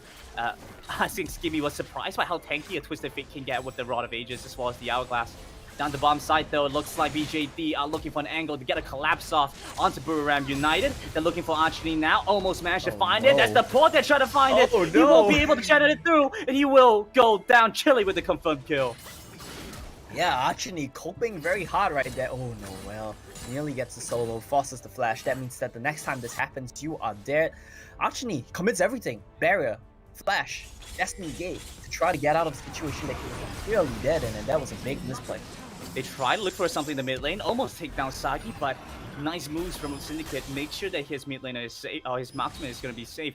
Chili on the other side, though, dodges away from damage to Shiba, gets away with that Hourglass. Yeah, gets away with the Hourglass, and Shiba now. This is going to be a jungler 1v1. This is strange. I'm not quite sure what's happening here. BJD have been rotating around the map looking for these small fights, these small skirmishes, and it seems to be working out. The goal difference is actually incredibly marginal from both sides right now. It seems like Bajaya Dragons may have found a strategy that works for them in the second game. Yeah, I mean, a lot of it, I think, comes down to the Ziggs pick, right? Ziggs permanently stalls out the game. If you're unable to break his turret, he will always sit there and he will always keep throwing bombs, and you see a fighting bomb. Follows Duet, connects first on the same gate with the Vanguard's edge with enough damage with the healing coming through. Redemption keeps him alive a little bit longer. Noel splashed away, is running for his life, but his back against the wall will go down. The cat goes over on the side. BRU trying to trade back, do manage to find something for the troubles, but it's a 2-for-2 across the board. BRU not able to have the same tempo they had at the start of the game. Yeah, I'm not exactly sure where Supporter dropped. He got taken down as well. If not, that might have been an opportunity for BRU to look for a fight. He still has Tide of Wave available to both teams. They don't want to give this up. Okay, they're going to look for the catch onto Cilia first. Flag and Drag gets a knockup that confirms some decent damage, but misses out the arrow. That's critical. They don't have enough damage to confirm this. Chili on the side will get taken down. The Dragonlance confirms that kill as Archony is out to claim more. He's now moving on to Sagi with the Flag and Drag barely missing out, but the tidal wave comes in, and Noel chases after all the way through with a Blade Surge and takes down a third on Bajaya Dragons. Oh no, Shiba playing with fire here, even with that greedy recall at the end of that one. I don't know how he didn't die right there, but the man is just too tanky, and I expect that that's something I'm going to be saying a lot this game as he starts buying up magic resistance. But Bajaya Dragons, they're already dealing with a damage problem. Is Asilia's dead. If Asilia can't get stacks and a reset off, who is going to do DPS? Who is going to do AD damage for Bajaya Dragons? No one, and that's exactly what we're starting to see be an issue here already. BRU, they win the fights, they pull ahead to 5,000 gold. I have to wonder here a little bit as well, Omo, because we're seeing BRU, Buriram United, leap forward, grabbing the Executioner's Calling on Shiva early on, ensuring that they have means to deal with any form of healing. But you take a look at what Noel is doing now. He's starting to scale up, and in a lot of these situations, you're surprised by how long he lasts. Shiva uses the Dragon Lance early so he won't have an escape, but look at how tanky he is with the Gargoyle Stone Plate. Things end there, but he do commit a couple key ultimates.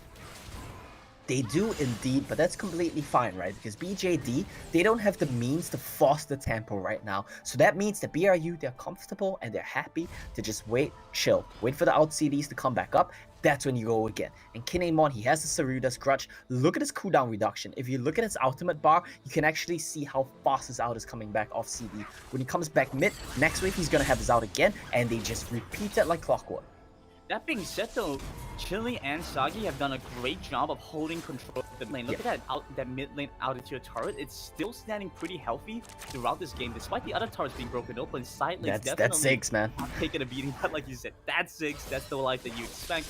I'm looking to see the adaptation from Archony. Okay, there we go. He goes for the Hourglass enchant early on. Here we go. Cataclysm, they lock down onto Syndicate, trying to take down the Sinja first. They're right in the Crescent Guard, so they confirm the crowd control. Like, a little entrance comes in. Chili, he misses out a critical charm, so the damage will continue to pour through as Archony chases after the kill. It's a flag and drag that grabs a double, and they're under the turret, taking down Chili. There's nowhere left to run. Supporter will get away as well. The under turret still chasing after another, about 4 dead on the side of BJD. There's only so much that Cilia can get done.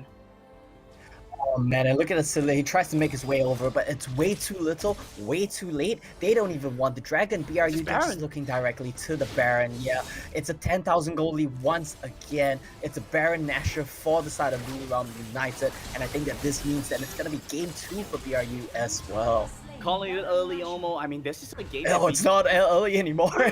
Yeah, this one looks done with. Yeah, compared to the first game, which ended at 13 minutes, exactly. BJD have held on much better. In fact, shown us moments of brilliance, I would say, throughout this game, being able to get Asilia relatively back into the game. But like you mentioned, at some point, you have to say, it's not okay to just make our Darius full tank. We don't have any more physical damage. Let's take a look back on that fight. Yeah, we take a look back at that fight. I mean, the fight starts off with an engage on the Syndicate, right? He's really not the one that you want to start a fight on, but the key to this team fight is Noel. He finds Sagi in the backline. Sagi doesn't need flash, doesn't even use barrier. I think he just knew he was dead.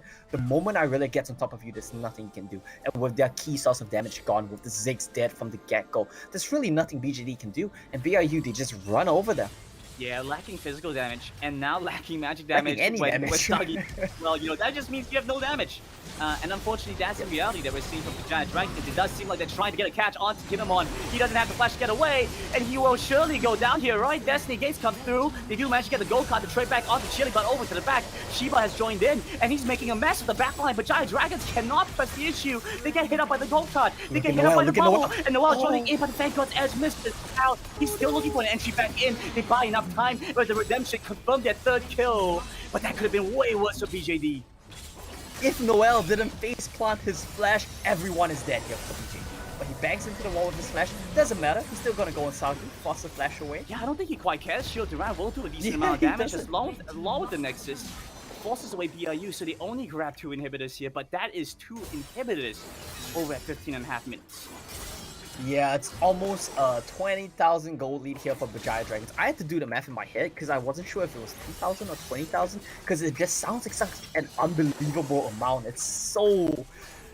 I can't come up with a word for this. My vocabulary does not have a word to describe this. Yeah, like, it's just dominance from Buriram once again. Yeah, again, like you mentioned, you know, this is a masterclass in counting up to 3. We don't know... I don't know how to count to 20. Yeah. We don't claim to know how to count to 20 or have good words, you know, Mino speak intelligent things. But we can tell you, Mr. Gaimanism, we're looking to be we have to come back to the game. To get a 3-0. Very possibly so, but BJD Sagi here, he bought Rod of Ages on Ziggs, and that's always a big question mark for me. He has ROA, he has Morello Nomicon, and he has Leandri's Torment. Where exactly is your damage coming from, my friend? Morello's doesn't give you damage, Roll-Up makes you tanky, Leandri's has damage, but it's so goal inefficient. You don't have a death cap, you don't have magic penetration. Who are you trying to kill? Well, they're looking to try and kill the 3 primary carries of BRU as Kinemon has to flash to the wall, tries to survive, but the damage is coming through as Syndicate's over to the backline, nearly takes them down. Chili surely likely to fall as Noel joins in with a Vanguard's Edge. Is massive, a double kill. Now looking for a 3rd on the Chili, should be able to find him with the Ignite, and that is BJD falling to pieces, shredded down. Sachini looks for the last, but I don't think they have to worry about this. They're just moving into the base, they're clearing out the creeps. They want to end things here. Syndicate does the best that he can, but Archony takes him down, has his number, and Noel's in the base, breaking it open. Noel does not care. He just dashes into the base. He goes for the end, and that fight looked good. It's about as good as you can get. Wins the taunt to tree, forces Kinemon to flash an unfavorable position, but he dies, and it doesn't matter because he's Varus. He just needs to throw his ultimate out. His job is done, and Noel TP's in, cleans house once again. Took a little bit longer. Dominance from Buriram United. And here we have it, the second game win for BRU. Like you mentioned, dominance from them, showcasing us a very good set. Look at that, smiles on their faces. They're just chilling. And it seems to be that DJD are caught in an eternal nightmare, won't quite have the game that they were looking for. But that being said though, we're gonna hand it back to the casters to give Contra a chance to defend his hometown team. So Skimmy and the rest of the crew, take it away. Thank you very much there as we do bring it back, and whilst we actually got kills this time, we managed to see a far more competitive game. It was until it wasn't there, Riku, because I'm seeing a situation which you never want to have occur. A 20k gold lead by the time you're claiming only the second Drake of the match. Well, Yeah, I think it's just so massive. The way that BRU sets up these flanks, especially Noel, always ready to cut off the escape. Whenever Berjaya Dragon says, "Okay, we've had enough. Let's go run away. Let's reset." And you know, the way Shiba and Noel just denies that is just very beautiful to watch. Contra? well, just to add on top of what Omo mentioned, I definitely think that it's also due to the builds here that really didn't benefit anything for Giant Dragons. They got some great picks off that early game. Yeah, that's cool. But yet again, we see the same sort of issues out there, giving up a pretty huge advantage when it comes down to all these huge objectives on the map that they could not even afford to contest because they just can't have that sort of damage out. Yeah, I mean, this is the build you're referring to in particular up there in the top lane for Cilia as the Darius. He's opted for a lot of tank ability or sustain, really, right? Deadman's Plate, Fawn Man, and the Force of Nature. He wants to live, he wants mobility, he wants to swing that axe around, get resets, and be very difficult to take down. And whilst that's good in theory, the outcome really was they were so reliant then on the poke and harass that Chili and Sagi could offer that it just reached a certain point in the game where they could ignore it. The hard engage was certainly there. You can ban away the Lee Sin, remove the Renekton, but they'll come back at you with the J4 and the Aurelia. And at a point in time, the Bruisers can just laugh at mages and do what they did in the last few minutes of that game and run rampant. A single ultimate, and there's nowhere to run. That's right, you look at the stats, it doesn't lie at all. Asilla there only managing a 5.7k of output, and you compare to Supporter, who's actually doing a lot more. At this point in time, might as well you switch it over to a Dr. Mundo if you're going to be going full tank, if that's going to be the case. And that is the question I start to ask ourselves here on the desk. Draft aside, obviously, draft can be a contributing factor, but is there more to this? Is it a simple case here, Riku, of them just being outplayed in mechanics, in builds, and in ideas as to really what the next step forward is? Because we've seen Buriram thrown an option here of, okay, these are going to be taken away. That worked for you in game one. But game two, they still look as strong as ever. Yeah, I can see what Berjaya Dragons wanted to do on paper. They've got Chili and Syndicate to bridge towards the mid game where Sagi can be relevant, and as well as, heavy poke. That means Asilla, looking at the low health targets, he's just going to finish them with the Noxian Guillotine, but unfortunately we didn't get to see that.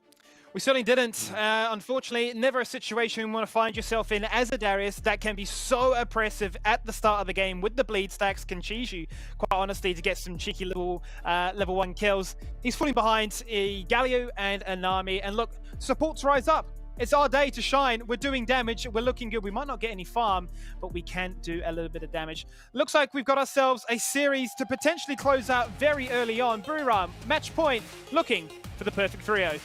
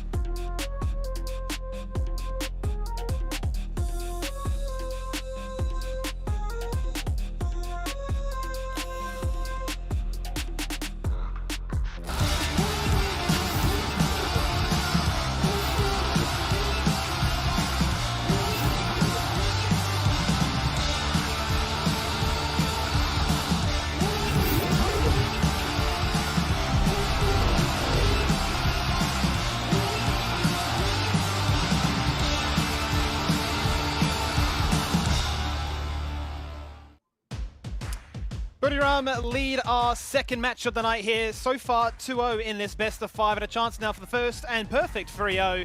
And, I mean, looking at what we've seen so far, it's been pretty convincing. Game 1 was a perfect game. The second game had moments of brilliance in the early stages, but the itemization and the fact that Darius was doing less damage than a support really set the tone for the rest of that second match, didn't it, Contra? Indeed, and I really hope that Riot Dragons could have actually come up with something here in Game 3, because their ideas seem to be just about the same of how they wanted Game 1 to play out, but the itemization definitely cost them a whole lot. So we want to look at Buriram United. They're doing everything right, and there's still no answers to how to take out Kinnaman in any of these fights. So I think he's feeling too safe on that Varus. Maybe Riot Dragons want to do something about that. Do you think, Riku, quickly, sorry to interrupt, I was going to say, do you think there's an argument that Kinnaman's not being matched with the AD carry? I mean, you're seeing Sagi be such a phenomenal center player. It's been banned away all the time. He's just not able to match what Kinnaman's providing. Yeah, that's the thing. If they do want to target Kinnaman, most likely he's just very safe in the backline. Then just go full on heavy engage 5v5 team fight and just pour everything and delete him off the map.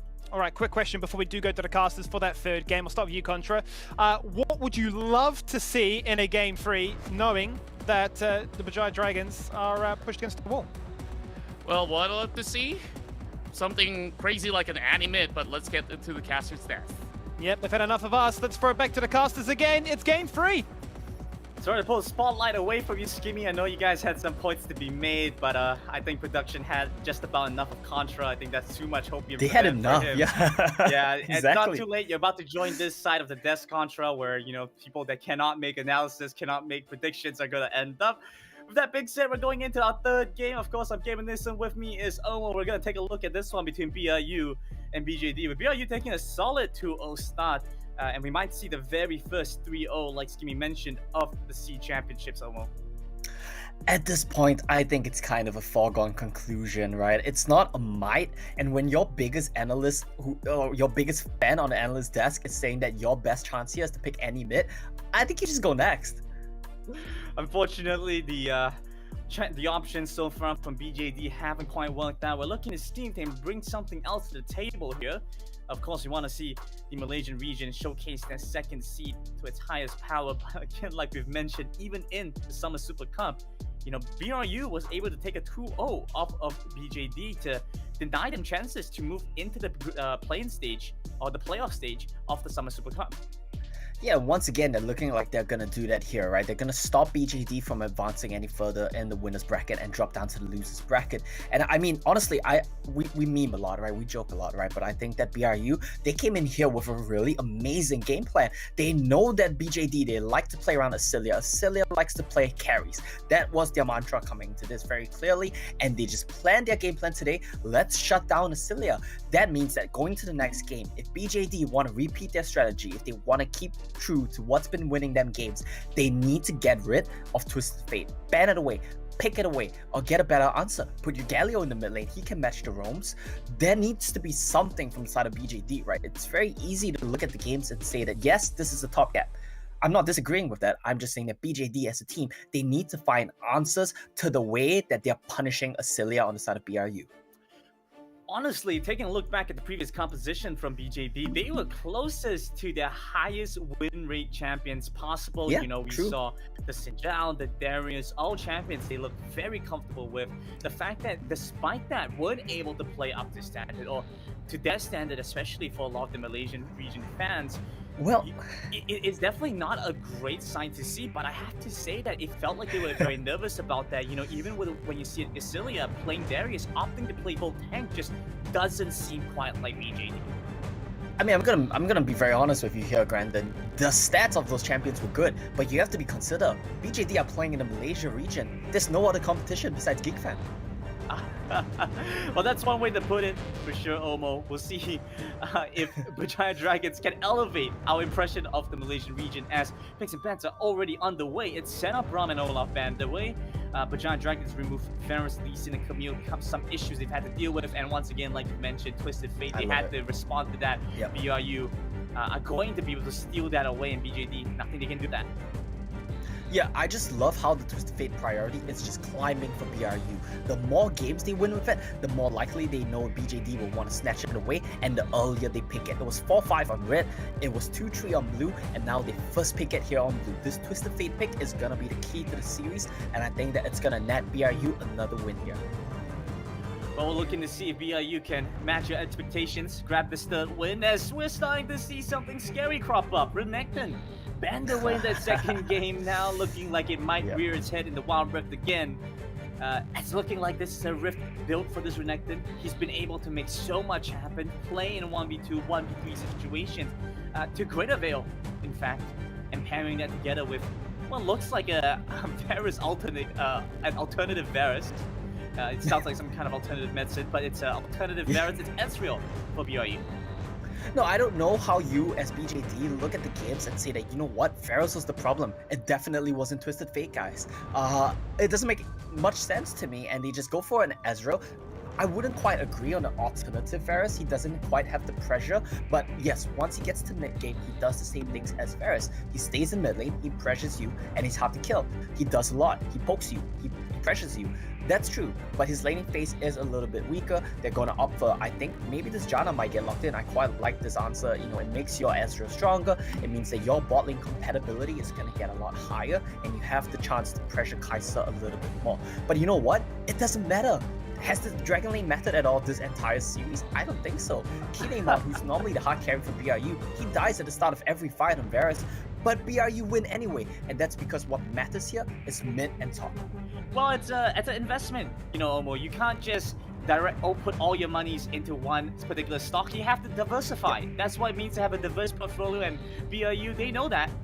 They will go in and play towards the ESL. Janaline, supporter, has shown keen interest in Janna, especially in the Thai region. Being able to pull that out in multiple games, prefers these enchanted type supports as opposed to a lot of the engaged type or Braum, Galio type supports that we've been seeing throughout this series. Pachai Dragons will wrap things up with the Kazakhs, though not able to grab the Sinjao again. We'll see how this one goes. Yeah, they need to find something, right? They need to get someone to carry out of any position at all, and this time it's Syndicate's turn to try. What I do really like is the Galio Gragas combo, right? You have a lot of utility, you have a lot of CC, and you have beefy boys to stand in front of you, which I feel like has been something that BJD has been lacking. And now Syndicate on this Kazakhs, it's a decent matchup into the Xin Zhao. This is his try to carry the game. It's his turn to try his best here. So maybe Shiba will be able to bring Look in at that Brewer performance. We saw quite a looking at them being quite They're happy. having fun. Yeah, joyful. In fact, this third game, it's going to be a quite nice one for BRU. Call it an early day, give the spotlight over the Fenway University and Invade in our third series for the night. With that being said, let's take a look back as we round off the picks and bans, the compositions that are available for both teams.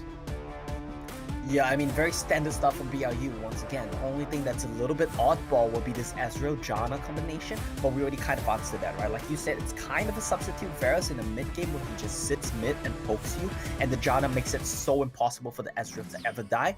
That means BRU, they have full freedom to just play to the side lanes. I do like the adaptations on BJV's part to put Galio on Chili, to give it to the mid laner, to let him finally try his hand at matching the global pressure here. And we'll have to see what Chili can do. This time around though, Asilia is going to be on a weak side. Gragas tank top. He's not going to take any fighting. He doesn't want to get camped once again. So I think Chili might be looking more towards the bot side. We gotta mention though, we're in the game. This is it. BRU man against Sorry, I got carried away. You were so excited. I couldn't be better to stop you. But this is the masterclass. We're taking a lesson on how to count to 3 for BRU, for Buriram United. As an interesting stuff for BJD to clear out that mid wave and then rotate back down to the Dragon lane. Yep. Definitely. And I think they just want some leads for the Kaiser, right? They need to get some EXP advantages. I'm not sure if Kinemon and Supporter took the crux there, as is typically the answer, because I was so excited about the team compositions that we were getting. But this time around, though, Noel seems like he's losing some traits. Maybe tanks were the answer all this time. Tanks might just be the answer, and it's something I think only true League of Legends draft kind of fans, people that act in those analyst and coach roles, can truly appreciate seeing these team drafts. Only you guys can nerd out and enjoy it's it some that much. fine wine picking a tanks in the last game. It's fine wine. I'm a connoisseur of that. Game 5 tank picks. Aging into a nice match point tank pickup to see how things go on. Things are gonna play off as BRU have a different approach to this game. They're going to bring Shiba down to match Syndicate, to put some pressure on this Kazakhs, not give them a free opportunity early, as Estilla will actually be the one to find the early initiative. Yeah, exactly. Asilia here doing so much work, but Shiba flashing, but the whip becomes lightning, and the gold card to connect and claims the kill. First blood, the first of the blood for Buriram United. And that's gonna be BRU once again getting first blood. I mean, Asilia this time around, I don't really think it's that much of his fault. He tried his best here. He did pretty decent trading. Only problem is he walked into Shiba and he headed all the way up until the point that he didn't. But BJD though, pretty nice attempt here to swap sides of the map. They force Kinemon back away, get a little bit of advantage in the Dragon lane. But still though, Noel and Shiba once again shutting down Asilia. I have to say, it seems like BJD is shaking off some of those nerves, moving around as a unit, being able to rotate and match some of those movements, albeit on the other side, pressuring out Kinemon, forcing him off the wave. That was a great response, knowing the supporter has been moving around the map, so I really like what we're seeing from Vijaya Dragon so far. hopefully more of this moving forward, especially since it looks like with Winter being on this Nami, you have a couple of nice ultimates, you know, tidal wave, things like that weren't available before. Instead, we're relying on things like the Hero's Entrance, Destiny and Gate gonna be procced, and that's the body slam to try and build some distance. Hero's Entrance comes through when it becomes lightning as they dash forward. The Crescent God knocks back Chili, and they secure the first kill with the red card, finding nearly enough damage, but he dashes back in. That's the wrong place to be. When becomes lightning, grabs the second. Yeah, I think the mentals on the side of BJD are just gone at this point. Archony looking for the gold card. And I have to be honest here, Archony, he's looked good this series, but he's been picking an awful lot of red cards, man. We've learned, you know, 1 to 3, we've learned some vocab. Now we're gonna learn how to distinguish your colors as well for Archony, but it doesn't matter, right? We talked about how they need global answers from the side of BJD. The global answers just went to the Baron lane to feed. Like, that's it. I mean, they've tried everything. They've thrown the book out. They've thrown everything but the kitchen sink at the draft. Nothing's working. And at this point, I think BRU, they're happy with how things like... Syndicate just donates one more. All right. Yeah, you gotta squash those roaches. We see Noel continue to pressure out EXO. I don't think they're gonna be able to find much more. You know, this is a conversation I was having with Skimmy prior to the competition starting, talking about bugs and insects, and we mentioned our distaste for cockroaches. I think BRU feels the same, want to squash out the competition early on, and maybe we have to start charging for this masterclass, Omo. Not only do they get to know how to count up to 3, they get to distinguish 3 colors, red, blue, and yellow. That feels like something chargeable. BRU is going to charge for Giant Dragons for this risk by grabbing this Rift Herald early on. Smooth transition.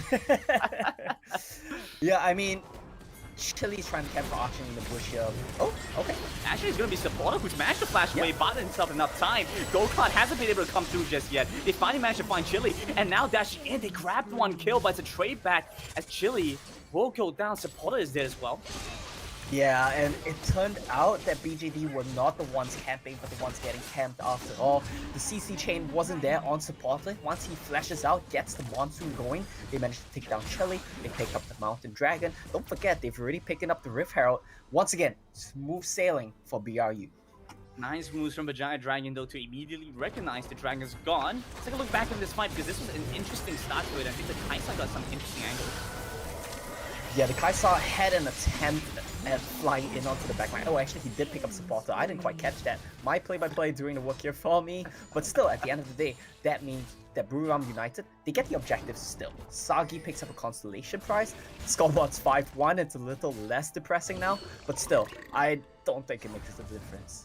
We're kind of sitting at a middle ground here, Omo. Oh my goodness, this is unfair. Blue That's the blue card! card. Oh, he still takes the flash away from Asila though, so I guess things work out. You don't have to worry all too much there. This is Pavlov's card right now, right? He doesn't know what card Archony picks, but because he's there and throwing a card at him, he's just gonna flash away. Yeah, has to make sure he gets away. Looks like Shiba might be on for a second kill. They're moving into the mid side. Shitty's looking low. One more attack confirms it. Shiba claims that one. Still tries to walk back in, but it's a little bit too ambitious, I think. Look at Shiba. He doesn't care. He's on the turret. He's hitting you up. The knockoff of the tornado. One more attack from Supporter will find it. Bellies escapes. And over to the side, Shiba's going to go down. Not enough mana to take this fight on. Supporter follows as well. Shiba buying an insane amount of time. A couple more hits. He's ready to make this work. He finds the kill despite it all. Winner. He cannot take him down. Voice Seeker misses out. Shiba, are you kidding me? Shiba just refuses to die right now. You know, they always say cats have 9 lives, but it seems like dogs do as well. Shiba refusing to die, but Buriram United refusing to lose a single fight. 6-0-2. This is a far cry from Syndicate Sinjao that we saw. Had to build Seraph's Gauge, had to just be full tech. This man has a Triforce. This man is going for damage. He's winning every duel. He has the Jana to buff him up. And Buriram United 9-3, 7,000 gold up at 7 minutes. 1,000 gold for every minute of game time. Looking comfortable once again. I'm running out of words to describe the stomp, and BRU, I think it's just a matter of time now. Yeah, fair enough. It looks like they definitely look at this zip. This win becomes I think engages onto BJD, onto 3, and survives through all that damage. Now Noel, he's in the fine spot. The backup is here. The cavalry is here. Forces the Giant Dragons back, but it looks like they got baited in to take this fight. The bubble won't come through, and the flash away from Noel cannot dodge away from Chili, who comes back to trade 1-for-1 in his top lane. But look at mid and bot. Look at the turrets right now. Look at Archony as well as Kinemon. They don't care about this fight. The outcome does not matter to them. Can they take down Shiba? They do manage to find this, and now looking for Supporter as well. The flash away doesn't save him from the claws. And like you mentioned, the bottom side, the mid side being broken open. BJD late to respond. Yeah, this is just Buriram United just doing everything right now. They lose the fight, but it doesn't matter. And in all honesty, they didn't need to take the fight as well. It was purely a flex fight. They went for it because they felt strong. They thought they could do it. And like I said, right, the outcome of the fight really doesn't matter. You win, you lose, you get 2 turrets. So why do you care? Yeah, still being able to find a decent amount. That fight was really just I don't even want to call it a distraction. Like you mentioned, it's just something they wanted to go for because kind of seemed like they felt like it. I have to mention here as well, Shiba's becoming so incredibly powerful. Now with the Sterex Gauge and the Triforce, despite not having Gargoyles, I think once he has that, it's practically unkillable to BJD. Yeah, exactly. I think the Sterex is the big difference maker here, right? Every time we see him dash in, he gets a bit chunked out. He falls so low. With Sterex, that's not going to happen anymore. It's a nice attempt by BGD to take down Noel, but it's not going to quite happen. Inferno Drake spawning up in a couple of seconds. Noel, he's right by the side. He tries wants to dash more. in. That was a cheeky little move there. Could have maybe waited for his Ezreal to find that shot. Kinemon had the Fuchsia Barrage. Yeah, Kinemon tried to help his Baron laner out here. It doesn't quite matter. So you see a bit of a fight. I wonder how this one's going to turn out. Tidalwave does get a good engage off, but it's going to be Shiba to the charge as Buriram United see Noel coming in with the flank angle. They find the first kill. Surely it takes down Winner and over into the mid lane. They continue on the aggression, flashing forward from Shiba. They finally take down Syndicate, moving on to Chili, who's expended everything that top lane. He goes down as well. The fight continues on the side as Anthony surely is going to take down Chili here. There's not much you can do. You find some time going golden, but that's about it. BR, you find the 4 and take a beautiful fight in this big game. Just destruction right now. Noel comes in from the back. He just stretched through the members of Giant Dragon, slices and dices. BRU, they might be looking for an end angle right now. It's gonna be hard, but they're gonna get at least 2 inhibitors. Yeah, definitely trying to take a pin, so it's a little bit too difficult. Actually, dancing with death, dodges away from a decent amount of damage, but will get caught by the explosive pass. A consolation prize for BJD, but honestly, look at that bottom side turret. Things are not too good for them. Oh no. Oh no. Yeah, that's an understatement. What's gonna happen here? Again, he sees this, the tidal wave comes through, it's gonna be the engage, led by Zilla. They try and lead on, but Shiba always cooldowns to back up. You can't take him down. He doesn't want to die, and the Aqua Prison only does so much. But the fight split up between both ends of BJD. The leading charge back on Shiba's gonna get caught. It's gonna be Kinemon. That might go down to Chili. The Aqua Prison won't be able to do much more, and those ghosts nearly spotted out BRU and nearly took them down. Soon to heal up. Top back. Going back in. You're kidding me. Feminism. This No, fight's this not is over. it. This is not it. They can't look for this. You're kidding me. They don't want to go for this. BRU, they've had enough. They're just going to get this dragon. They want to Syndicate. reset. This is a bit too much even for them. Syndicate gets caught. That's gonna be the dragon. They might pick up the jungle, and that means Baron. That means Baron is on the cards now. Once they reset, they can go for Baron Nashor. I think this is it. I think this is gonna be. I know I've said that like 30 times today, but this is gonna be BRU killing the jungler, resetting, and I think Baron is in the cards. But they spent a bit too long taking the blue buff here. What's happened to Syndicate? Syndicate died after Archony on the side there, right? Yeah, and, he potted in on top of Syndicate's head. Yeah. So losing their jungler then, like you mentioned, was a Baron window. But I think with how long BRU Blue buff had over not, Baron. You know how it is. they haven't recalled in so long. They could need some time to do some shopping. Yeah. Once again, the 3 core items of Twisted Fate coming out for Archony. He's been getting these at ridiculous timings, and look at Shiba. This is ridiculous That's it. as well. Equally ridiculous, if not more. Shiba has been a menace to BJD. Now they're on to Chili, who's once and time the again tornado. trying to match up to BRU and been caught off in the process. That's the gold card when it becomes lightning, gives them the information and intel. Might be able to lead the charge back in, but Shiba will kite by the side. Nope, nice QSS, dodges away from the gold card. Perfect timing from that. As does my Shiba, Sagi trying his best to fight back, but the Monsoon repositions the fight. They take down a second and nearly take down Syndicate for the last time this game, but that's a huge win angle. For the last time this game, for the last time this series, and that's gonna be damn. I don't think the They're going tidal for wave is the going to Nexus. save them. They flash in. They just want this last kill. Panda stats, BRU. That's all you need to know. Count to 3. They get this series win. Count to 3 indeed. Fantastic stuff from BRU, stamping out the Giant Dragons, not giving them a single chance. There was never a moment in this series where it looks like BRU were not in complete control. From draft to gameplay, this has just been dominance by Buriram United. But Giant Dragons, they're not out of it just yet. They're gonna be going down to the lower bracket to face, who would have thought, Divine Esports. They're gonna be down there waiting for them. Look at the smiles on the faces of BRU. They're happy, they're laughing. It was a fun day of work for them for sure. Yeah, were able to get a great game for themselves, and continue on to honestly take down BJD and kind of act as the nightmare living their dreams. And what a great set from them. That being said, though, we're going to hand it back over to Skimmy, Riku, and Contra, as Contra is going to surely be crying tears over that series. So take it away, guys. Thank you much there, Grandin, and hopefully not. I mean, that would make for an interesting analyst segment, but look, what a team of personality, full of it. Beaming with smiles. You can see that Buriram 3-0, a very quick day in the office for them, multiple 12-minute victories there, and a chance for them to lay down their authority and show up and say, you know, this is the region to keep your eyes on. We're going to be advancing on through. We're now going to be taking on Boom Esports to look forward to in the winners final, and it's going to be a clash of these early game titans. Aggression should really be the staple of that one, and much like Omo said, who would have thought it's going to be the Bajaya Dragons in the lower bracket with Divine Esports. Upsets, action. Contra, what do you make of this one? Well, I gotta say that Buriram United not even showing a single sign of weakness, and the key to their victories here, 3 rounds in a row, we're looking at Twisted Fate being the constant man in the mission here to hunt them out, and Shiba having an excellent game on Xin Zhao. I guess this definitely is how you want to play it out. He just goes in for hysteric, not even finishing off with the Gargoyle Stone Blade just to top off this unkillable Xin Zhao overall. And Syndicate was in pretty awkward position, and there were times that he gets picked off as well. Not really a good sign for Bajaya Dragons, who was hoping to play a little bit more aggressive. Yeah, I have to agree with you there. You know, Bajaya Dragons, in this BO5 scenario, I mean, the ideal situation was to make this game as close as possible, but in all of these 3 games, it has been full control. And just as you mentioned, Contra, it is the formula of Arshini here on the Twisted Fate. Level 5, Shiba. Arshini is just gonna dive Esila, and it has been a pretty sad early game as he is constantly pressured all throughout. You know, just to answer back to Omo, why is it the red card time to time? Because this is like a football match. You just kick them all around and you just send them off.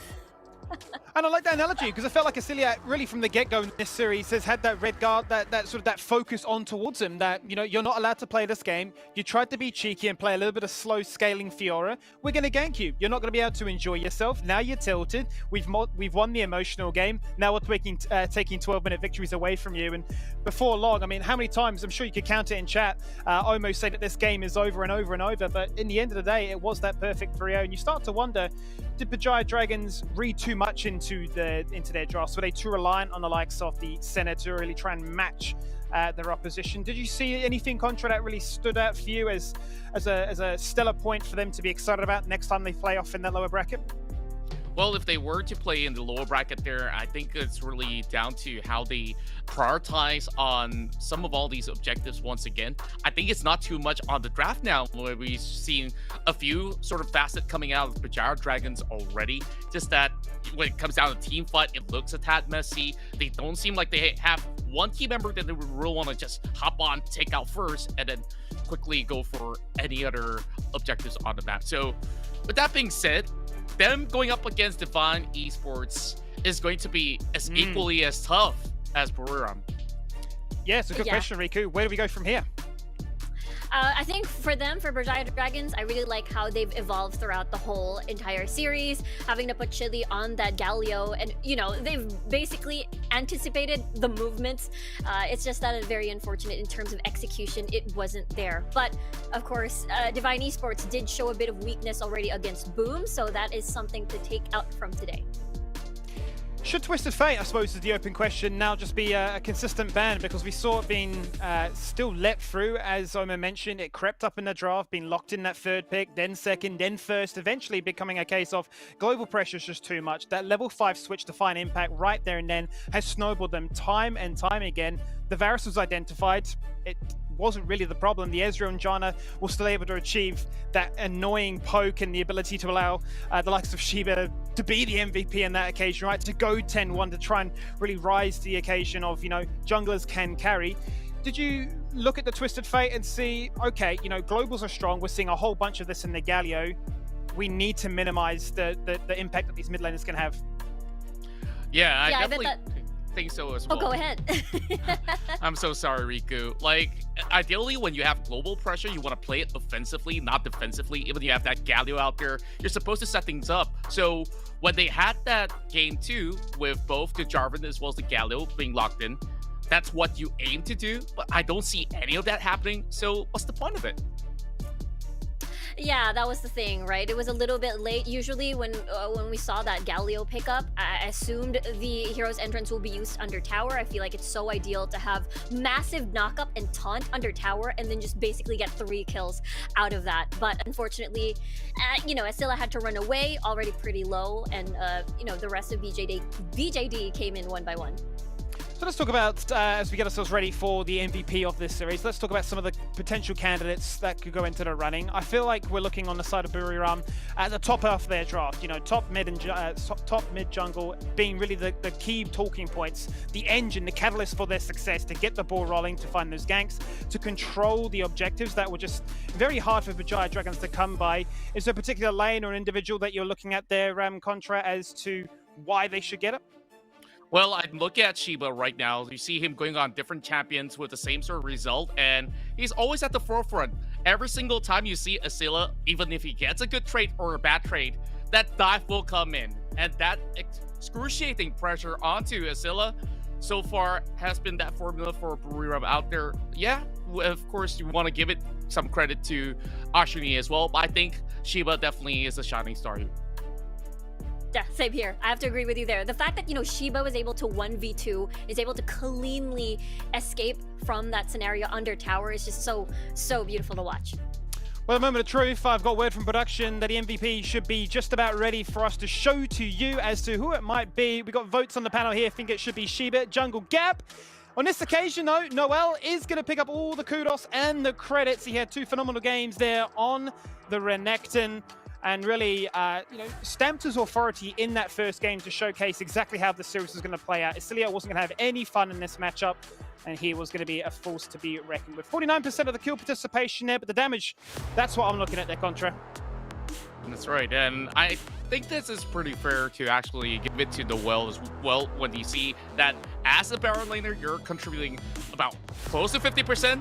You're basically playing for the team then to get all those sort of the solo showdown going on. And, well, is there actually a need when you're looking at Asilla there who's already so far behind?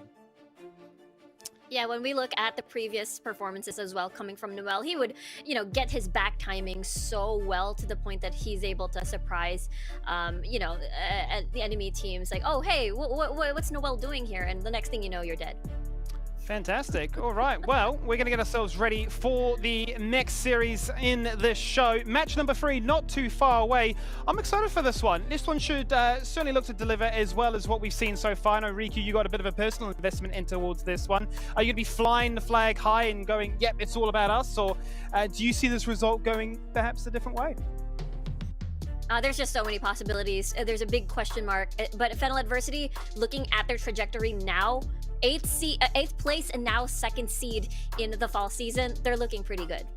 What about yourself, Contra? Well, for myself, I'm looking at Invade Esports because they have definitely shown a lot of strength back in the season when we go into the Icon Series Thailand. And even back in the past, in the preseason itself, we have seen them actually achieving high-flying colors. So with that wealth of experience as compared to Fennel Adversity, I think that's where my vote is going to be. Fantastic. All right, once again, that is the game, set, and match here for game number 2. Up next, it will be Fennel Adversity taking on Invade Esports to close out the opening night here for the Wild Rift SEA Championship. Don't go anywhere.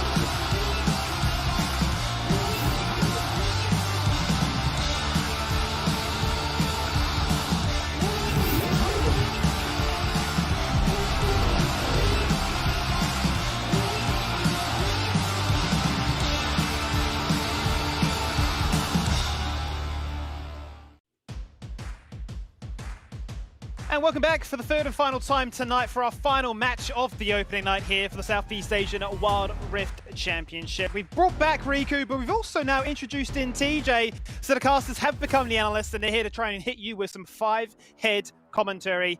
We're looking to try and get ourselves excited for this one. We're opening the can of worms that is Bracket B. Bracket A is done for the meantime. It's all about the lower bracket and the second stage. Now it's a chance to see here, TJ, the group of death. Yeah, the group of death. As every single team here in Bracket B is really good, frankly. We were talking about it before this tournament began, and we did not have a consensus as to who was going to get out of this.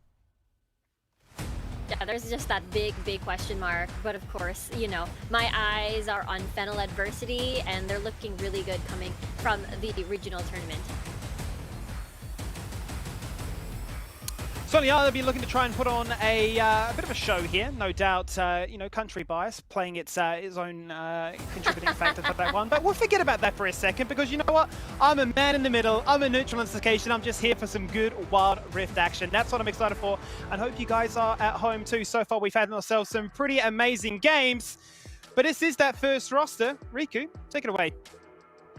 Yes, siree. Fennel Adversity from the Philippines, the second seed. They've had a crazy journey. Imagine from the summer season, 8th place with 3 losses straight to elimination. And now look at them this fall. They are now the second seed with, of course, the new generation of local esports players. And their play style is all about that controlled aggression. Once they get the lead, they want to take care of it and make sure that whenever they enter the fight, they're going to 100% win that one. And I feel like, you know, this is the type of team that is not afraid to try new things, and they also evolve throughout the whole BO5s, as we've seen them up against Team Secret. I feel like, you know, they struggled a little bit against the Varus pick, but, you know, the answer was, looking at the, you know, the first day today, is just basically ban Varus. And over on the other side of things, once we take a look at these stats, I think one of the problems for Fennel is that in that bottom lane, whether or not they're picking the Varus, what I don't want to see them pick is the Xayah. When Danny is not an aggressive playmaker, Fennel really struggle. They need Danny to have that late game carry potential, something like a Kai'Sa that he played to incredible success during the season, something like that Varus. And if Danny doesn't have the potential to explode, if he gets shot down in lane, Fennel run into issues. Yeah, as you mentioned, Danny certainly a standout performer on this roster, picking up the majority of the MVPs for the entire league, not only in the group stage, but also in the playoffs. For a piece, a standout performer, one to keep your eyes on, that is for sure. But also, I'm quietly excited about the jungle domain on all those assassins. I'm seeing Kha'Zix, Rengars, everything that's leaping towards you. Look, I'm not a supportive jungler. I'm not here to engage. I'm no J4. I'm here to get kills. I'm here to pad those stats and be pretty excited about it, quite honestly. Let's see them loading into this one here. Let's get them on that screen and get excited about this for that final matchup of the night. Because this is a team that, you know, have shown that they can be dominant. They can claim out victory in their own group. They can then get themselves into the playoff stage. But when they went up against the likes of the first seed and Team Secret, that's where things got a little bit more rough for them, TJ. Yeah, I think one of the most exciting things about this team, about all of the Philippines rosters that we've seen so far, is that they make this kind of impact on the global stage. Let's talk about Invade, though. Flip side of the coin, they come into this as the 3rd place team out of the Thai Icon series, qualified due to their region's championship roster EVOs. They earned that 3rd slot, but they're ironically the roster that knocked them down twice during the local Icon series. They did play close in both of their defeats to EVOs with a multi-threated style, relying on cat type and Colden Feet's early game presence on the top side of the map, kind of distracting, pulling their opponents away from the steady scaling threat of Kaze down in the bottom line. And this roster is exciting for me here, Riku, because we're seeing they've got their own unique pocket picks, much as we could say, you know, what's getting more assassins in the jungle. They're not afraid to play the Senate, pair that with the Nasus, go for the farming Nasus that just hits the Siphoning Strike, pretty much one-shot you. And if you need anything else, extra spicy, they've got the Fresh, they've got the Leona, they like to be aggressive. Forget Enchanters there yesterday, it's all about engaged. Yeah, it's definitely going to be a challenge for Fennel Adversity with Invade. Again, looking at their roster, there's only been one change, and it's only towards that jungle role. I mean, Syndicate, we just saw him play towards Virginia Dragons, but now it is going to be very exciting. I mean, you mentioned TJ, all that aggression. Lee Sin is going to be a huge pick, plus Renekton. Again, I feel like it has been the same tale. But for Belby in the mid lane, I feel like Orianna is going to be a key pick in this entire series. Just because Shaw, his counterpart in Fennel Adversity, also plays a killer Orianna. So I am excited because Belby played 5 straight Oriannas, I believe, up against their Evos, when they won against their VO5 series during the playoffs. And certainly what a competitive region it is coming out of Thailand as they pick up that third and final seed. They had actually beaten EVOS in the upper bracket semi-finals, but fell just a fraction short once they ran it through the lower bracket finals, getting 3-0 there. So competitive region, no doubt. We saw Buri run before. Perhaps they can get some of that good luck charms, those superstitions floating around the arena here as we can see them around the table, conducting a business meeting, drinks in hands, get the caffeine, get yourself pumped up. It's 8 p.m. for me in Sydney. I don't know about you, wherever you're watching. It could be late, it could be early. Get yourself strapped in because this game is going to be an absolute banger. You can see them on your screen now, but we actually got to see them earlier. So let's check in what they had to say.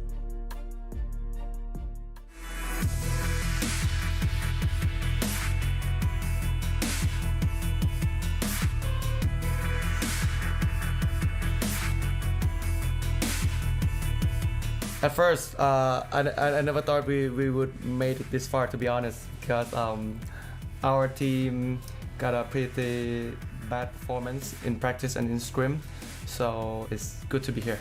My biggest challenge was I think to get through esports.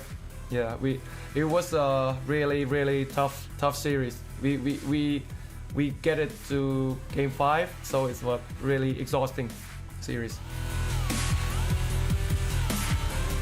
The team or the region I'm looking forward to challenging would definitely be Taiwan region and Vietnam. Yeah, Vietnam region. Two of those definitely like prove the most challenging because they got a good skills and a good game plan as well.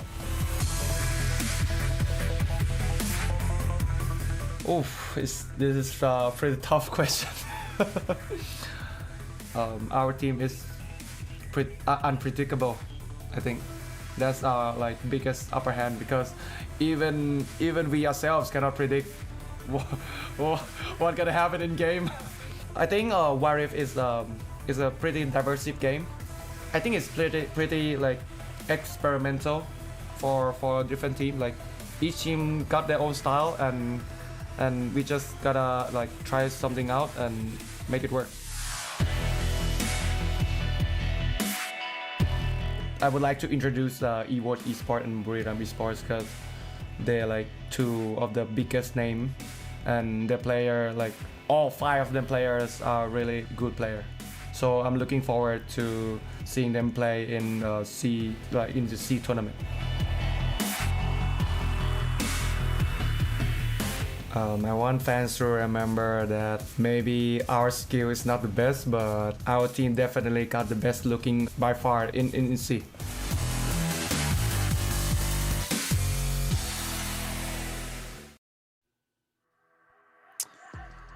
Well, it is an interesting comparison. Can't say I've ever heard a team say, you know what, it's not about the mechanics, not about our win rate or the trophies, it's just how good looking we are, TJ. It's about the fit, and that's what matters, Skimmy. In this high-stakes game, you got to be looking your best in order to play your best. Certainly do. I'm excited for this one because head-to-head, these 2 teams have a bit of a stylistic complementing style to one another. There's going to be champions that are going to be honed in on. There's going to be ideas of how they want to play it. Look to conflict very early on here. And Riku, you know, what particular matchup are you excited for? It's definitely from the mid lane earlier, but also as well towards the AD carry. We've seen Danny and being paired with Rafi as well, with Zaya and Rakan, quite similar to Kaze as well, and What the Jess. And, you know, perhaps we get to see the very aggressive 2v2 perhaps, or maybe someone will throw the gauntlet and say, hey, we're just gonna go and lane swap and not deal with that. Yeah, both these teams love to play through their bottom lane. They have early game threat. You can particularly look at Cap-Type and Golden Feet, who get up to some shenanigans. But both these teams want to play through their 2 AD carries that you see on screen right now. They want to get to the late game with those carries relatively uncontested and be able to win team fights through them. So we're either going to see an absolute massive disruption of that strategy during the early game, or we're going to see a banger game that goes all the way and comes down to those late game AD carry to AD carry team fights. And that's pretty much what everyone loves, right? You love to see a 5 or 6 item AD carry just absolutely popping off and feel like you've really seen it all, where AD carries can get one shot or they will do the one-shotting. Now, Riku, sort of talk to me about some of these champions that we should expect to see here. You mentioned briefly the Orianna in the mid lane. What else speaks volumes to you? I mean, Zarya probably in the bot lane as well? Yeah, this could possibly be, if the Varus is going to get banned, it could be just cycling through Zarya and Kai'Sa. I feel like this could be the trend, especially when TJ mentioned all about that late game scaling or late game insurance. But the rest of the lanes, of course, you mentioned as well, Skimmy. It is the assassin junglers for doming and as well as length. So with that, it is going to be the 4-1 strat coming from the side of power and cat type as well with the Renekton Riven. I feel like it's just those two that's going to be cycling around the two at the top lane as well. For sure. And, you know, that's really what you want to see is those bruisers, you know, starting off strong, giving them that early game injection they need to contest Crabs, to go for the Heralds, get the Dragons, get the items, and ideally snowball, like we've seen already happen tonight, where 20k gold leads start to be thrown around. You think, what on earth has happened for us to reach this point in the night so early on into this tournament? Let's bring up the predictions. And look, whilst you guys have both got away with Fennel University, I thought, you know what, we're not going to bully. We're going to get a little bit of love here for Invade Esports. I want to see them look to try and pull off a bit of an upset here. Assassin Glory, why not? But TJ, why have you gone for Fennel here? Well, I was looking at the Invade games, and they rely a lot on the early game that Cat-type and Golden Feet can drag towards the top side. And I frankly think Fennel can answer that. I think Power and Doming are incredibly good during those first 5 minutes, and as long as they contain that threat, it's going to be all up Fennel's wheelhouse towards the mid game. Well, for me, Fennel Adversity, I believe in the pillar that is Shaw in the mid lane. Whether he's on an Ahri or an Orianna, I feel like he is going to be that stable ground for the early phases of the game. Well, let's see what they can provide for us in this third and final match of the opening night here for the Wild Rift SCA champs. Time to throw to your casters. It's Contra and Omo. Thank you very much to our hosts as well as our panelists on the analyst desk right here. It's Contra, it's Omo. We also need you to cast all your matches here in the final series of day 1 in the CE Championship here, League of Legends Wild Rift. So Omo, we've already seen the predictions coming from the analyst itself, and I'm with Skimmy on this one. We got a stacked roster here for Invade Esports with legendary names such as What the Jazz, that has been one of the best support players to have ever dominated the Southeast Asian scene. So, is that a fact, Skimmy? Contra, are you gonna go for Invade Esports here? Indeed, I am. Well, you know where I'm going with this one. We saw how the Vijaya Dragons game went, so I'm all in for Fennel Adversity. I'm gonna call it 3-1. Well, I can call you guys out for your first game prediction going pretty much on the other side as well. So I guess we're pretty much even. We're even. So this will be the tiebreaker then. Big stakes here for us as well as big stakes for these teams, right? Like we talked about, only one team is gonna get out of each group, and Group B, like TJ said, this is the group of Beth right now. All of these teams are so stacked, and we really can't tell who's gonna make it out. And I think this match is gonna be a really good indicator for that. Well, I want to hear your thoughts on Fennel Adversity. You know, they are definitely the first runner-up from the C Icon Series PH, and I've seen some of their games. They look dominant, they look great, and they did mention that there is going to be huge priority picks on aggressive junglers. So, Omo, what do you think about your chances here against Invade Esports as we head right into the draft as Invade Esports starts on blue? I mean, I think our big brain analysts had a lot of really great points, and I completely agree with them, right? Fennel Adversity, I think Power and Doming are going to do really well to try to shut down Invade Esports strong points, which is, I think Cat type is a big part of that. They play towards him playing carry top laners, and I think Power and Doming are just that much better. Don't forget, Golden Feet is a veteran. He's been experienced. He's played this game for so long, but he's role swapping. He used to play marksman and he role swapped to play jungle. So he's not as familiar as someone like Doming, who only exclusively plays jungle. And I love the fast picks that we're seeing. Ziggs, Renekton, Lee Sin. These are the power picks right now just being snatched up and divvied up. And I like that you brought that up. Last season, it was him in the Alliance here, going into the playoffs. And I think that at least with that sort of experience, they will be able to actually come up with that. Now, let's focus on the picks right here. We're already seeing a Ziggs, Kai'Sa, as well as Jarvan. Well, Fennel University has locked in that Lee Sin, as well as Renekton, and follow up with a Braum. I think that they have very heavy focus on towards the early game for Fennel University. Yeah, for sure. The top half is looking very aggressive. A lot of potential to make plays early.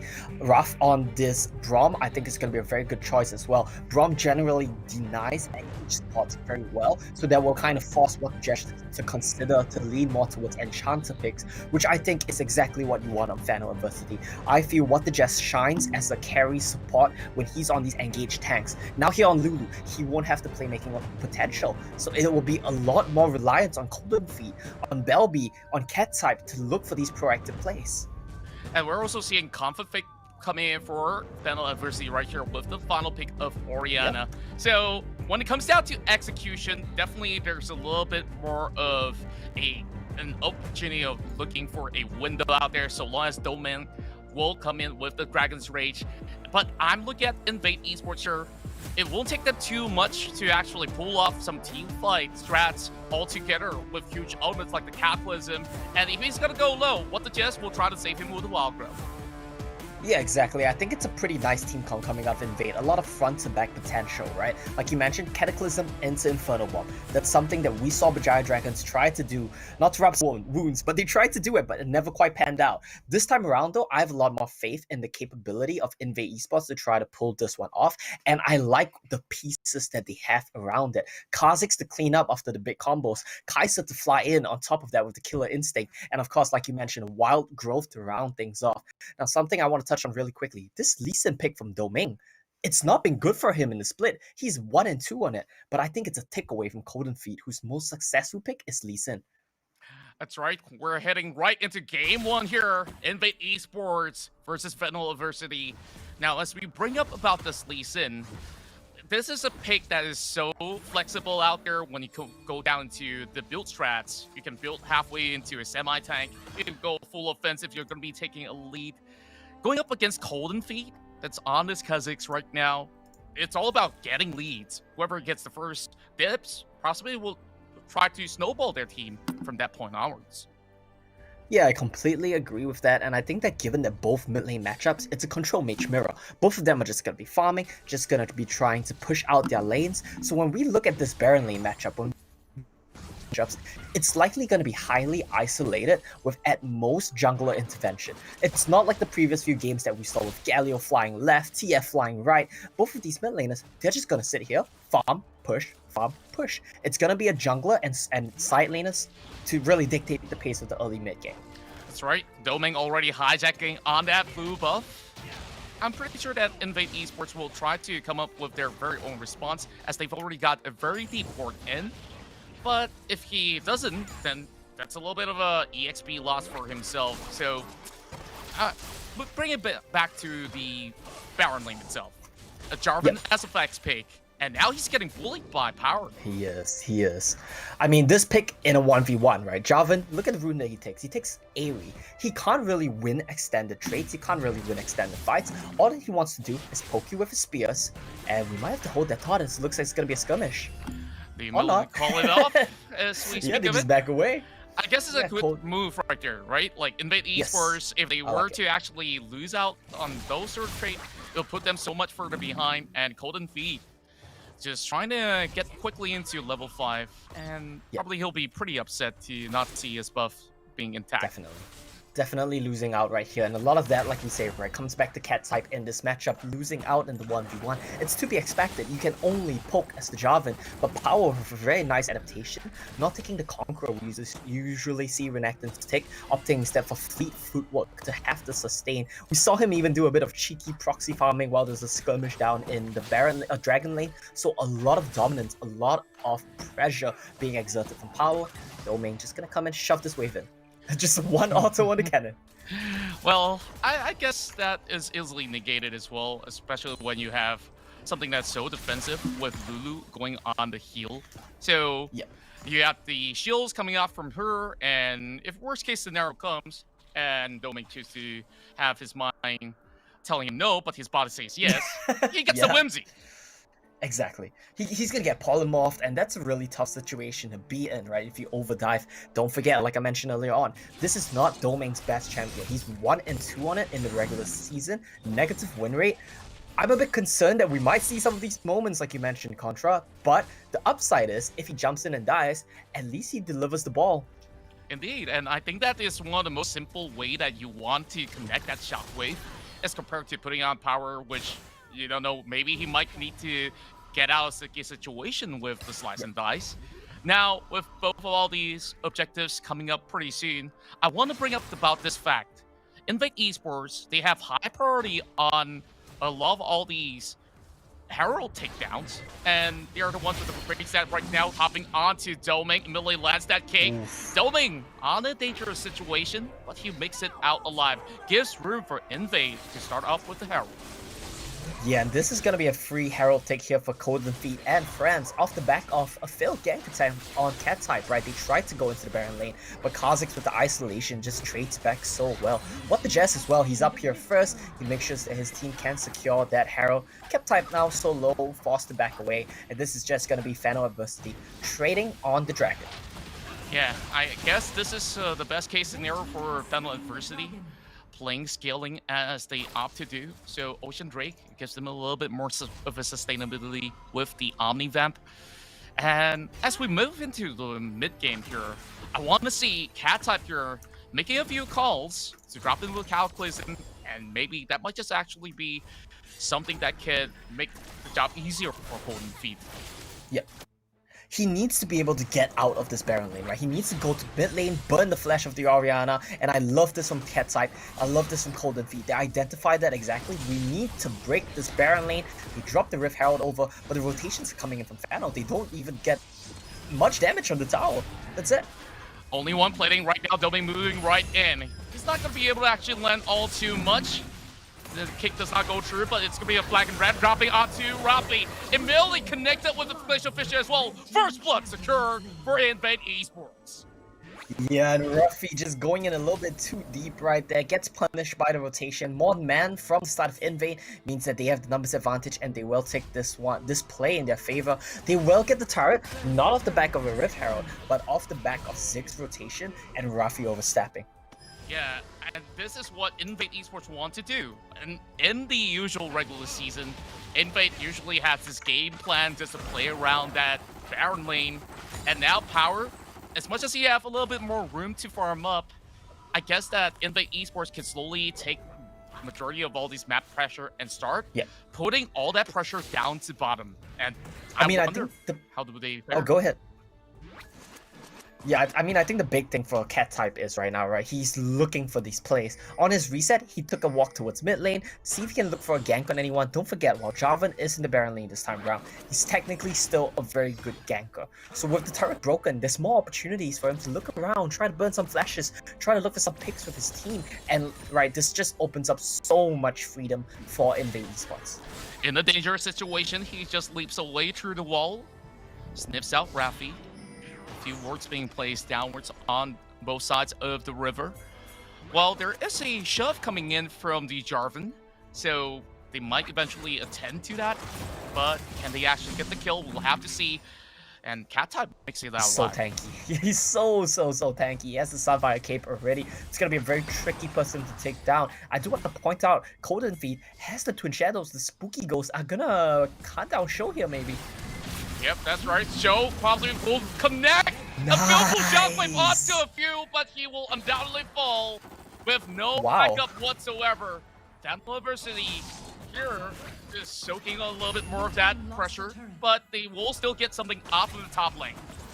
Yeah, because of that play from Show, because he took Golden Feet so low, because he traded 1-for-1. Ooh, hold that thought. Cataclysm dropped right in, but there's no more mana coming in for the Corki. Yep. Danny burns both summoners just to stay alive. That's and big. I think this is just the best case scenario for Invade. Just slowly take small skirmishes and burn out Fennel Adversity. Yeah, completely agree. I mean, Cat-type Cataclysm's on a way shorter cooldown. That's gonna be fine here. Just a little bit of trading back and forth. Cataclysm is on a way shorter cooldown than Flashes. So the moment he has Kata again, he's gonna be looking for Show. He's gonna be looking for Danny. And back to the main point about Show, right? That was so well played from him. Going for the Shockwave into Flash Buffer. Gets a 1-for-1, trades health with Golden Feet, and then allows his team, that allows Power and Domain to take down this Baron Lane turret, kind of evening the gold up a little bit right now. Indeed. 2,000 gold up ahead.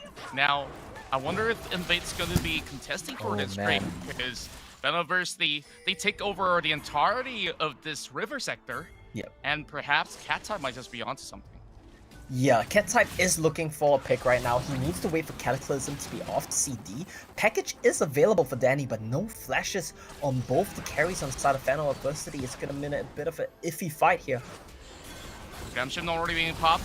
Scouts out ahead. In melee, they hop above, and Dragon's Rage will cat out Golden Feet, and Phantom Adversity probably will get this dragon for free after taking down Invade's jungler.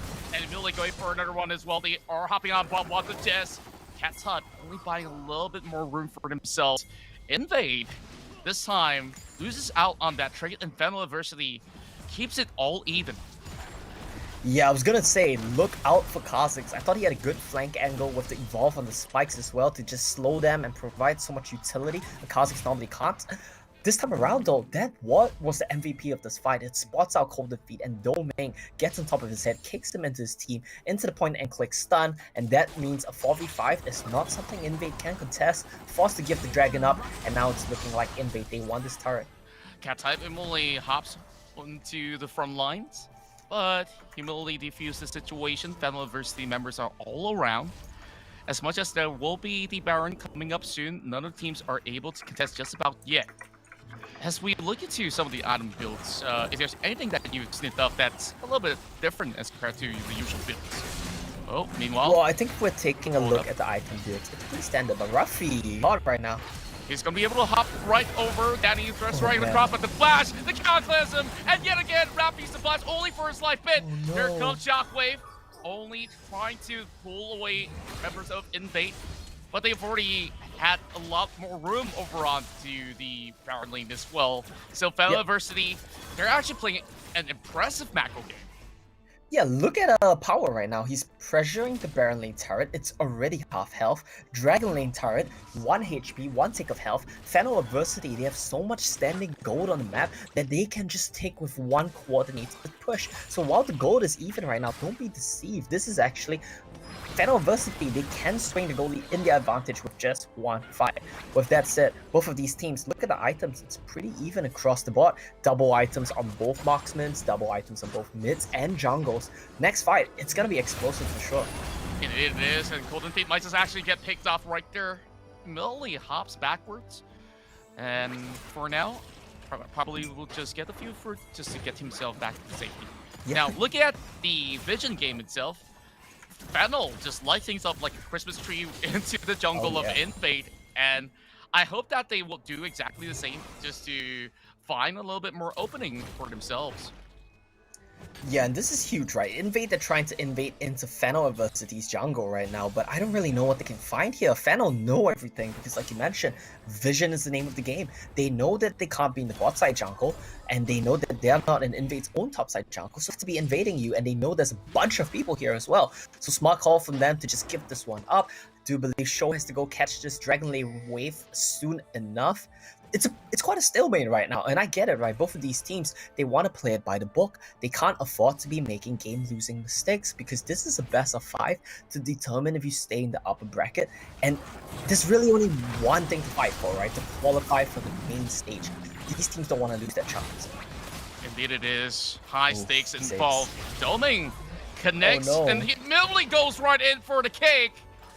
Shockwave did not really hit onto the Jarvan, and Millie burns off all these sort of the utilities just to get into safety. Valby having very little health.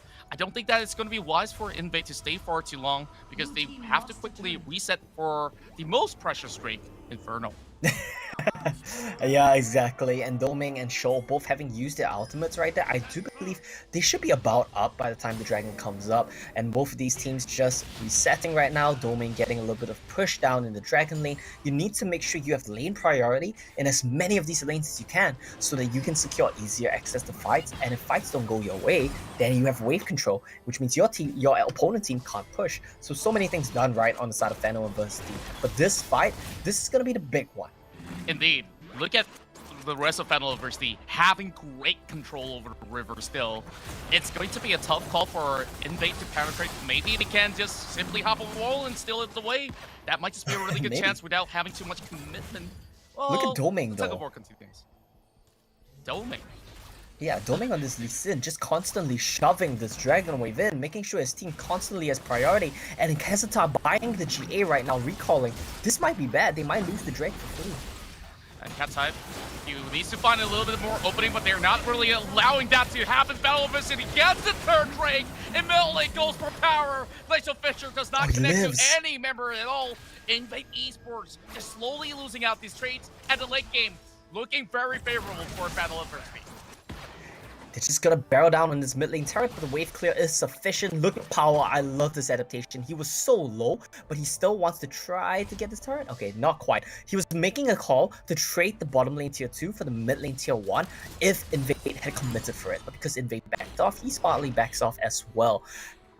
Kazuta Ruler right there, I think that was a bit of an iffy decision from him. He based to buy a GA, which is, yeah, it's so big in this fight. It lets you survive a Shockwave, it lets you get a second life through a Dragon's Rage, but the problem is it costs his team the Dragon. And that was such an iffy situation. If he was here earlier to output the DPS, we might have seen a completely different fight. Indeed, and check out the replay once again. It was them having a little bit of a mispriority and try to even look for an opportunity of the opening, but you gotta also commend Power because he was being the major distraction to stop Invade Esports from securing that Drake itself.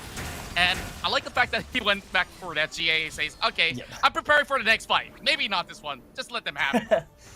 Whenever that fight may be, he is ready with the GA, that is true, but something a bit unfortunate as well. In the replay, he didn't manage to kill an Instinct over the wall. He landed above the wall in the outside the Dragon's Pit. That might have been the difference maker. If he was in the pit, might have been able to chase down Power and look for the longer fight there. You know, look at Power split pushing.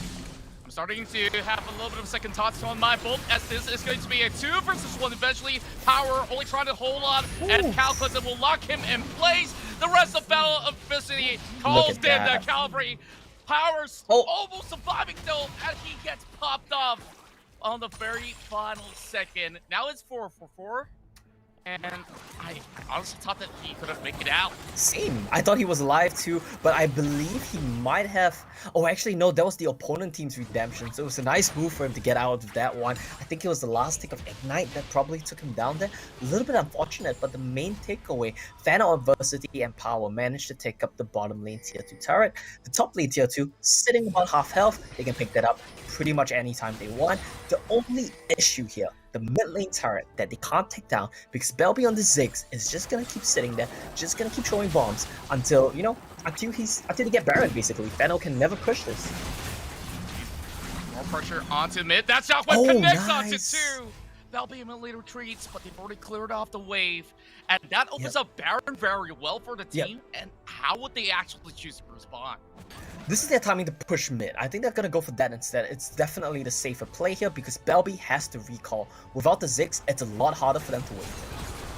That's right. Redemption pops right in. The rest of them will chase in with capitalism, setting them in place. But Cattype is taking way too low.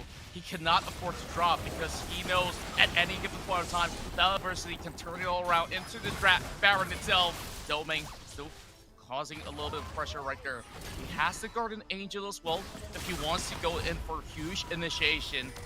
As this drags on, I think it's all about that final team fight here. Yep. To close out any point of the game. It definitely is, right? This game is gonna come down to one big team fight, but it seems like Invade, they're starting to slip up under the pressure. The nerves are starting to show. Cat-type went for the Cataclysm. When Belby was at home, you can't get the combo off. And Danny, of course, being uncocky, happy to just Valkyrie out of that one. I want to point out something a little bit interesting. Show on the Zoriana picked up for himself a Locket of the Iron Solari, so making sure that he does big damage with the Death Cap while still taking care of his team with the Locket. Very much of a supportive mid lane Team role player. coming in, and I love the idea. And as much as they have the Ziggs, I'm gonna man, hold that it for a damage. little bit. I actually coming right through.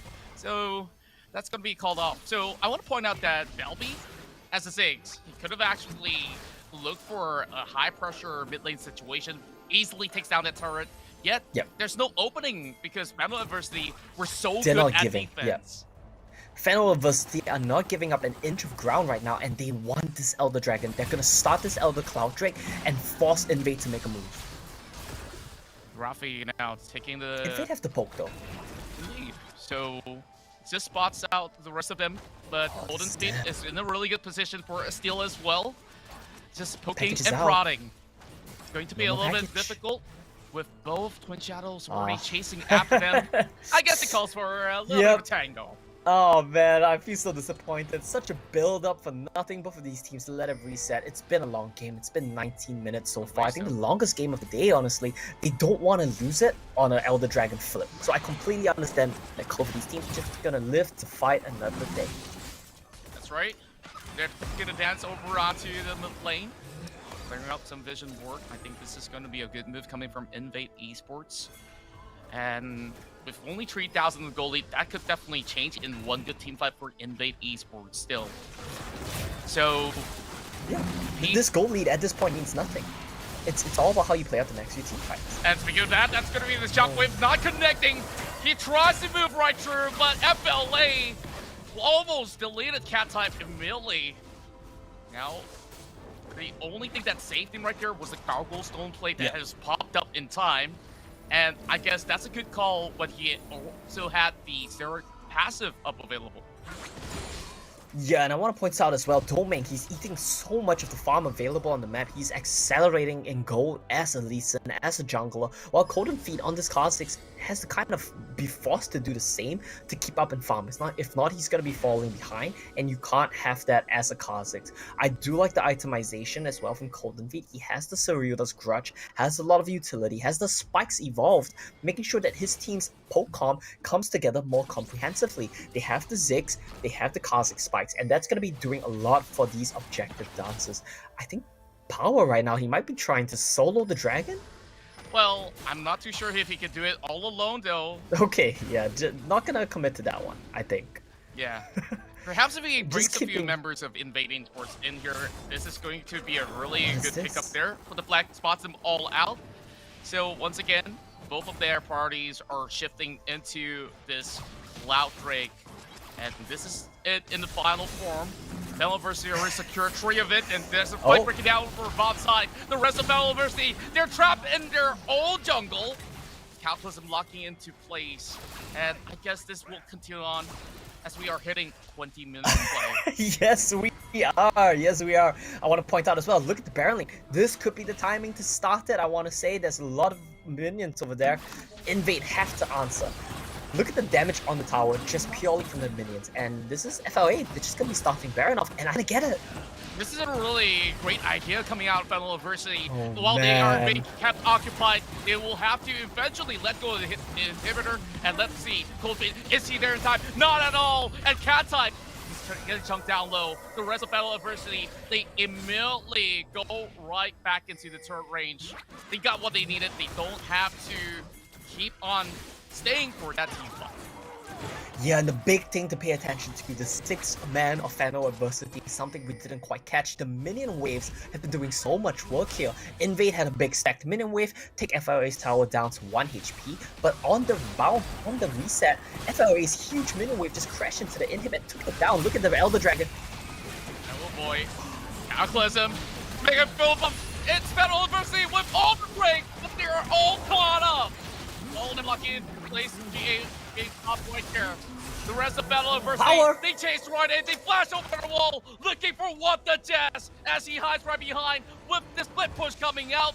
It does not even matter. Battle University with the first game. Yeah, that was a way to end the game right there. Both of these teams just dancing around the objectives, not being able or willing to commit to any false plays. That means that the minion waves that they set beforehand on the side of Final Adversity takes the inhib and lets Power just go for the TP into the base to end the game, as the members of FLA were trying to catch the Elder Dragon play right there. It's a good win for them. I think they're happy. I'm pretty sure they are with such a huge performance. And you know what? I might be one of the dollars out there, the new kids on the block. Now, probably the Shining Stars. And I take my words back. I wish I could switch it right here. Right now. It's too late for that, Mr. Contra. If not, I would have switched it in the first series of the day as well. But yeah, just to keep in mind, these guys are the second seed from the Philippines. There were so many teams in the Philippines that if you look at them, you could say, yes, I think that this team is going to qualify. I think they're good. They have a shot at winning. Ultimately, FLA were the ones to do so. It's such a stacked region as well, and they came out in second. I think that means that these boys definitely have something going for them. That's right. And I guess we've said just about enough. Let's see what the Palace, as well as our dear host Kimmy, has to say about our game one. Thank you much to the casters there, and what a game! Bracket B surely is delivering. You call it the group of death, or maybe even the group of Beth, if you want to be a little bit funny with the wordsmith there. We've been saving this tree all the way to the end of this night. It wasn't a game of carnage, of early game kills. This was meticulous, this was calculated, and essentially, TJ, it came down to baiting out a Baron, taking a risk. Both teams saying, we don't want to do the dance, we don't want the 50-50, we need some form of insurance. And eventually, you know what, Power says, I've had enough, I'm going to take all the control of this game myself. That final Elder Drake was one of the most nerve-wracking things I've ever seen. We were losing our minds here in the call. And yes, it does all come down to the man at the top of the scoreboard. My MVP for the game, Power, doesn't come out of the game with like incredible stats in any category, but he does so much to control those fights, zoning, traveling across the map to split push in the final wave to end the game, stopping any of the reasonable contest from players like Kaze onto those Drakes. He's a hero, that guy. Yeah, I have to agree with you there.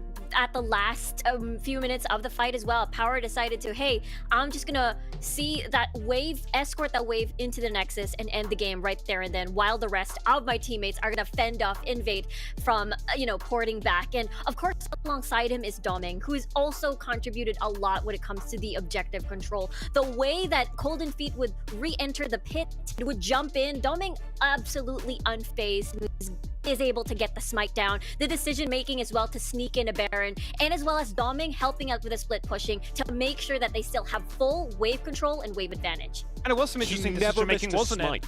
I mean, yeah, absolutely. Never. The fact is, they're never going for team fights. They're saying, we're only going to play around the Heralds or the Dragons. We just want to group up with this Orianna. We want to zone away with the Lee Sin as well as that Renekton. And we want to allow this Corki. If the package is there, fantastic. If not, it doesn't really matter. We just want a team fight. And, there were moments where you're thinking, okay, maybe Invade can then push the objective. Maybe they can push the barrel and say, you've got no cooldowns. We've seen that airball shockwave happen far too many times. It's our time to shine. But TJ, it never happened.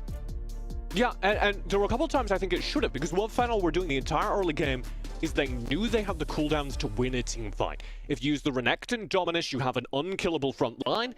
If they try and engage against that, you drop kids, you drop the Shockwave, you drop the Brawl multi, the Glacial Fissure, and there's no way for a team to win in close quarters versus that. So Fennel weren't taking any skirmishes. They were losing control of the game during those in-between phases so that they could fight for the Drakes. And I want to see Invade punish that in game number 2, force those cooldowns out, take advantage of when they're down. Well, game number 2 won't be too far away there, Riku. Coming from Fennel as well around the objectives is just so top-notch that it's just so difficult for Invade to actually get in the middle of all the objectives. That's exactly right there. We're going to jump into the quick commercial break, get ourselves ready for game number 2. Can Fennel University get the clean 2-0, or can Invade bring it back and show us something different? We'll find out after this.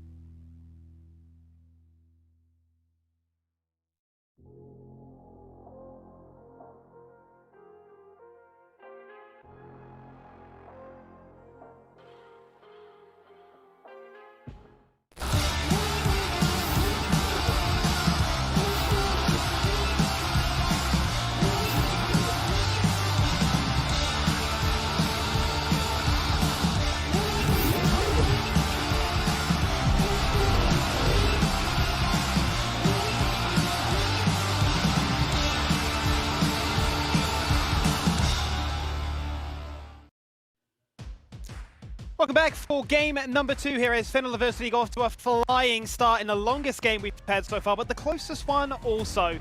A game that has really showcased that there is talent and there is a lot of there's a lot of love to be found here in Bracket B, because that seems to be the group of death that should certainly deliver. Now, before we jump in to the meat and potatoes of this one, I want to ask you guys a question. TJ, do you like money? Let me tell you, I do like money.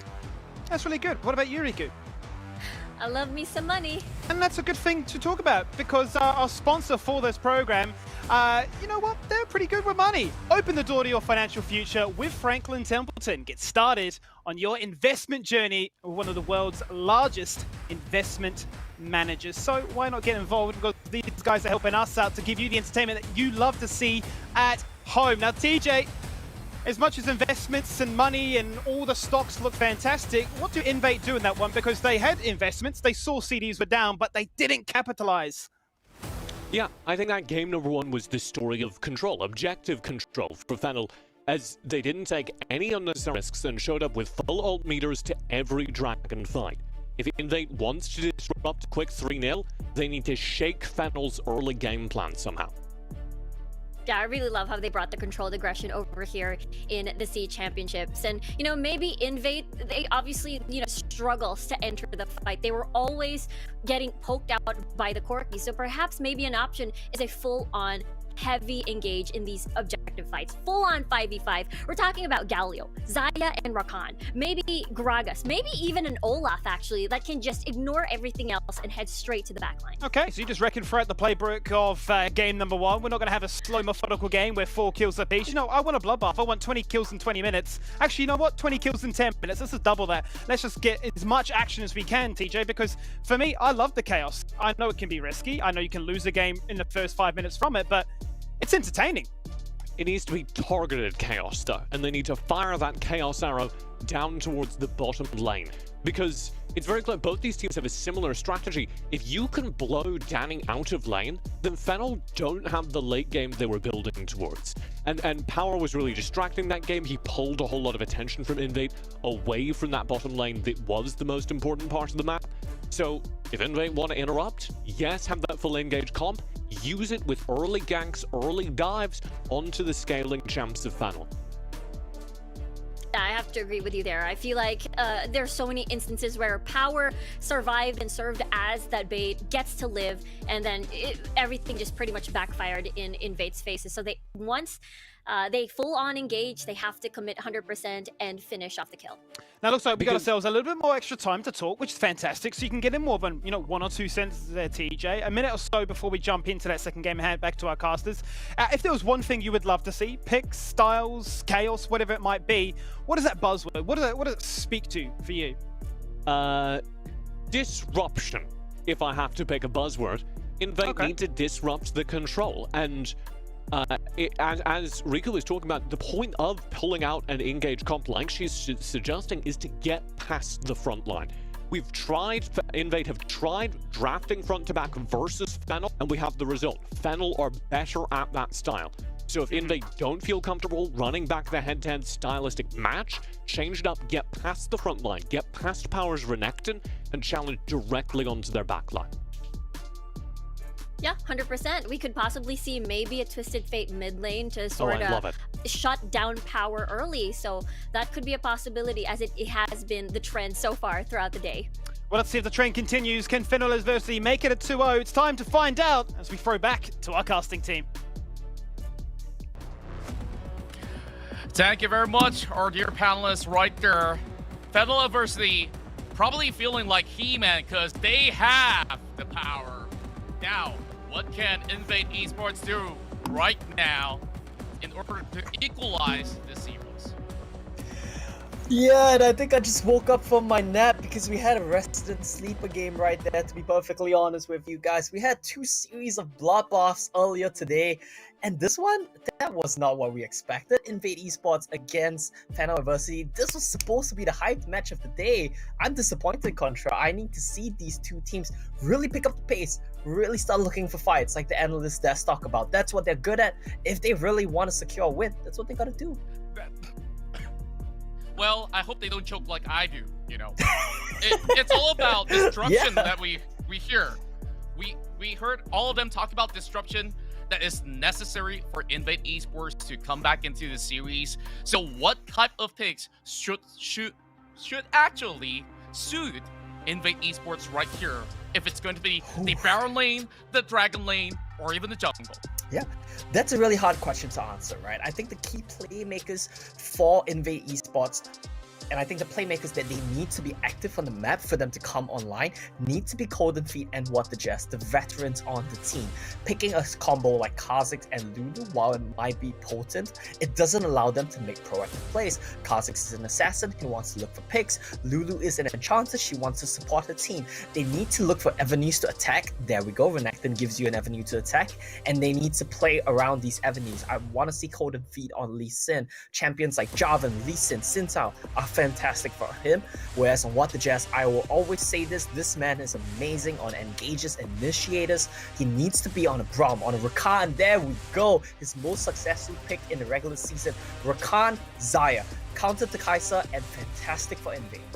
Absolutely love seeing the Bastion couples coming right into play for Invade Esports. That gives them a little bit more stability, but then again, when you're facing off against a Braum and potentially, well, I wanted to say Varus, but it's being locked away.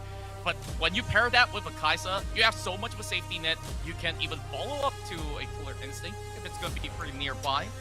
And that allows Final Adversity to still play a very chaotic style and just dive right into every fight that they want.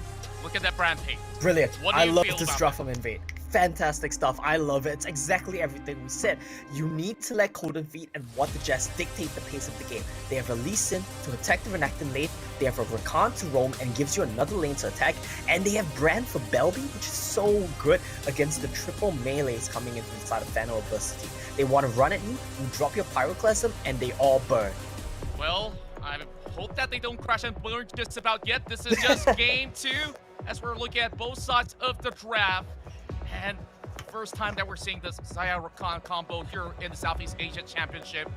While Final Adversity, they have a lot of strong pick-up potential as we dive right into the rim for our next match.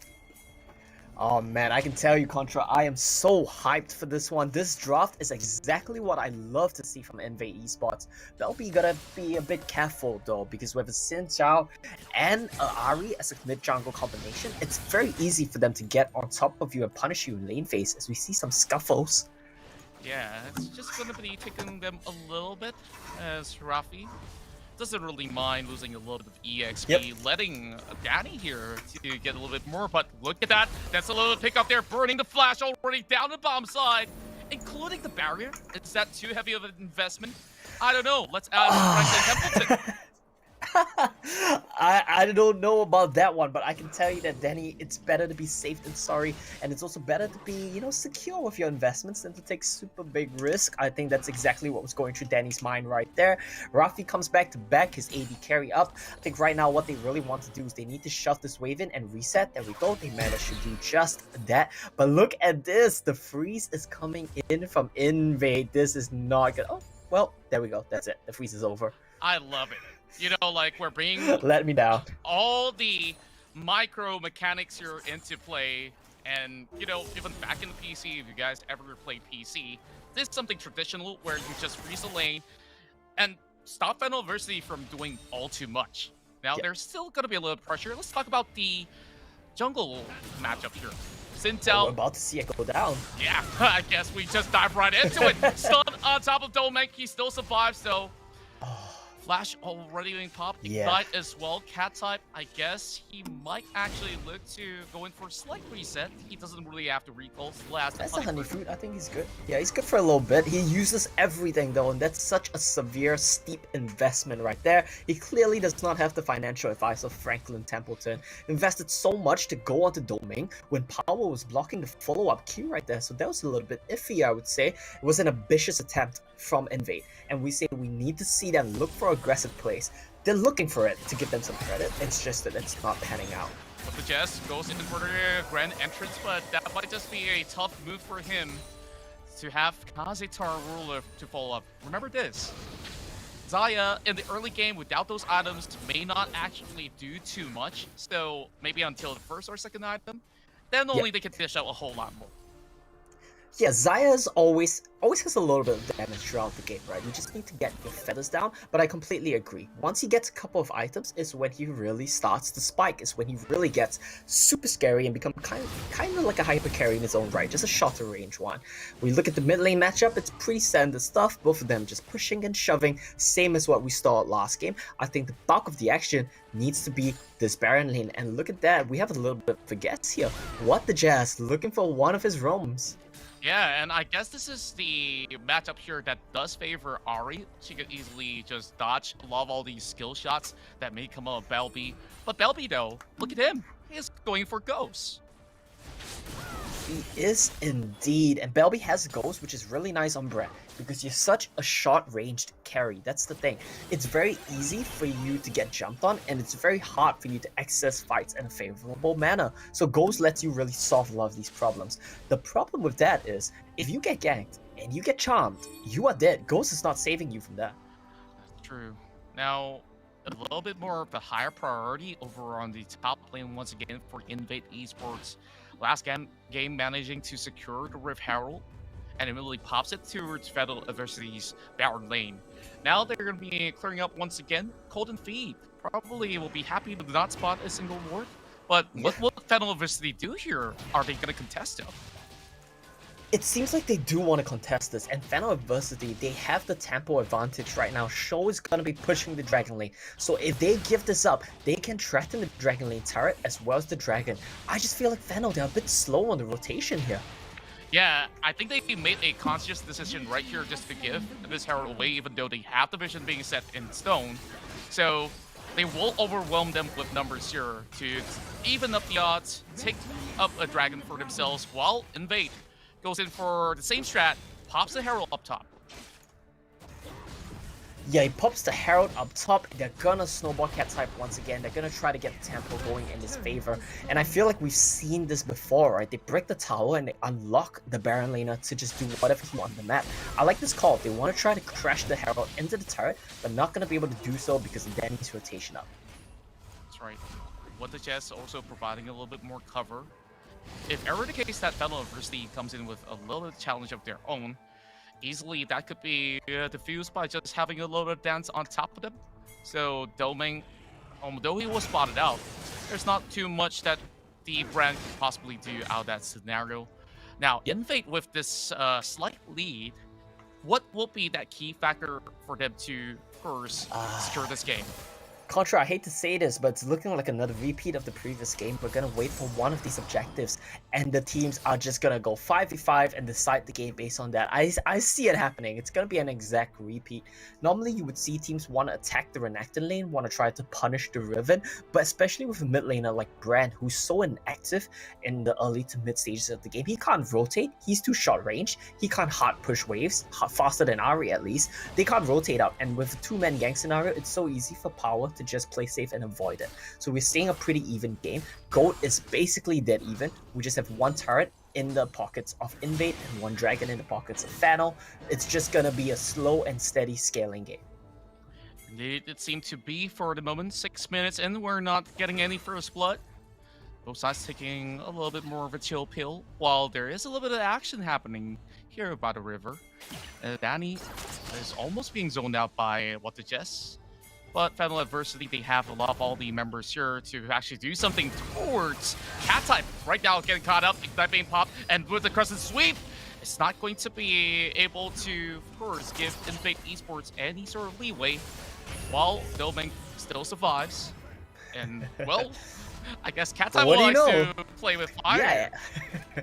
Anytime we see action, both of these teams just crescent sweep their way out of it. They don't want any part of it. I think that was a very well-timed ultimate from Doming for sure. He makes sure that what the Jazz who commented Flash as well as ultimate doesn't manage to get anything.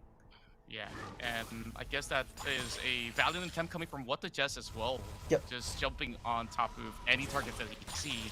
But Brom's definitely not the one that you want. And in the case, if they were to go for total collapse, they still have to look out for the Rafi's Shield Fisher, because that will possibly get them all stuck into a certain tight corner, which they don't want to be at. While Power is a player that I want to look at once more. Riven, you know, has a whole lot of ability, but how much can that Riven offer in the team fight in the late game? Yeah, it's gonna be a hard question to answer for sure, right? If Riven gets access to the backline, typically he's a teamfight monster. And I think I want to break it down into these ways, okay? We're gonna look at scaling for both of these teams. On the side of Invade, very clearly, Brand does a bunch of damage in the late game. Xayah can do a bunch of damage in the late game. On the side of Fano Adversity, it needs to come down to Kai'Sa as well as Riven. But the question is, can Riven really do anything in these teamfights? Because if he gets in, Xayah can go to the skies. Rakan can charm him, taunt him, knock him up. Not taunt him, but, you know, charm him and knock him up. And Renekton always has that point and click stun. Lee Sin has the kick. They have just so many tools to keep Power out of the fight. He's one of the big scaling factors here for Fano Adversity. But can he really do anything in the late game? Yeah, now they're just working on their second item at the moment, so it will take a little bit of a long grind. While there is a little bit of proxying coming in from the Riven, as the rest of the team are focusing on the Drake. Cat type might just be in a good position. Here it comes, knock comes, and the wobble combo connects. Invade Esports, they got what they wanted, and Domain still survives. Rafi had to flash out. It's Show that takes the short end of the stake.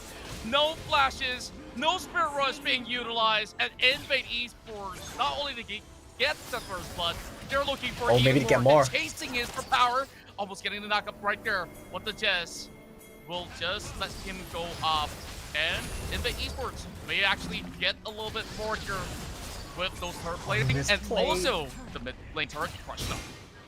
Yeah, Cold Feet forced to use Flash of his own, but he trades to Danny's Flash, which actually, I guess that's fine, right? It's a pretty good trade, jungler for marksman, but I think the main thing to take note of is this is exactly what we talked about.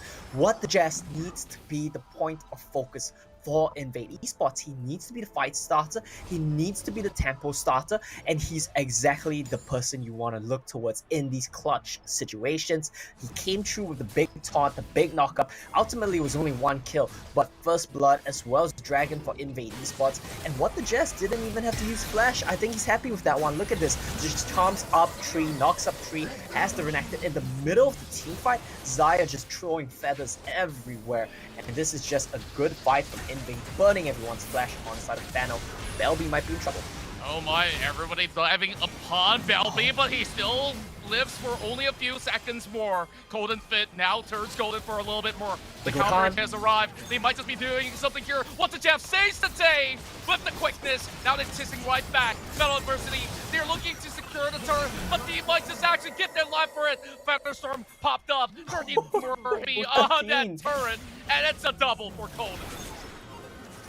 Double for Golden Feet, and this is the Lee Sin pick that we talked about. His highest win rate in the regular season, 7-2 on it. Definitely his strongest champion. I know it's a bit of a meme, but when people get autofilled jungle, they typically tend to gravitate towards Lee Sin, and we're seeing the successfulness of Golden Feet here as well. Ooh, dived. All right.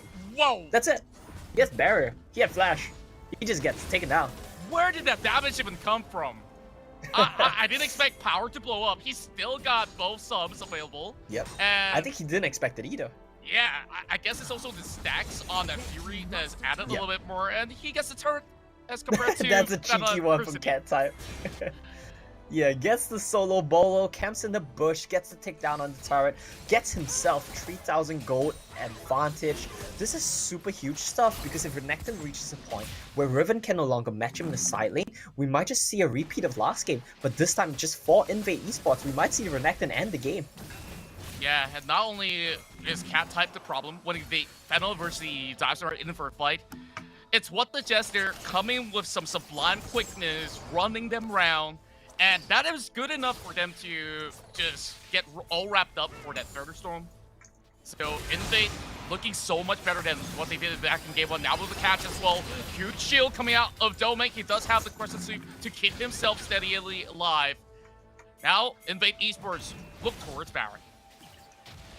Looking towards Baron right now. Domain recall, no ultimate available. This is a good call to try to rush this one. No quickness though, so they can't really look for a re-engage. LB has to make sure that no one can funnel in. Now jumps into the rest of Invade, and now they're giving chase. Rafi has to flash out. That Riven will go down. The charm willfully done, and Cat type with a little help, he will have his relay up available, but battle adversity Oh, Belby. is slowly getting chased. It might just be an ace right here, but do they even need it at all? A triple for Belby as the rest of Invade slowly work up on that tier 2. Getting the tier 2, they're gonna go back for the Baron. They don't want the inhibitor, they want the tempo from this Baron, and that's exactly what we said in draft. Brand loves it when you run at him. Brand wants you to run into his face. He just presses Pyroclasm and he burns your whole team to death. That's exactly what we saw right there. I see the pickup of the T from Danny. Are they trying to contest this? I really think they have the time. It's already ticking down, and with one easy smite coming from Invade Esports, that is well secured. Now they could even look to contest for that Drake, but Battle Adversity takes first dip. They don't really have their jungler around just about yet. So still dangerous situation for Battle Adversity. It's definitely a dangerous situation for both of these teams. I would even say it's still winnable for Final Adversity, but based off the draft, based off the tempo of the game and how Invade are playing, I think we're going to see a tied-up series after this game. I think their draft just answers all the problems that they had in their team comp previously so very well, and I would like to see them keep this up going to the next couple of games, because this is if you look at the draft right now, this is a perfect Invade team comp. It fits them so well, and we're seeing it in how they play. Golden Feet confidently moving right in with all the buffed up minions from the Baron buff. This is going to be a little tad difficult for Final Adversity to even mark forward. They will have to give way. And with a 1-3-1 split, this is just going to be a classic push coming from Invade. Yeah, they're gonna push every single lane. Golden Feet gets taken down pretty low, but we'll just be able to jump out. They're gonna pressure every turret. Cat Type's gonna go on already. And that's 1 free for Cat Type. That also allows the mid lane to be opened up. 2 inhibs down. They're looking for Treeping, that magic number that you've been speaking of. While Ari tries to put anything on the block with Cat Type. And Golden Feet is trying to move right in for a big fight right underneath the turret. Now, with power jumping around to the backline there, Belby turns golden, but he will not last for all too long. Invade still has 3 more members remaining. And with the flash and the knockup coming from What's the Chess, the rest of Invade Esports a little bit too far to follow up, but they got what they needed. Yep. They got what they came for. They got every single turret in the game. It's a bit unfortunate. I think they could have ended the game, but Golden Feet botched his combo, was trying to go for the jump, kick, flash, but he went in and he kicked and then flashed, right? So he kicked them away from his team. A little bit unfortunate, a bit sloppy on the mechanics, but it happens. It is a very high stakes environment, but still, if you look at the game state, 11-4, 10,000 gold lead for Invade. Every single turret in the map taken down. Yeah, look at that from Golden Feet. A little bit unfortunate, but look at Riven right now.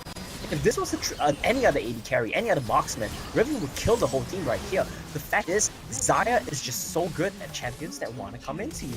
Brand is so good at dealing with champions that want to come into you. And they just punish this Riven's over-aggression. Alright, as we continue on with another fight, breaking down over mid, and they will slowly fall right back. Invade Esports, they already have the Barboat taken up, and that charm connects onto What the Chess. He easily shields right back. With all these minion waves crashing right in, Battle Adversity, they have to defend though. Yeah, look at the minion waves in every single lane right now. They're gonna go... Oh wait, Barrett's not even up. I'm not sure Invade, they're just backing off right now. They wanna, I guess, get one more set of items before they come for the game-ending push. But this open, vulnerable Nexus is just so scary to look at. Like, 4th item already up for Cat Type. He didn't even care about getting Extravax early on. He's like, okay, since we're winning, let's get that GA, and now we can carry on, if that doesn't really take me down, of course. And he also has the Hourglass. Same goes to 2 other members of Invade Esports. I don't really think that there is much room for Final Adversity to test, because they have to continue on to manage that wave, and they have power to do so. Yeah, exactly. And I think if you look at the items across the board right now... Oh no, Danny. Oh, he lands the kick. He looks for Rafi. Glacial Fisher on top of 3 members. Invade Esports now they're separated with Crescent Street on top of them. It will buy a little bit more time. Now, Power, he's going to try to work his way out as well. But the rest of Invade Esports overwhelming FLA. Danny now stuck in between with all 4 or 5 members on top of him. no way that Danny will survive, but FL is still holding on. GA being popped up as well. Now Cat Type, Golden Feet, they're still holding on a solid front line. And Invade Esports, they don't need the back. They easily just march up forward and head down this Nexus, ties it up with Metal Adversity on the brink of defeat. And now Invade gets their first point. Tying up the series 1-1, and we have a series on our hand. That's exactly what we expected, and I really do like what we saw in that game coming out of Invade Esports. If you think about what they want to accomplish in a game, it's exactly that. Cat Type does exactly what he needed to do on the Renekton, dominant in the top lane, but the main key points, what the Jazz on that Rakan. He's the best teamfight initiator, I think, in all of Thailand, honestly. He's so good at that role with Golden Feet on his comfort champion Lee Sin as well by his side. These two guys dictated the pace of the game. Fennel, I need to see them make adaptations here. They need to get rid of some of these picks or be better equipped to deal with it if they want to take a lead again in Game 3. And it was disruption that was necessary here in game 2 to secure that, and with the help of what the Jazz here making a lot of plays alongside with their Lee Sin, things look to be perfect. And let's see, what do they have to say about this matchup here? I'm going to give it back to you, Skimmy, as we'll take a little bit of a break here for the Master Stats. Thank you much there, Contra, and well, I tell you what, another brand game and another win. It just seems to be as easy as that. You know, Fire Pokemon, they're the best, and Fire just seems to spring into life in action here as well. So, brand is the hot talking point here, no doubt about it, DJ. But we've got to start on that top lane with the Renekton. Cat Type, the resources were invested in them. They said, you know what, forget about the dragon. We're going for the hero. We're going to straight away summon it, get it the turret. And at some point in the game, you find him up by 2,000 gold. Riven literally pokes ahead into lane to say, please stop hitting my turret, and just dies in the process. Yeah, I mean, it has a dual effect. It feels like Invade remembered that they have an incredibly good top lane. Cat Type is mechanically impressive, very good macro-oriented player. They give him that Rift Herald in the early game, it gets him up 2-0 by like the 10-minute mark, and he starts split pushing, and it has the double effect of you can look at Power, our MVP from last game, who looked so good last game, he doesn't have the gold to do anything this time around. His Riven is a non-factor, and that makes such a massive difference for Invade on the macro scale. Right, 100%. Power did amazing in the previous game, and now that means because he's shackled in the lane, because of the pressure Golden Feet and Cat Type did, all the pressure fell into Shaw and Doming to basically carry the game early to mid, see if they can transition that for Danny to scale into the later stages of the game. But we saw it was, you know, Shaw was pretty much irrelevant just because of how wave clear Belby had in the lane. So the roams were not possible for Shaw to pair up with Doming. And I think we're going to see a lot more Brand as this tournament goes on. You can tell why if you take a look at this damage chart. And it might look like he didn't do very much, but remember, Brand takes a while to get online. Until he has, like, second item, this Brand was doing literally nothing. So all of this damage happened in the last couple minutes of the game as Brand can just walk into these late game team fights and absolutely shred tanks. Fennel, weirdly enough, did actually have a pretty good composition to deal with it, but they didn't have the damage by the time of the game to survive what Brand can do. Yeah, and we were watching that game with bated breath, really, because we saw him go back to base, pick up a Rapidon. Oh no, how on earth did they recover from this one? I just don't think you can, because once he's got that, the Haunting Guys is there, Leandries is soon to come and follow, when you're thinking there is no way. They have group up, they got put in that checkmate position where 9 structures are gone. They could literally the fight, and the minions would have ended the game for them. It was that much of a sort of a dire strait. It's a weird circumstance given that 8 kills at 16 minutes in the last game. This one, whilst you wanted to see the chaos and the carnage, it took a little bit of time to ramp up. There was not a first blood until that 8-minute and 30-second mark. And TJ, do you think that is a sort of controlled aggression that is the key mark, that once they get a like a small invitation, it's all about it from there? I think it was a little bit of disruption controlled aggression, actually, because if you were watching for the objective teamfights, you would have noticed that Fennel wasn't able to go for the same objective teamfights they were last game because there was a little bit more presence on the map. They were challenged quite a bit more across the map. You could see Rafe, the support on Braum, was really struggling to get in position to open up areas. Power was getting pressed in lane. Because there was more aggression in Invade, there was actually less blood in the game. Yeah, I think the biggest difference is as well is that Danny is on a very late game scaling champion, not on a Corki. So this time around, he's not able to contribute as much comparison to game number 1. So again, everything will show in Domininc's hands at that point. Certainly did, and we for sure have a series on our hand. It's all tied up at 1 game apiece. Up next after the break, it will be that 3rd game to try and figure out what does this series look like. Will Invade be able to continue the success? Is Recton just the most broken champion in the top lane? Is it all about the early game? Who knows? We're not too sure, but we'll find out right after this. We'll see you soon. Esports!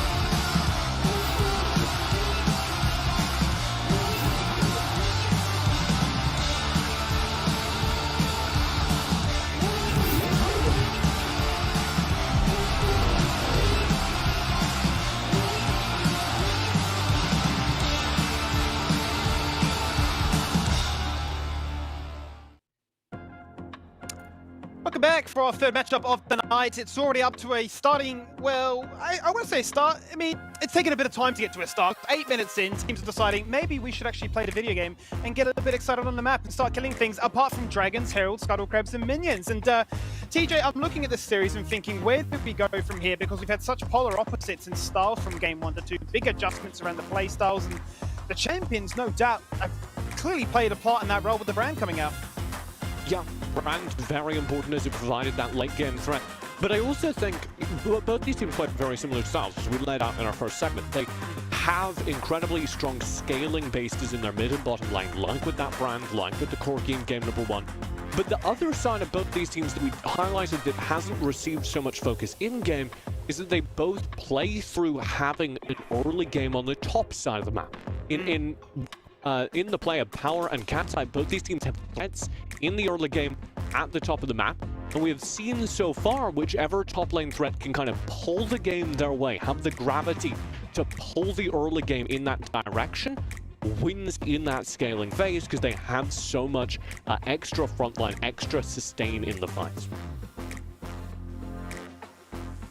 Yeah, I have to agree with you there. It has been the pressure towards the junglers of Invade and as well as Fennel Adversity to see how can they propel their top laners into that big 4-1 split push scary threat. And of course, in addition to that, the mid lane to hold everything together to get priority for you and the jungler to be able to roam around the map.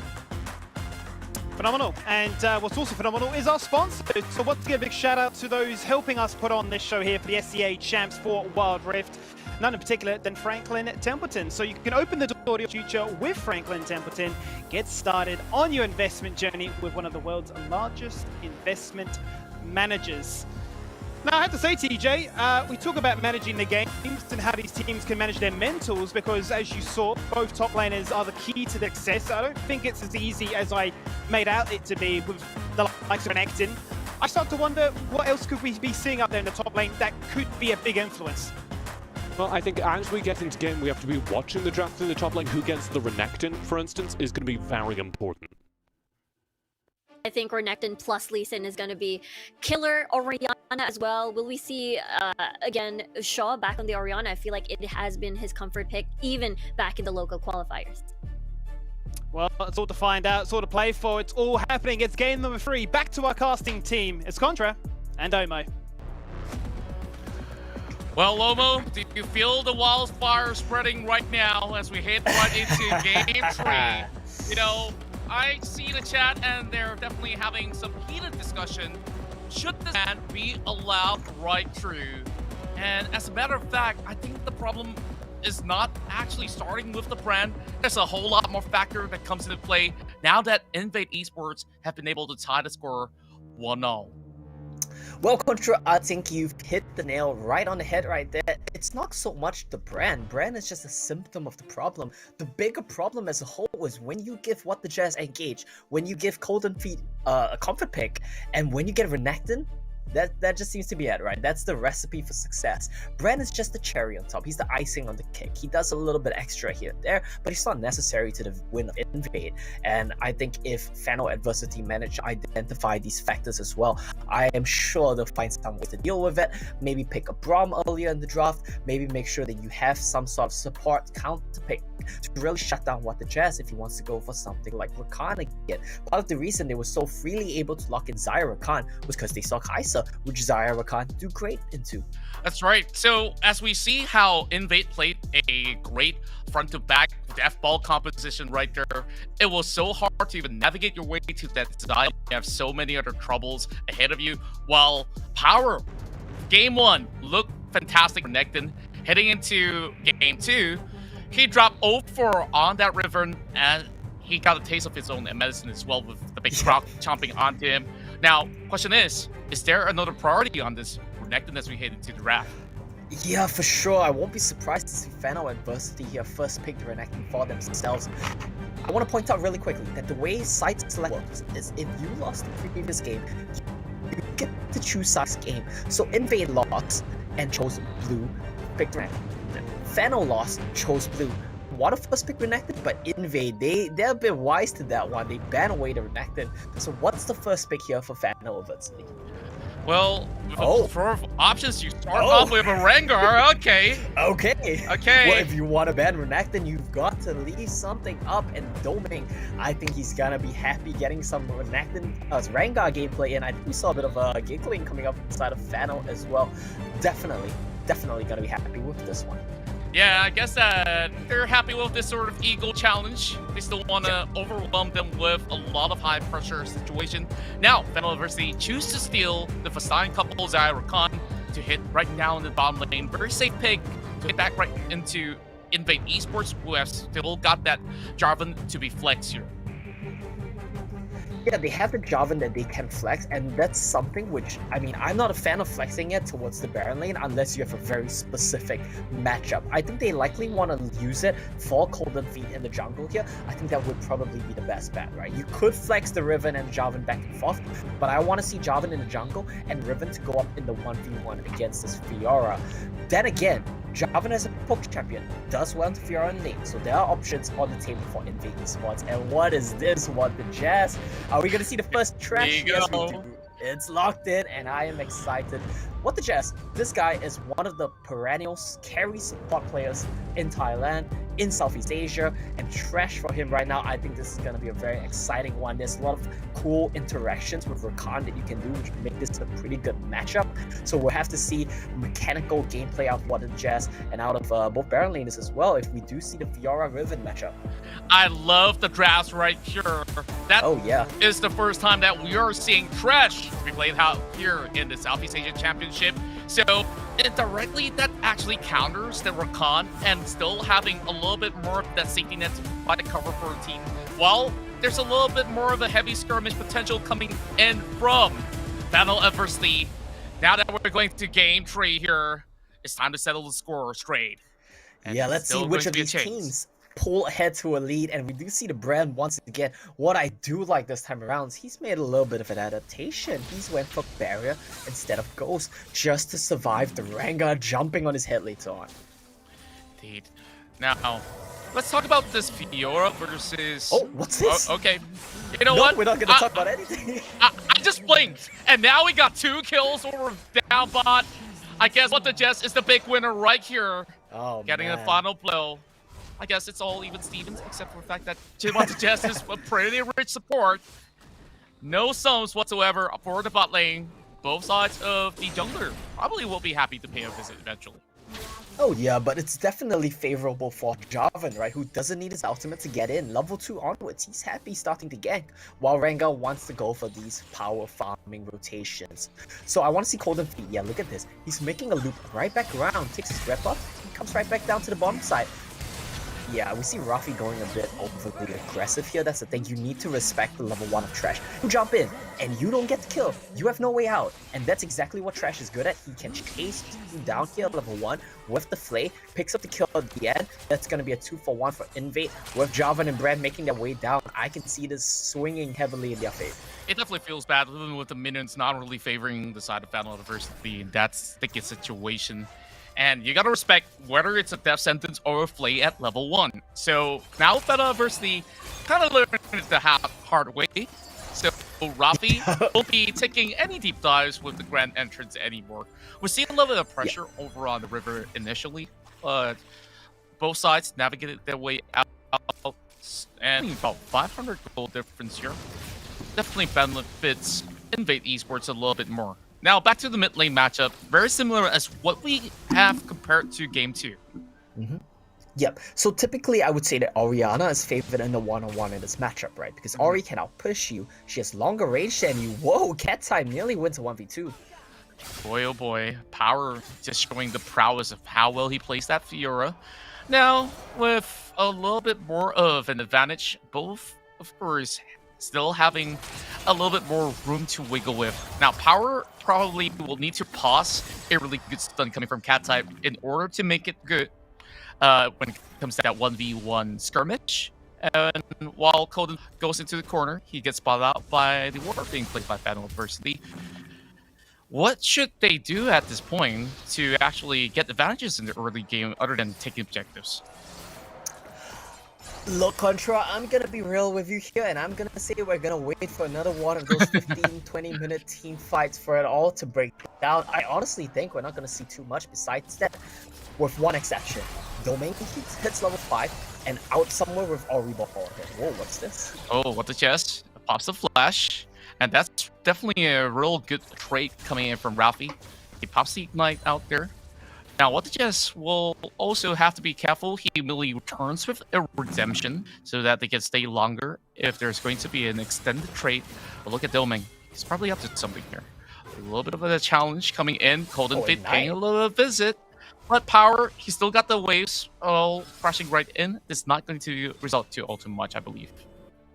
Yeah, both of the junglers, they're smelling some potential action here, but it seems like they both just are gonna back away. Domain just hits the blunt for some vision as well, and both teams here, they're just like, you know what, this is too much of a risk, this is too much of a flip, let's just back off and play it safe. And that's pretty much been the name of the series so far, right? It's the name of the game. Both of these teams, they don't want to flip their game on something that they don't have to on. They want to play it by the book and see how it goes. And I like the fact that Fennel Adversity here changed up the tempo. Instead of focusing on the Drake for the past 2 games, this time on the blue side, they chose to secure the Herald. And perhaps this might just be a reverse Uno card against Invade.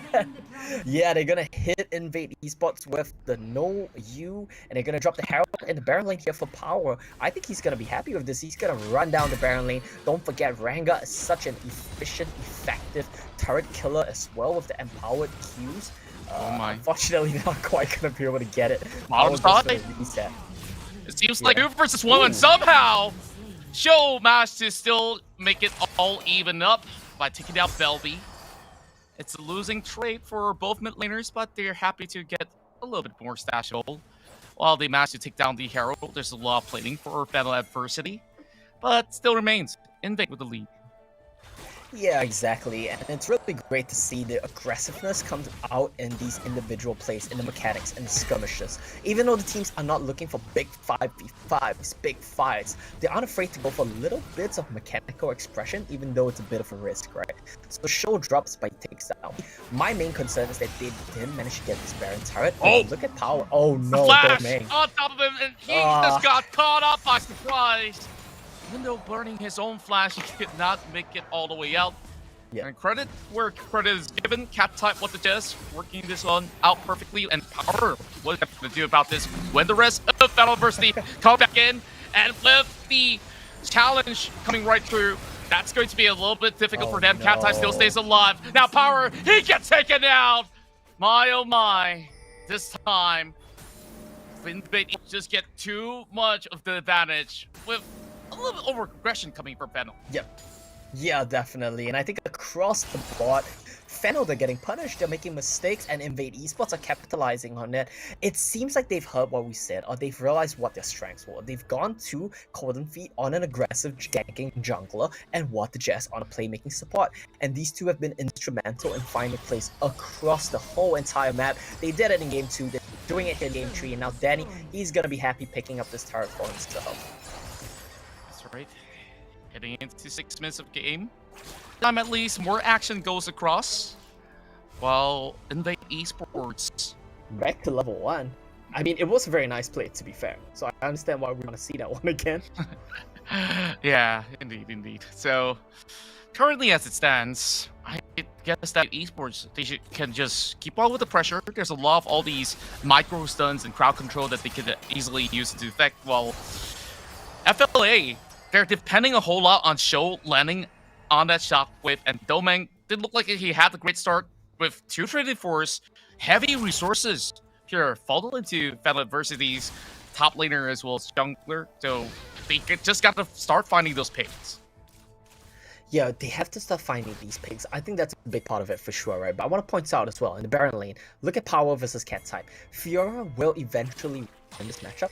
She does every matchup. But Cat type, he's getting ahead to a pretty nice lead, and I like the Bramble Vest buy. Anytime Fiora tries to use that little bit of lunge on you, you're gonna proc Bramble on her, you're gonna proc Grievous, and it's gonna hurt her trading power so much. Yeah, indeed. And imagine if he hit it, Zach the Zeki's convergence up as well. That's going to be so advantageous for Fan University by then to just start looking for those big fights with Rafi engaging in on top of Invade Esports. But that's not going to be happening just about yet. They're all split up unless they want to converge once more to hit right into the pit where the Dragon's at. 15 more seconds for the Ocean. Yeah, we have a bit of time to the Ocean, and I want to point out what the Jazz as a support right now, he's so rich. He has Redemption, Enchantment, and he has Renduit's Omen. This guy is a tank in his own right, and it's gonna be so hard for Fan University to get past the front line of Cold and Feet and What the Jazz. Trash should not be a tank, but he's 2-0-2. He has a decent amount of gold. He's happy to, you know, just stand in front line, and it's gonna be Ocean Drake started off. Cat type also joining along the way, so versus the ask out for this Riven. They've already got the warp, but he's separate from the rest of them. They knocked him up in the air, but Cold Feet is in the middle of the crosshair with Battle University trading blows, getting 2 out of Invade Esports, but the show's not over and done just about yet. Power as well. Belby chase him off, but Domain, he's so low on health that it's going to be pretty difficult. But they don't have Cold and Feet though. Invade, they just want to reset. Yeah, they do just reset right here. They could have tried to go for the dragon if they were a bit greedy. Doming had no flash or ultimate to get into the pit. But the main thing to take note of, Belby, he was late to the fight. Imagine if we ran that whole fight back, but Pyroclasm was in the middle of the FLA team. Look at this, they just funnel into the choke. Imagine if Brand was here. We see a completely different fight, but this really just comes back to, if you guys want to contest, make sure you have the numbers, make sure your members are there. A very clumsy mistake for Invade kind of backfires. Speaking of clumsy, it's Rafi getting caught up again, but he's going to be able to be on the safeguard with the rest of the teammates here, allowing him to hop right back. Lantern quickly pop coming in from What the Jess as well. Now Final University gets that free access, but they are losing turrets over on that Baron lane. So it's even trade, but it does help Final University on a late game. Yeah, it's alright to be honest. I think it's not the worst situation because Invade can kind of trade here in the Baron lane. The problems, they are slow on tempo. If Kazatar was there, if Cat-Type was pushing earlier, this could have been a tier 2 turret, and I think you're happy with that trade. So a little bit of indecision, a little bit of slow decision making coming true from both of these teams will just mean that they're not able to accelerate the pace of the game. That's right. In fact, probably they want to just slow down the tempo, get all the items up, and that's where they should be able to contest a whole lot better when it comes down to the 5v5s once again. We keep our sights onto Belby of how well he's been able to navigate his way through the team fight, and he goes in for a very early Hourglass alongside with Kazutura, who has that potential to go in for deep dives with his killer instinct up as well. So if they're going to go in for another team fight here, Family University not only has to watch what's in front of them, but also watch risks. Yeah, for sure. And to be honest, I understand the concern as well. They're buying the Giant's Hourglass because Doming on this Rengar, Triforce, BF Sword, likely has an Orianna wall on him as well. He's going to be so scary when he jumps in your backline. Show though might get caught. Oh, nice use of Troll of the Han here to dissuade the engage attempt from Cold and Feet. Wow, smart plays. Or else, Show definitely will be toasted right through, and then now on this Ribbon, who's currently all alone. Oh, let's see what he's got. Kind of goes in for the flash. He might just be able to juke it all off. They messed up the engage. The flash from Cat-Type trolls off Domain, and that's a waste of Troll of the Han. Yeah, you get the Riven's flash, that's not too bad, but tempo lead for Invade here in the mid lane. They're gonna try to push.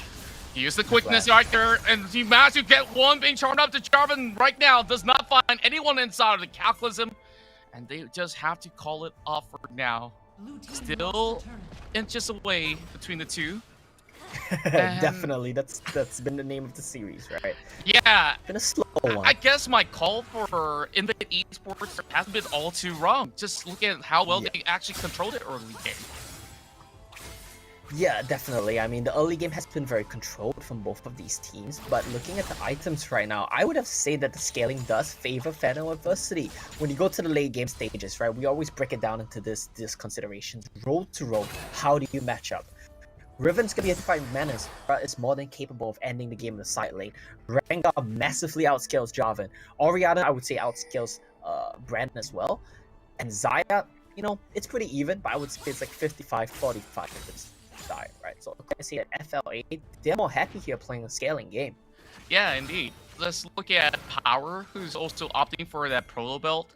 Even if he wants to go into team fights and reposition well for all the battles on that Grand Challenge, he could do exactly so, just to get the key targets, get the roses on the ground, heal up your teammate, and just going for some of all these big fights here to take huge advantages. Well, both mid lane Turks still stand. It's Invade here that wants to pull off the cards. I'm gonna cut you off. Look at the minimap. Look at Kai'Sa. Oh He's my. looking for the killer instinct. And that Power flashing up. Redemption already popped as well. I guess that we only have a slight glimpse of what exactly happened. So what could have happened? What could have been? But unfortunately was not. I think it's a smart call from Invade. Oh, Domain. Oh, they catch the cat right there. Domain forces a flash. Now they're also chasing in for the Oriana off of position. This might just be a good kill. And with the knockup right through, and then Battle Diversity, the charge right through. And Kaztar returns goes for a bit. He will go for chase. Power comes right back for the trade. And he's picking out a target that has the hourglass as well. 4 members being blown. Invade Esports. They take what they could get. And now we're on that Baron. So what could Power do in this situation? I would say close to nothing. FLA, they already dodged the gank attempt from Invade, but they made a mistake. Domain got caught, and it just snowballs. Power looks like he wants this, but Wait, he might just be able to do so. He's trying to repulse out of it. He gets 1 killing spree kill, but not enough to secure that Baron power play that's gonna be in the hands of Invade Esports. Yeah, Invade Esports, they get the Baron, they get the ace, the delayed ace rather, and I think it's a very nice series of events from them. The top processors, they realize, you know what, we're not breaking this mid lane turret, let's stop bashing our head against this wall and go play side lanes, go catch them in the jungle. Very good stuff for Invade, and that's them a Baron.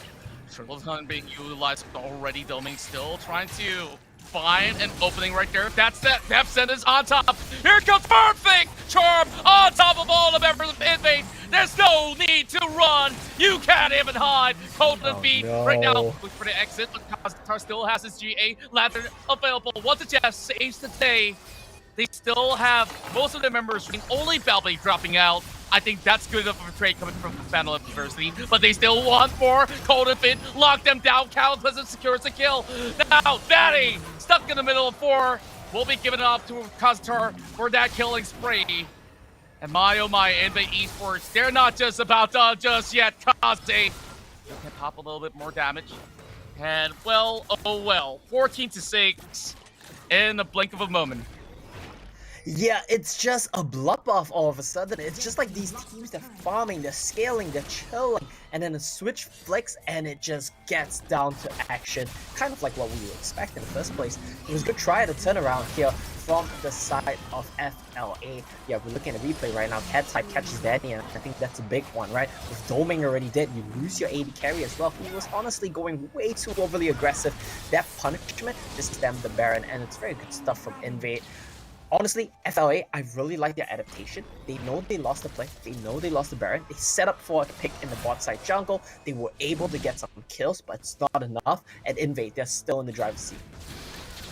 Now, with a lot of pressure over on mid lane, having Cat typing in, this is going to be a flag. Over the back, looking for Belby, but the rest of the members of Battle Diversity, they tried to clear off the front line, while Belby still survived not too long, while Cat type solely cleans up shop with Invade Esports all the way back. It's a 1 versus 2 for Cat type, and yet again he's diving the turret, looking for Zaya. Ericon, both of Zaya out for the cow, and it's a billable triple for Cat type. Yeah, sure, Belly manages to flash away right there, but the rest of the members of FLA not so lucky. Cat type gets in the backline, and this about when a Riven gets on your backline, he is going to be a man. Such short cooldowns, shielding, stunning, knocking you up, doing a ton of damage. And in the Invade Esports, they're looking for the inhibitor shockwave to deter. I think it's gonna be enough for now. Yeah, they should manage a reset right now. Battle Diversity having members still on that death timer as we look at the replay. Yeah, looking at the replay, Belby, he's basically taken out at the start of the fight, but it's the same thing about like with champions like Varus. Your job is basically done once you press your R button. Cat type on this Riven, he's the one that's gonna clean up right now. Cleans house. Show on this Orianna, he barely gets away with his flash. See, if Cat type comboed a little earlier, he would have gotten that kill as well. So really good stuff from Invade. They are running away with it. They've identified the problems from game 1. They fixed the draft. They fixed the problems. They've identified who needs to be doing what, and this is great stuff from them. AK gold lead. Baron timed out, but that's fine because they're going to be setting up for the next one here. That's right. They may be able to bait Fenway University to take like 8,000 of the gold difference between the two of them. And you saw in that 2 versus 1, both sides walls were con. Didn't even look like they can't scratch on this cat. And you know what? Maybe some catch, just like some scratches here. That might just be a really good setup coming from Golden Feet if he can land a good Cataclysm. So both sides just having a little bit of a dance off into mid. So Golden Feet now pops in the Cataclysm, locking Danny in place. He turns Golden, but Grand Challenge already being set. That pops the GA. That's buying a little bit more time. Back to Feathers. Type. He still survives though, but they ignite on top of power. The magic catch, Kazutur, the killer instinct will be able to pop up, and he will turn golden as well. Show now caught in between. Battle adversity gets overwhelmed, but that's where Domek's still alive. He might just actually turn the course of this fight, but triple kill going over on Danny's side. Is looking for the corner. Can he land? What's the chest? He needs to out to safety. And Danny there, untouched, and that fight means that FLA, they actually pick up a win. They get, I think this is going to be 2 mid lane turrets. They probably might even look for the inhibitor right here. Doming so low, has to recall, but Danny is enough. He's a one-man army with a front line in front of him, with his team to keep him safe, with no Riven on top of him. He does so much work. Yeah, I really want to watch that once again on how well he positioned, and also how Invade Esports, they called the shot, they got what they wanted on Show, and also Doming, and now with a Baron call coming from Fenway University, with TP coming in, let's see quick response coming from Invade. Whether can they steal this away? Yeah, they're not going to make it here in time. This is going to be Baron to FLA, and my question is this enough for them to turn the game around? May just be 6 more seconds on the clock, and we'll see the Elder Infiltrate potentially being the big buff for Invade to overwhelm in those team fights as well. Yeah, Invade can camp for this, but I'm surprised that they're not. They're showing on the mid wave when really they should be camping for this. They should be punishing the members of FLA that come to face chat. It's sloppy from Invade right now, and if it goes in their favor one more team fight, oh sorry, if it goes in FLA's favor one more team fight, this could just be the end of the game. Power is gonna get caught though. Oh no. Flashes He away. flashes forward, but he still wants to challenge type for that 1v1 to go. Meanwhile, the Battle Mercy, they're going in for the race up to the mid as well. Here comes Black and Drag. Golden Feet won't be able to catch anyone in the air. While there's still going to be pushes coming in from Power. Now Battle Adversity somehow opens so much room with the Battle Power play. And Invade Esports, they had their chances. They didn't take it. They might lose this dragon. They might just lose this dragon, but Elder Dragon's so tanky, it's gonna take them a little bit of time here. Engage comes in. Good knocked up.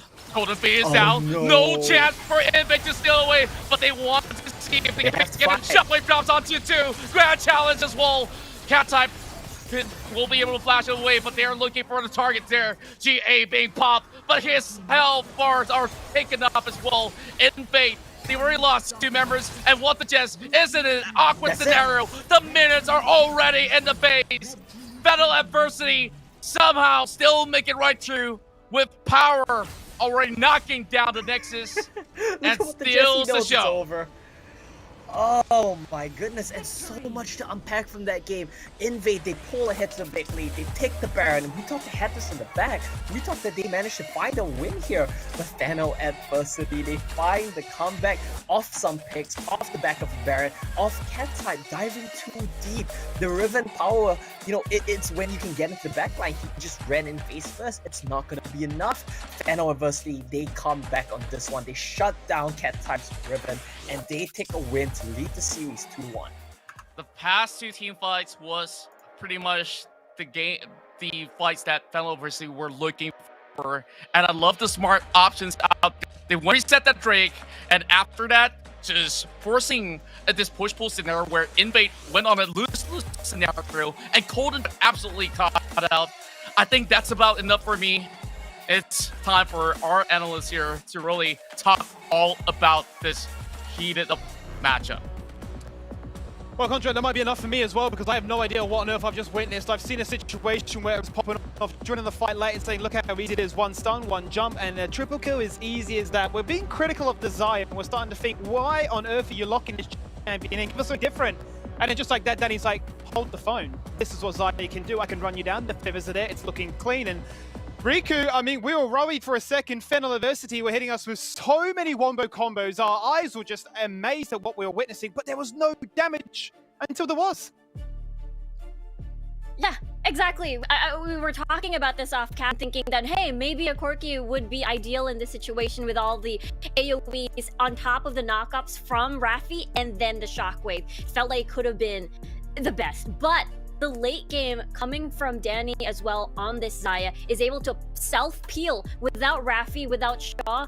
Zaya is going to be fine because of the roots, because of the Feather Storm. And that's exactly what we saw at the end of the few fights. I mean, it's a combination of Invade keeping their heads, staying in the game despite the remote gold deficit they're at, and also Fennel makes some really bad macro decisions. That Zaya, like we were talking about, she's a little bit short-ranged. It's hard to chase on a Zaya. One thing she can do extremely well is defend a choke point. And what do Invade give Fennel? 3 fights in a row. They run into the Zaya, they run into Danny in a choke point, including Colden Feet at the very end of what had been an incredible game. He just full sends it down the jungle, runs into the river blind, right into Danny's waiting arms. This is a Fennel team that does really well on the back foot, on the defensive, and they catch those plays, make the best of them, and walk away with an incredible last-second turnaround. Yeah, that last few minutes of the game was just so perfect. Just as you mentioned, they managed to win that fight, enable towards the Baron being open, and then just 4-man split pushing, and then Power at the end is able to distract Cat-Type and Belby. Therefore, it is just 3 members defending that mid lane, and Fennel Adversity just did a good job managing the map in that scenario. It's just crazy to me because, you know, the term of this game was really a game of two halves. Seems to be quite fit for, or quite appropriate on this occasion, because really Invade was pushing the early game. What the just absolutely smurfing it on the fresh, getting kills nice and early on, utilizing the flay, extra damage, and you know, putting his team in a point of power where at some stage, you know, Cat-Type was up by 4,000 gold. He was absolutely crushing at Riku, but the fact is, you know, the wombo combos, they managed to turn things around. The Featherstorm can be used aggressively, can be used as well, but it was just too much for them to handle in the end. And we were getting worried because we were looking at them going for the siege, and we're thinking, okay, how do you siege? You got an Orianna, and that's it. And then they go, you know what, forget about it. We're just going to go for the Elder, and we're going to win that way. Yeah, exactly. We saw how Cat-Type was able to, 1v3 people, no problem, is always the person left in a fight and is able to triple kill with no issues whatsoever. Up until the end where Fennel is like, okay, let's just combo all our abilities and see how it gets us. And, you know, they managed to win this game and turn things around. I mean, it's the same thing we saw during game number 1, where we were so we were so heavy on how good a job Fennel were doing of managing their cooldowns, of knowing what they had up for a team fight. It's exactly the same factor in this late game, where they know how to combo, what abilities they have. I think they were at a compositional disadvantage. They had exactly one kind of team fight they won. That's where they land the Rakan knockup into the Orianna Shockwave, and it's defensive into the Zaya. They need those 3 factors to win a fight, and they engineer it 3 times in a row to win the game. It's illegal. It really is illegal gaming. I don't know what else to say really on that occasion, because it was a case of cool, calm and collected, hunting for picks, and as soon as that 30-minute mark came around, it was time to find action. It was time to get rowdy, and it's time to get excited for this series, because it's the final match of the opening night for the SEA Wild Rift champs. Fennel Adversity going into the break up 2-1. Let's see if Invade can bring it back.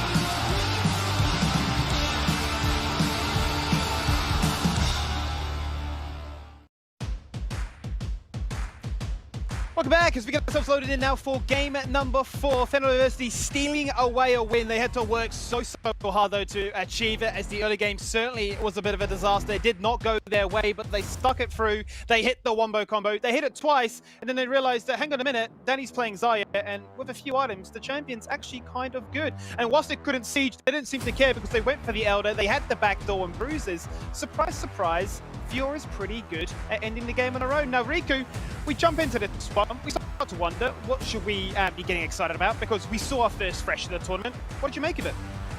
Yeah, every single time a Thresh is picked in a tournament, I feel like there are two expectations. Be incredibly strong in a 2v2 scenario, be aggressive, and as well as helping your jungler roam and find picks as well. And that's exactly what we saw with What the Jest. And I feel like we should see that even more, but having to press with more of that aggression. Right, and speaking of aggression, speaking of being ahead of the market, big shout out to our sponsor once again in Franklin Templeton. Open the door to your financial future with Franklin Templeton, and you can get started on your investment journey with one of the world's largest investment managers. Now, speaking of investments, TJ, you weren't too happy with what you saw in the Xayah though. Talk me through that a little bit more. Well, it's really hard to make this point after Danny wins the game. But I'm going to talk you through it anyway, and I'm going to explain why Danny's Xayah works there. Xayah is a short-range champion. She can't chase because of that short range, because the way she works fundamentally, she wants to throw out a feather and then call it back to her.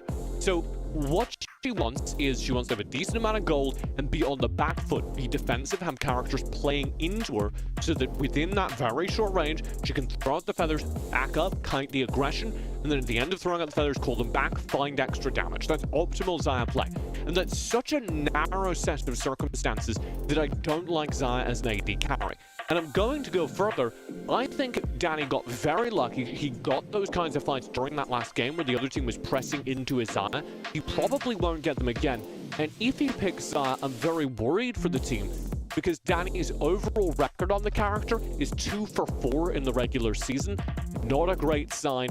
And even in that last game that they did win, without the miraculous team fight, it doesn't work out for Fan. Any closing thoughts there, Riku? For me, yeah, it worked out. I feel like, yes, Iski is still more relevant when it comes to the mid into the later pokes in objective fights as well. But of course, Danny, Xayah making it work in the late game. Let's see if we can make it work for the team as a whole. They're sitting on match point. Commentators for this one, Contra and Omo, take it away. Thank you very much once again. And well, we have already seen that Fenway University come off with high-flying colors once again with that Xayah and Rakan combo that worked out in the very late game. So, Omo, do you feel like this draft here is that secret recipe to success for Fenway University to eventually close off the series? That is a very hard question to answer. To be fair, they were getting rolled in the mid-game until Invade decided to throw the game right back to the side of Fenway University. To me, I feel like there's certain picks which are definitely emerging as the must-have, must-pick, must-ban power picks of the series. These are Renekton, these are Rakan, and to a lesser extent Xayah.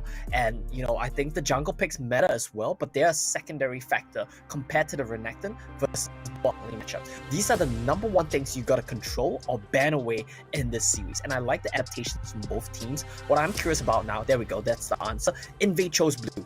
Blue side is OP this series. Why? Too many things to ban. We saw Invade in the previous game. They tried to ban away the Renekton from Fenway University. That just means that you give Rengar over, and Domain is more than happy to play that one for sure. Invade esports, now they're on blue. They force Fenway University to make the tough decision. Do I give them Renekton? Do I give them Rengar? Or do I open something like Varus and Ziggs and take my chances with that one? Oh boy, you're giving me a lot of all these tough questions for even myself to answer. I'm definitely feeling what the nerves are like for the players right now. Yeah, the tough part for them, oh well, for us, right? We can speculate on these picks, but if we're wrong, nothing happens. We get flamed a bit by Twitch chat, and that's it. If these players, if they get the answer wrong, they lose the game. So that's the stakes that they have to deal with right now. I like the approach that Invade Esports is coming in with ban onto Varus, so they're trying to negate Fenway University from having that safety of a lane. They don't mind if it's going to be another Zyra Rakan combo. We saw that at least they came up with some decent trade that in the early game is still very much manageable. And now with another ban onto a mid laner there, no sticks, no global pressure coming from the Twisted Fate. I guess eventually one of the teams will also look to invest in a ban such as Camille. We haven't seen Camille throughout the entirety of all the series that's been played out in day number one. I believe it might be permaban, to be honest. I didn't quite notice, but I think it might have been. Yeah, there's very good reasons to why you want to ban out Camille. That Hextech ultimatum that secures one unit into place is just way too strong. Everybody could just focus down on that locked target and make it in a 5 versus 4 or even harder sort of scenario. 1 versus 1, Camille is so strong when it comes down to split pushing as well. So it's definitely very tricky to deal against. Fan University choose to go for the ban. Yeah, Camille does it all. That champion is so strong, and it's a flex, which is why I think we have not seen it today. Teams just do not want to give it up. Permaban that champion for good reason, like you mentioned. Now, Invade, what's your last ban to round this one off? Orianna targeted at Show, getting rid of his comfort lane. It's not going to let him safely wave clear at the mid lane. And I want to point out, so many wave clear mid laners have been banned away. I like this on Fano Adversity. Rengar renect them both up. They throw down the gambit. They say, you take your pick, we'll take the other one.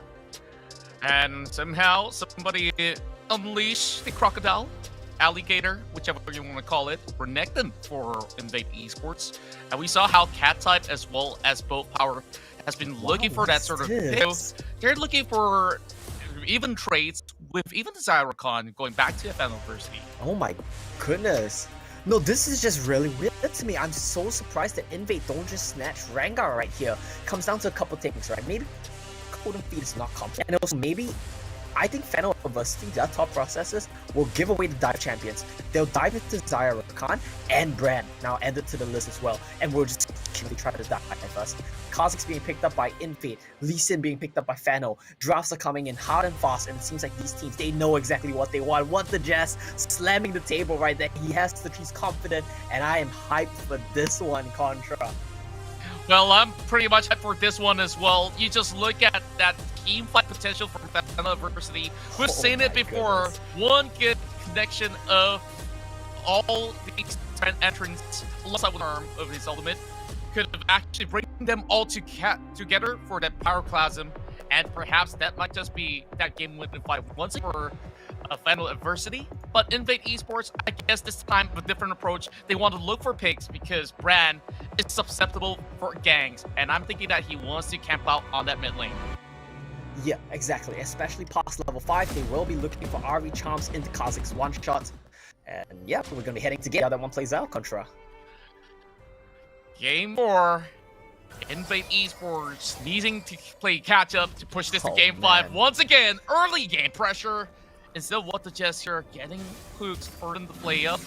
It forces Kaze back to the base. So he might just actually miss out on some EXP. And this proves to be quite difficult for them to even go in for something that is evenly tradable at the moment. Yep. This is going to be so hard for Invade to deal with. This is what Flash of FLA's bottom lane tried to look for in the last game, right? But What the Jazz was in position. He flayed the play. He was in the right bush. This time around, they come in from the tri-bush behind Kazatar, and What the Jazz reads wrong. He's in the wrong bush. They force the back, and they get the lead from level 1. They get lane control. I want to pay attention to this Baron lane matchup. Does that one look a bit familiar to you, Contra? Yeah. Oh, wait, hold on. Oh, Flash. Ignite, all dropped. Belby goes All down. right. First blood, Final Adversity. Well, I got my eyes all fixated. I know you were asking a question here. Final Adversity. It's alright. They absolutely got this one going from the early game onwards. Yeah, exactly. And we were saying, right, Belby and Golden Feet, they want to look for ganks on this brand. But it's actually the other way around. Show and Domain, they find first blood onto Belby, blowing his flash as well. That's gonna be so big pre-5 when he doesn't have the Spirit Rush available. That's a little bit of a gold lead for Fano Adversity from the get-go. But yeah, the key to this game, I feel, lies in this Baron lane matchup. And this is something we saw earlier today as well, right? Bajaya Dragons, Brewam United, same matchup, and Renekton dominated. Let's see if that's going to be the case here again for Cat type against Power. I would say this is a more evenly skilled matchup. I would absolutely say the same as well, where both cat type as well as power have a very similar playstyle. And when you give them a little bit of an opening room, they will definitely go ahead to pressure things on. But Fiora, generally in the early game, you might want to for those 5 procs, and then take a little bit of HP bars off that for Necton first.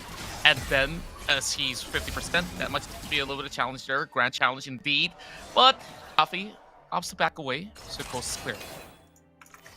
Yeah, a bit of trading back and forth for both of these teams right now. Rafi feeling a bit confident after that level 1. But yeah, back to your point about the Baron lane, completely agree, right? Fiora wants to go in for these pokes, wants to stab you in your vitals a couple of times, where Necton wants to look for the all-in. So very different approaches, and I think a lot of it, since we don't global mid laner this time around, we'll have to see how the teams play around both of these sides of the matchups as well.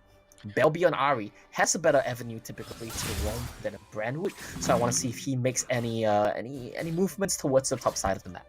And indeed, he's doing so right here, right now, with a little bit of extension coming from power reported being used up. I guess he makes a little bit of a U-turn, with Show doing almost exactly the same. But they already saw bottom lane, no pressure going on, there's no point of leaving the lane, as they continue a little bit of a tug of war. Now, looking back at the build, we have seen popularity into Rod of Ages build, but would this be an optimal case for both mid laners? It looks like it might be a Luden's Echo here for sure, which I kind of like as well, right? Roa gives you a lot of tankiness, but we have to hold that thought. Invade. Oh boy, good play. Death sentence misses, while Doming survives to tell the tale. Now this is going to open so much room for Invade Esports for the Herald game, which I feel this is definitely better priorities for them. The past few times that we see them on blue side, they opt to do this, get that top side shoved up so that the Fiora won't be getting too much lead, but look at bottom lane. That's going to be one plating down, and Kazutora Ruler won't be able to do all too much, while both sides are already looking at the objectives. Yeah, you're gonna get the Dragon for Fano Adversity, you're gonna get the Herald for Invade Esports. And I might be wrong here, but I feel like the Herald team has won the game 100% of the time here today. Not today, sorry, but in this series. I might be wrong, we'll have to take a look at that one. But I do think that first Herald is infinitely more valuable. We're gonna see a plop down here again for cat side. Igniting power to just really send a message. Yeah, Show making a bit of a look up towards the barreling. Oh boy. Oh my god, that burst. Power, he used the riposte, but that's not enough. Cold defeat. Emily goes right in, and that's where Belby wants another free number right there. Buldo, he flashes forward. What is he doing? But he does manage to get cat type though. So see you later, alligator. Well, Doping takes down the Herald eventually, and Invade just needs one more auto attack to take down the turret. Yeah, they do almost take down the turret in the end, just one hit away, but so many kills going back and forth. Ultimately, Invade coming out on top in terms of plates, in terms of kills, and I think they'll be happy as long as Renekton has a bit of a lead over the Fiora. That needs to be maintained. If not, Fiora can take over the game if she gets too ahead of Renekton. Now, Show here with the Luden's Echo, something we touched on briefly. He's gonna get way more damage at the cost of tankiness, but power once again gets caught out. And just look at this roaming trash. I guess Riku have gotten all the right things to say just before the game. You want him to be proactive? You got it. What the Jazz showing how it's done. So two things going right? Like Riku mentioned on the analyst desk, what does Trash want to do? Dominance in lane, roam with your jungler. That's exactly what he's doing right now on this Trash. Exactly like Riku said, they're doing it very well. Another thing is, what the Jazz, as a player as well, he's a playmaker by nature. He's a teamfight starter, he's a roamer. Together with the fellow veteran in Cold and Feet, these two guys are making moves across the map. Every time power drops, cat type gets that much more a hit. Every time cat type gets that much more, power spike gets delayed, and it's so much longer before he can start fighting the Renekton 1v1 and get a split push going. Oh boy, Rafi. That is a good jump onto two. Immediately burning both sums of Kazutora. So Kazutora Ruler right there has to play a little bit more carefully, even with the killer instinct up. Well, that position itself does not allow Fabio Adversity to follow up, but I guess not more than what they need. Yep, they got what they came for. I mean, just harassing a little bit, getting the flash from the AD is the big one. Like you mentioned, right? Playing it safe right there. Not opting to tap and go for the killer instinct because there's more of a risk in the interaction. Whereas flash, you just get out of the grand entrance scot-free basically. Cost of admission, which is a flash. And it's looking like Belby's gonna get jumped. Yeah, he immediately moves into the safety of the turret with the grand challenge already being procced twice.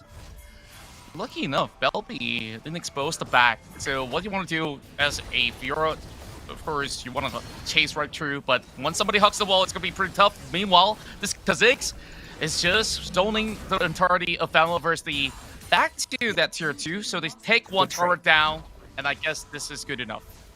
Yeah, it's a pretty good trade. The problem, once again, is on the side of Invade, right? Ban away wave clear mids, you ban away Ziggs, you ban away Orianna, so Show can't safely sit at mid lane wave clearing. Problem is, Danny's still here on the Xayah, and Xayah is a fantastic substitution for these wave clear mids. She's so safe, she has 2 disguise, you can't jump into her because she has a bunch of feathers on the ground, and she just wave clears like instantly. So it kind of solves the problem which Invade were trying to create by banning away these mages. So now the problem is you've cracked out the turrets on the side lanes. What's next for it? This is kind of where they started to stall their pace in the last couple of games, and we'll have to see if they manage to, you know, problem solve and find a solution here. They do have really high mobility, so if they can find that jump onto Show as well as Danny, that will be pretty good. But if you jump onto Danny, there's always going to be that Feather Storm up available, and also with the flash included, that's too much of a safety space for Danny. Well, look at the damage. Absolutely clears off the wave instantaneously. Well, he has about 400 of a goal lead initially against just a little Kai'Sa. Not the end of the world. The main lead we need to pay attention to is this raid boss, Renekton, stacking his fury on Raptors. He's gonna come into this fight fully charged, has Dominus. He's the one to look out for. Yamshin reveals all of them now. Invade takes over. They want the Drake though. Not going to be connecting with that, but that is enough to secure the first Drake for Invade Esports. But Final University, they want to challenge their third one, of course. But here comes the taunt coming right through, and they all get charmed up. With Power Class will also pop. The health bar stopping low, so it's 3-man chasing him against Final University. This doesn't look all too good for them. Cat type really bursts it down. Potent feet. Next one to hop right back. I guess it was too little too late to respond to that mid lane push.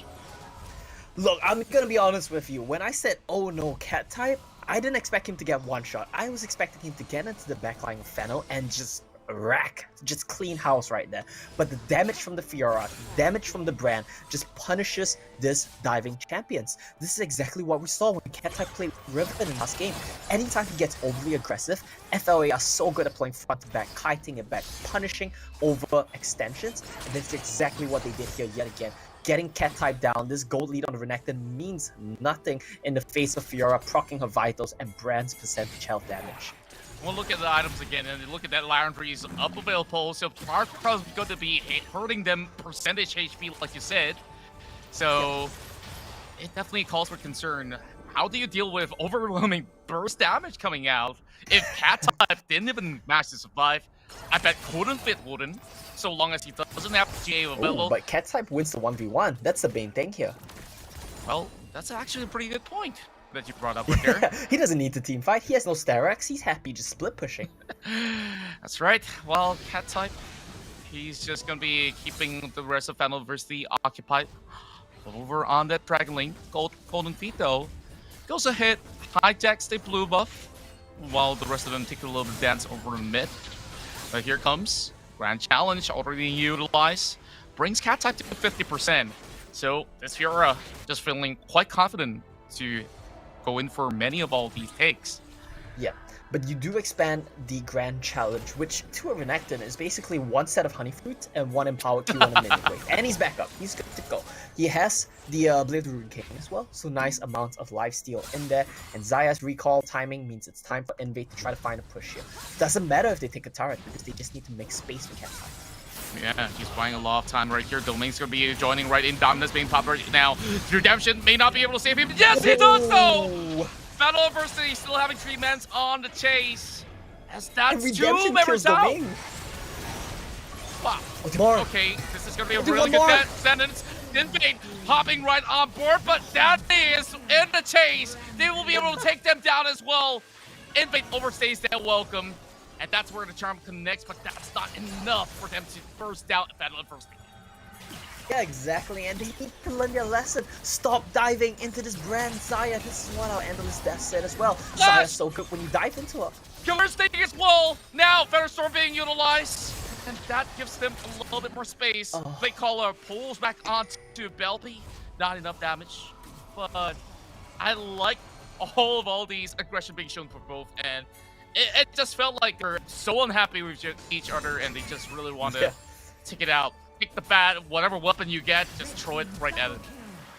Look, I get it, Invade, they're frustrated with the Zaya permanently wave clearing mid so safely. They flash on her, not able to take her down, and that's just gonna be the end of the play right there. They still cannot break this mid lane turret on either side. Look at the gold right now. We're basically neck and neck between these two teams. Invade, gold on Renekton, FLA, gold on Bran. This is pretty much exactly where you would want the gold to be if you were in either of these respective teams. You see how punishing it is when you dive into Bran Zaya. Even your massive Renekton can't find anything.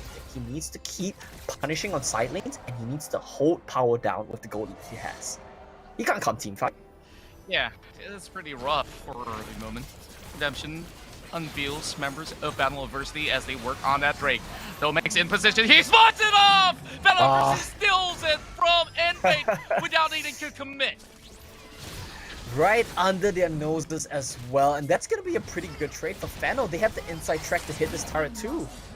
My oh my, they get two in a go. No. Absolutely for free. Invade, in the blink of eye, drops the ball. And no split push being done. This is looking worse for Invade. It just that split second. Look, let's ask the question again that we've been asking this whole series, right? Because these teams have been playing so slowly. Who outscales? And I think the answer this time around is Fano Adversity. Fiora always outscales. Bran is so amazing in late game team fights. Zaya is so amazing in late game team fights. I say Fano Adversity, if the game keeps going at its current pace, they are happy. And Invade, they know they have to make a play. That's why Cold Feet, he's chilling here in this bush, waiting for a victim. Fano Adversity needing that one pointer in to secure the series. Oh, Invade man, probably have the pressure already. This is where they catch him up. Cold Feet hops right back. And somehow Dominic flash backwards? He was afraid there was a death sentence flying at him, I think. Most likely so, but might just be a fat finger as well. Not gonna judge him. Maybe. Ball split push happening over the bottom lane, and that's where Power, he gets deleted as well. Cat time turns golden. He still has the GA as well. So that is Invade there at least having a reply of their own. But they're not going for that Baron like you called for. They need to start Baron. You have Kha'Zix, you have Kai'Sa. There's 3 people in the Dragon Lane. You need to start the Baron right now. It's so hard because FLA have constant mid-try with Desire, and it looks like they want more. Rafido. Oh, this is so frustrating. This is so frustrating. They're just taunting them. Like, say, go ahead. I'm going to use my quickness. I'm going to run all over you. Nothing you can do about it, right? Now, Battle Adversity, they get another mid lane, and that's where they'll be had enough. He gets knocked up in the air as well. Instant deletion. Power goes down as well. While Coda Beat hops right backward. And that's where Rakan will fall to the hands of that Kha'Zix. Trades after trade. And it still favors Battle Adversity. 2 for 1 right now. Only the support dropping on the side of Fano Adversity. Is this the Baron? I think it is. Luden's Echo as well as Brand's... Liandry's Torment as well as Brand's percentage health damage means they get shredded. But they're going for a bit of camp. Luckily, Invade, they are not at mid lane. Nowhere to be found. And I think it might be a bit too late for Fano Adversity to start this Baron off. Death cap on Brand. Oh boy, that's got to hurt. 5-1-2. If the brand does not ban, I don't know what to say, but I guess there's still a lot of heavy priorities out there down to what usual team fights will prioritize for either Invade or Fano Adversity. Yeah. But now I guess that our fans here, who are currently watching from all over the world, who are supporting Fano Adversity, definitely happy with all the outcome from the past game up till now. As much as it's a tie, there's still a little bit of a goal lead, and they also have the Infernal Drake that amps up on the firepower.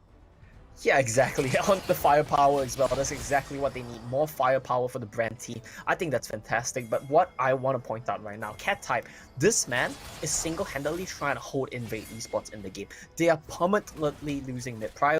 That's just the nature of the Kai'Sa-Xayah matchup. Kai'Sa needs to get on top of Xayah. Xayah will just always keep her at arm's length and always halfway prio. Oh, they're going for another fight. Oh, There, no. the box catches it off, and that's where Belby Cat Type. just gets taken out with a good kick, and Cat Type still going for a split push while Final University calls in for Baron. This might just be the game-breaking moment for Invade. They have to choose one or the other. Now, Baron HB taking right low. Kaze, Tar trying to look for something right there. Right then, and they are by so much time as he flashes forward. Lantern brings him right back. They get that inhibitor. And that's good enough. Invade tries to work on the mid lane turn as well. Maybe Final University can still opt to take a trade. And they're camping here right now. I think they're gonna get some more because Fennel, they're worried about the Elder. The hook misses! He absolutely missed! That could have been a golden opportunity right there and then. Invade now gives a little bit more priority over Final University. Now they got the challenge onto the Elder Drake. And now this dance of death will mean a whole lot for Invade Esports. And now should just push. Look at Cat Type. He's also coming in from the back. Here comes the Death Send. It's not really connecting well. Ruffy turning round and round. They all get charmed. But the Jazz falling right back. Drag it over to Final University. And they just criminally rush towards Invade Esports. Valby, as well as Kazatar, will not be able to do all too much. And That's says game. thank you for the Dragon. And now we march towards the mid. They're just gonna end the game right now. They have the Xayah alive, they have the Lee Sin alive, they have the DPS to end the game. That was just a mistake from Invade. They just needed to dance and let Cat Type push. But they go for the all-in with no dominance. It's the end. And likely it will be 3 versus 1. Belby could not clear off the wave. Final Adversity from the Sea Icon Series Philippines will take the series. And mistake after mistake from the side of Invade, and they just get punished. Belby got too overly aggressive, the pressure got to him, the nerves got to him. He got caught twice in a row, and those were key picks for the side of Fano University, who just ran it home with those picks. Cat Type tried his best, he tried to look for the side lane place, but ultimately succumbed to the pressure, came to the Elder Dragon fight instead of trying to pressure for the end, and that was all it took. Team fight comp-wise, it's always gonna be going Fano University's way, and they win this one. They continue in the upper bracket 3-1 over Invade. I grit my teeth because this series itself was an intense, sweaty series. Overall, it took quite a long bit for us to wrap this one up. But I'm pretty sure that with the conclusion of this, fans from the Philippines region will be extremely happy with the result as they will proceed to the upper bracket. Final University now will be looking to who will be competing against them right there and then. But it's time for us to head back into our analyst desk here to break down the final series of the evening. So it was the final series of the evening, and what a series it was. Give me more of that. I thought that could have gone the distance. Personally, thought we might have had all 5 games on display there, but it wasn't to be the case. Fell on adversity, just a little bit too good, tapping into some of that adversity by making things a little bit hard for themselves at times. But ultimately, their TJ, they got across the finish. Key picks, key players. Where are you looking? Well, obviously, we'll learn more about it. I know Riku, our resident Philippines fan, is losing her mind about Show, losing her mind about that top lane. But first, let's talk about just the way they were in series. It was really good macro from Fennel. They had a very good understanding of what objectives they wanted to fight for and what abilities they wanted to use to fight for them. Yeah, I'm starting to feel like Fennel Adversity is, you know, graduating from the controlled early aggression into the late game Elder Drake win condition for this team coming into this tournament. So I gotta put it out there, the trust of Fennel Adversity told power whenever that he had to constantly deal with a set push from Cat Type. At the very end, during the potential Baron take by Fennel Adversity, there was a possibility that Cat Type could have ended the game there and then. Once he killed Power, he could just run straight to the Nexus, and the rest of the 4 men coming from Invade can just basically stop the ports. But it didn't happen. Power managed that so well, despite him losing the 1v1 at bot lane, rather. Yeah, Cat Type's going to be feeling really upset about that one because, quite honestly, TJ, you know, we say Cat Type, more like Goat Type. The guy was doing so much work in that game. Didn't try and win the game. He's like, team, please, I'm ending this. I'm getting into him. What can the Fira do? Nothing. Why are we losing the Baron? How are we not getting face check? How can we not hit the CC to stop them going into the Elder? They sacrifice control. And look, quite honestly, Finland University are like, fantastic. We're loving life. I'm loving what this is.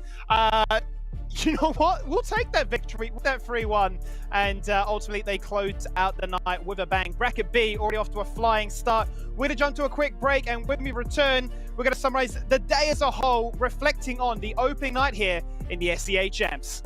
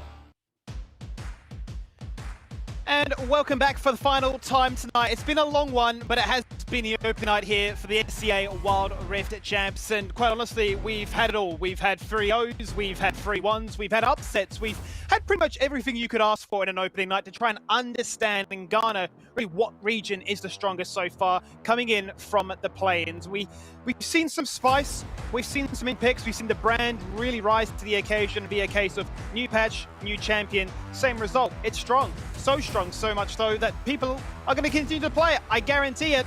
We're going to bring up the bracket in just a second, and we're going to talk about what we've seen on our show here tonight. Starting off, no doubt, with bracket A. And TJ, break this one down for me, because at the top of the show, Divine Esports and Boom Esports, what happened there? Well, it was, I believe the clinical term is a banger. Divine Esports got upset by Boom Esports just completely exploding this bracket. That means, of course, Divine are going to be down there in the lower bracket facing Giant Dragons, a match that you have to favor Divine in as one of the top teams we thought in the world, coming in strong out of the Vietnam region. Upper bracket just got a hell of a lot more interesting, with Buriram dominating their own map going into that upset, going into Boom Esports' aggressive dynamic playstyle. I don't know what to expect from this side of the play-ins anymore. Yeah, I mean, you're looking at this one now and you're thinking, okay, well, we got a winners final to look forward to, where we'll have Boom Esports taking on Buriram United. And down in that lower bracket, although we can't see it on screen, that will be your final chance. Divine Esports and Giant Dragons, there are no second chances anymore, and you could be a favorite, you can be a favorite, but you could also bow out very early on. Let's bring up bracket B now, and Riku, talk me through this one. I mean, we just witnessed one of the most hypest matches today. Fennel Adversity 3-1ing Invade Esports. There were a bunch of question marks. Fennel Adversity, of course, and Invade are first timers to this regional tournament, as they weren't qualified back in the Summer Super Cup, but they have shown a strong debut, especially Fennel. But of course, we still have yet to answer the question of the second match in bracket B, which is Saigon Phantom and as well as Flash Wolves. It's going to be a very exciting, Vietnam versus Taiwan, and I bet it could be incredibly close. Certainly could be, and that's no doubt to look forward to later on in this one. I do believe we can bring up bracket C as well and get a sneak peek as to what hasn't occurred just yet, but soon certainly will. And we bring up this one here, up in the upper bracket, QWQ taking on Banana. And that'll be followed up then by Team Flash and LFD. And this is the one we're not sure on right now. And I imagine there's, would you say, TJ, an air of comfort knowing that you haven't had to play yet, but you've been able to watch what everybody else is doing? I'm a big real skimmy. Bracket C, more like bracket free. This should be Team Flash all the way through, and it's up to somebody else to disrupt that. Yeah, there is a possibility that QWQ possibly can be that wall that can probably land an upset against Team Flash. I mean, we've seen QWQ last season as well in the Summer Super Cup with their, protect the Jinx, the roaming Jinx, just getting plates here and there. So there is that maybe shining light and a bunch of surprises from this team.